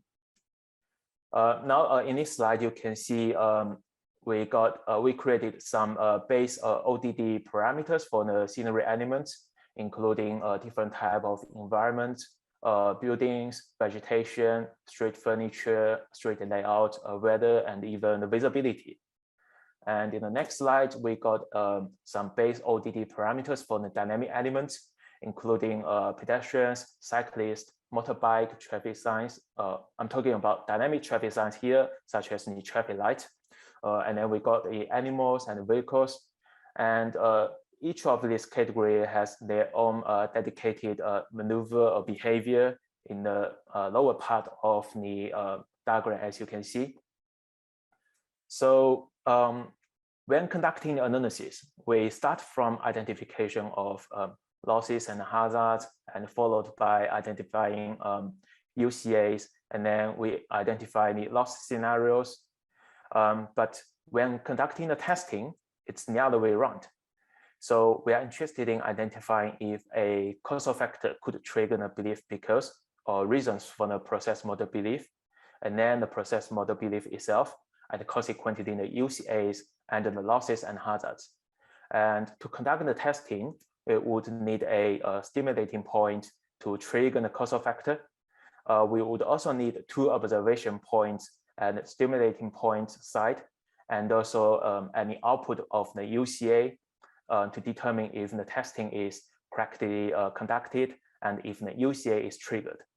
So we also have 2 pass criteria allocated any output of the belief because and the process model belief to justify if the causal factor is the actual factor for the UCA.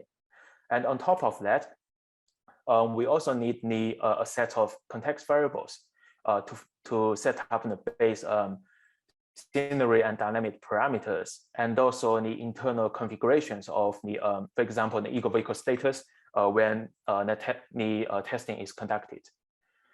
So to start with, we need to identify how we can trigger the causal factor, which is the stimulating point. So considering the causal factor we just identified regarding the communication delay from the localization and perception to the mission planner. So the corresponding stimulating point, well, it's very simple. To trigger this causal factor, we just need to overload the communication channel for a couple of seconds. And then once we identify the stimulating point, we then need to identify the pass criteria. So for a UCA to occur, the process model of the controller could represent a belief that makes the control action it is directing appear to be safe when actually it is unsafe. So if the process model belief is not true, the controller would not direct the original control action. And therefore, one of the pass criteria for the test scenario would be defined as the negation of the process model belief. So considering the process model belief we identified just now, which is mission planner was believing that it was taking the first right exit, then the corresponding pass criteria, which is its negation, would be mission planner should not believe that it was taking the first right exit. And also the process model has the belief because of some reasons. Again, if the reason is not true or valid, then the process model belief will not be true. And therefore, the second pass criterion for the test scenario will be the negation of the reasons for the process model belief. So considering the reason we just identified, so mission planner was believing that because it was referring to the localization feedback to determine the forward road scene. So its negation, that is its pass criteria would be mission planner should not believe that the received localization feedback was correct.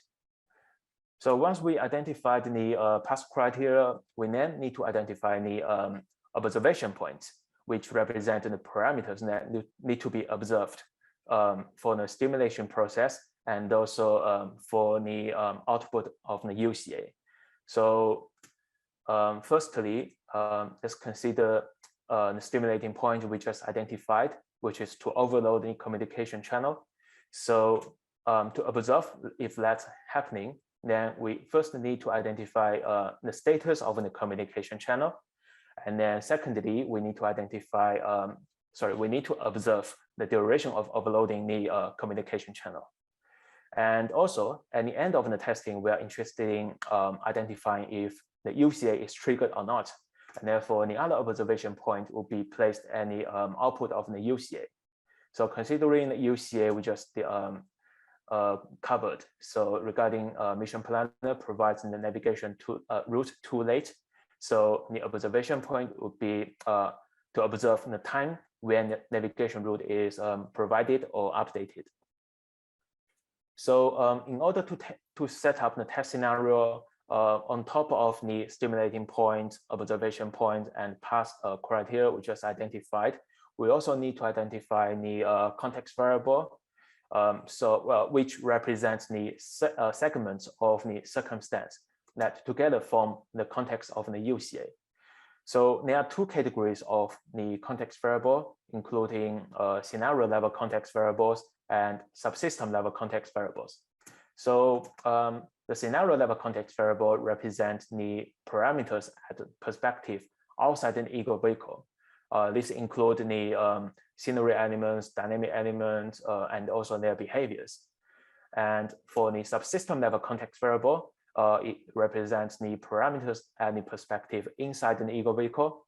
And bear in mind that the driver status or behavior is also considered as the subsystem level context variable because they are physically inside the vehicle. So now let's grab the same UCA with the context when ADS is activated, ego vehicle is moving towards the destination A, and ego vehicle is approaching two adjacent right exits. So the scenario level context variable will be firstly the ego vehicle speed, and I just randomly put 30 miles per hour here, but this value can be adjusted. And then we also have the forward road scene as two adjacent right exits, and also current ego position, which is only a straight road. And the other part of the context variable, which is subsystem level context variable. So firstly, we got the ADS is active. ADS status as activated, and then secondly, we got predefined target destination, which is destination A. So yeah, in this slide, I would like to quickly wrap up what we have covered so far in the case study. So we started from identification of losses and hazards, and then we identified the UCA. We then went through one of the very many loss scenarios for this UCA by asking 3 questions. So what was the process model belief when this UCA happened? And what were the reasons for this process model belief? And what were the possible causal factors of that? Then we started creating the test scenario. Firstly, we identified the stimulating points in order to trigger the causal factor. And then to observe if the stimulation is successfully happening, we need the first set of observation points for the stimulation process. Then we have the first pass criterion to check if the reason of the process model belief is affected by the causal factor. And then the second pass criterion to check if the process model belief is affected. And then we also identified the other set of observation points to observe the output of the UCA. And on top of that, we also identified the context variables as a way to ensure that the testing is happening with the similar circumstance as it is in the UCA. So this whole block includes one piece of test scenario. Okay, now since we have identified all the parameters we need to generate a test scenario, we reach the stage of formatting the test scenarios using a scenario description language. So in this slide, I will touch base with the SDL concept. So in SDL, the elements can be categorized into 3 parts. So first part represents scenery elements, including road signs, buildings, dustbin, automated toll bar, gate, etc. And then second part includes the dynamic elements, including the maneuver of road users or behavior of pedestrians. And then lastly, we have the internal elements, which represent the information related to the in-vehicle status, including the status of human driver and, well, actually also pedestrian. And then we have different STP parameters we just identified. So the scenario level context variable can be both part of the scenery element and the dynamic element, because a UCA could be triggered due to existence of other road users or due to severe weather conditions. And then both the subsystem level context variables and stimulating points can represent can be part of the internal elements. It's worth noting that the pass criteria and observation points are currently not in SDL yet, because our team is currently still working on including them into SDL. So now let's see how the testing parameters we just identified are formatted in SDL. So starting from the scenery elements and dynamic elements. So at the bottom left corner, we have a road layout diagram to help you understand what kind of scenario we are trying to create. So on the right-hand side is the output of the SDL.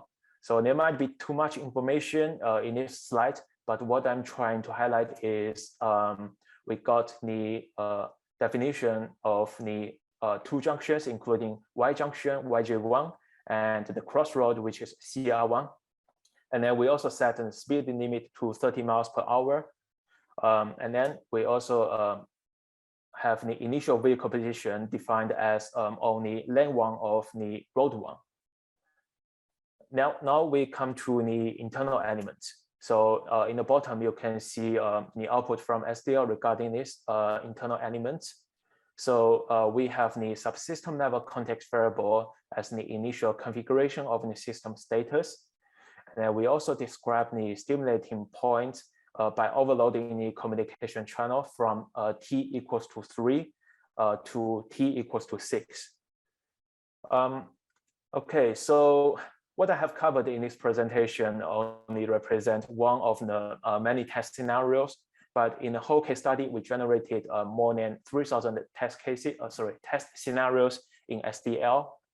So as part of the future work, so we would like to include the pass criteria and observation point into the SDL internal element category.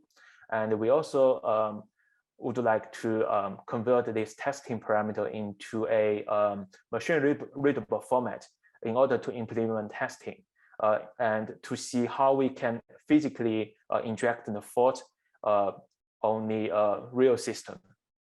So if you would like to know more information, we got 2 papers submitted from my colleagues. So first is regarding the system's approach to creating test scenarios for automated driving system. And the second is about the SDL with a 2-level abstraction approach. So before I close the presentation, I would like to acknowledge that this work is supported by UKRI Future Leader Fellowship. And we also would like to thank WMG Center of HVM Catapult and WMG for providing the necessary infrastructure for conducting this study. Yeah, that's all from me.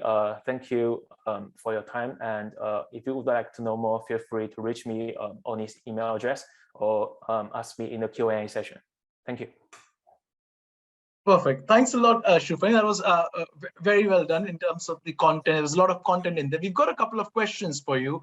So there's Desinian asking, do you apply combinatorial for the context variables? So combinatorial approaches for the context variables. These are bound to be invalid at some point. So how do you eliminate these invalid combinations? Okay.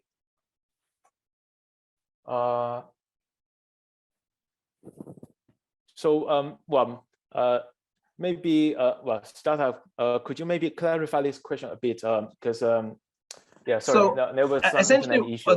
What the question is trying to understand is, so when you are identifying the scenery elements, there is always a possibility that some scenery elements will not be valid with other scenery elements. So when you're trying to combine different scenery elements, so how do you ensure that we do not have invalid combinations?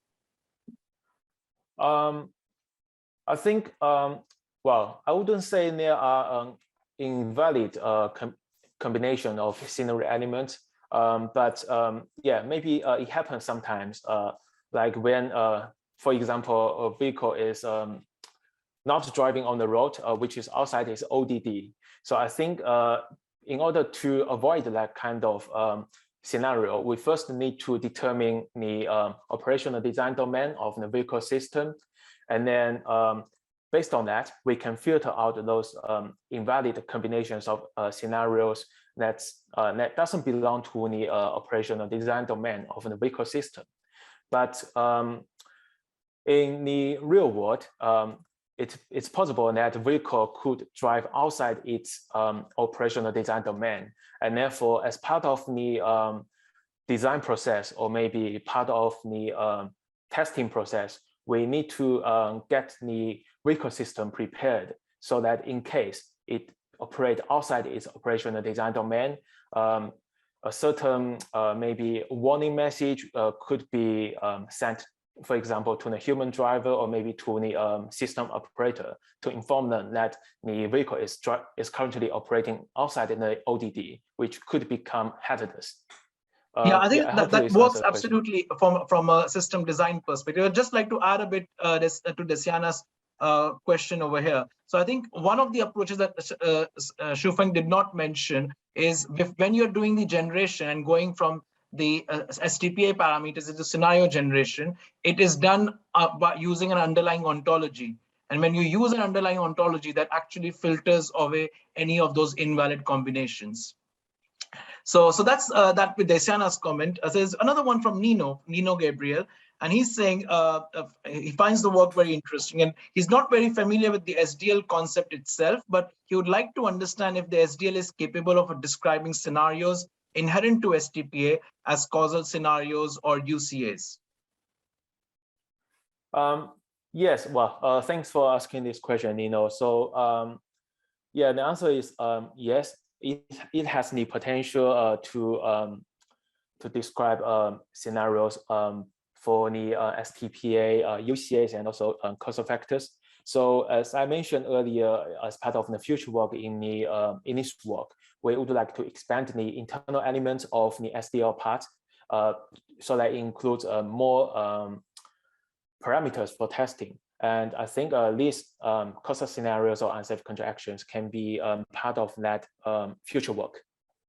Okay, and lastly, Shufeng, a last question is: once you've got these scenarios in the SDL, what's next? What do we do next with that? So, well, as I mentioned in the presentation, we got in this case study we got more than 3,000 test scenarios, which is a huge. Yes, which is a huge number. So we need a database to save that. So actually, currently in our team, we have a database called a safety pool that stores all these test scenarios.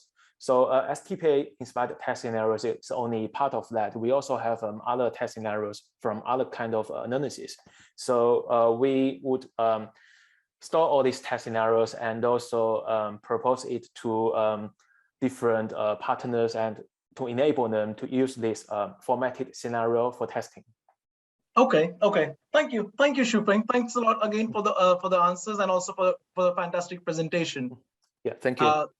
Okay, so one last thing we need to do now is a lot of the times during the 2 days of the conference, we've been asked as to how do you introduce STPA in an organization? So 6 years back, when I was introducing STPA at WMG University of Warwick, there was one person I needed to convince that we need to do this. We have him with us now, Professor Paul Jennings, who was also my PhD supervisor and now is the research director at WMG at University of Warwick. And Paul will give us a vote of thanks now. And he knows the entire journey of STPA at Warwick. So I think he's best placed to do this for us. So over to you, Paul. Thank you for everything. Thanks, Siddartha, and hello everyone. Siddartha says I'm Paul Jennings, and I'm the Director of Research at WMG. And I'm really pleased to be able to say a few words at the end of this year's, what's now the 9th European Stamp Digital Workshop and Conference. And I guess like last year's 8th event, I had hoped that we'd all be meeting in person, but once again, circumstances have prevented this. But regardless, WMG has been really pleased to host such an important and interesting event, and one that I think fits really well with the ethos of WMG.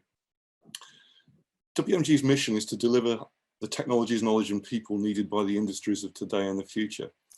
And amongst many aims at the moment, our industry partners deliver technologies for electric and autonomous vehicles and for manufacturing systems. And as we see their levels of complexity and automation increase, priority is to ensure that their introduction is done in a safe manner. And we recognise that goal is pretty challenging, especially given the need to evaluate the safety of such complex systems, which involve interactions not only between and within the systems, but also with human users. And we feel that a systems approach is essential.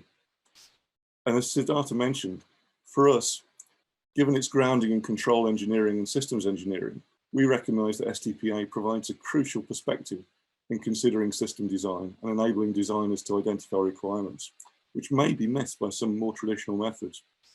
And so, for the last 6 years, WMG has been applying STPA through a variety of projects. We started with some work and applications in connected and autonomous vehicles, where we've worked on a variety of sort of collaborative research. But we've now diversified our applications to look into sectors such as healthcare, urban air mobility, and electric vehicles projects. And furthermore, through the High Value Manufacturing Catapult, which I believe Dave Greenwood will have talked about yesterday, we're focused on not only bringing safe technology into society, but as a university department, we also want to embed the systems engineering skills into our workforce too. And we see that systems engineering skills are crucial to developing safe products and to reducing the cost of manufacturing. So for those reasons, we've been really delighted to host this event for 2 years and are very happy to be raising interest in the application and research of STPA methods around the world and in growing the community, in the UK in particular. And for this year's event, I'm pleased to say I think we've had 280 people registered at the last count, covering 31 countries. I believe we've had representatives from 18 universities and industry sectors as diverse as aerospace, automotive, maritime, defence, nuclear, cybersecurity, software, education and robotics, and also from governments as well. And the event may be closing now, but I know that Siddartha and his team and his partners are looking forward to hearing more of your ideas and questions after the event. And at WMG, we're looking forward to working with more businesses and opportunities to share our research, because for us, collaboration is essential. So I'd like to finish by thanking everyone for their attendance and contributions. I daren't mention names because I'm going to forget somebody, but thank you all for the contributions that you've made over the past 2 days and which have been crucial to the event's success. And as we log off now, I do wish everybody well, and I do hope some of us get to meet in person before too long. So goodbye for now from WMG.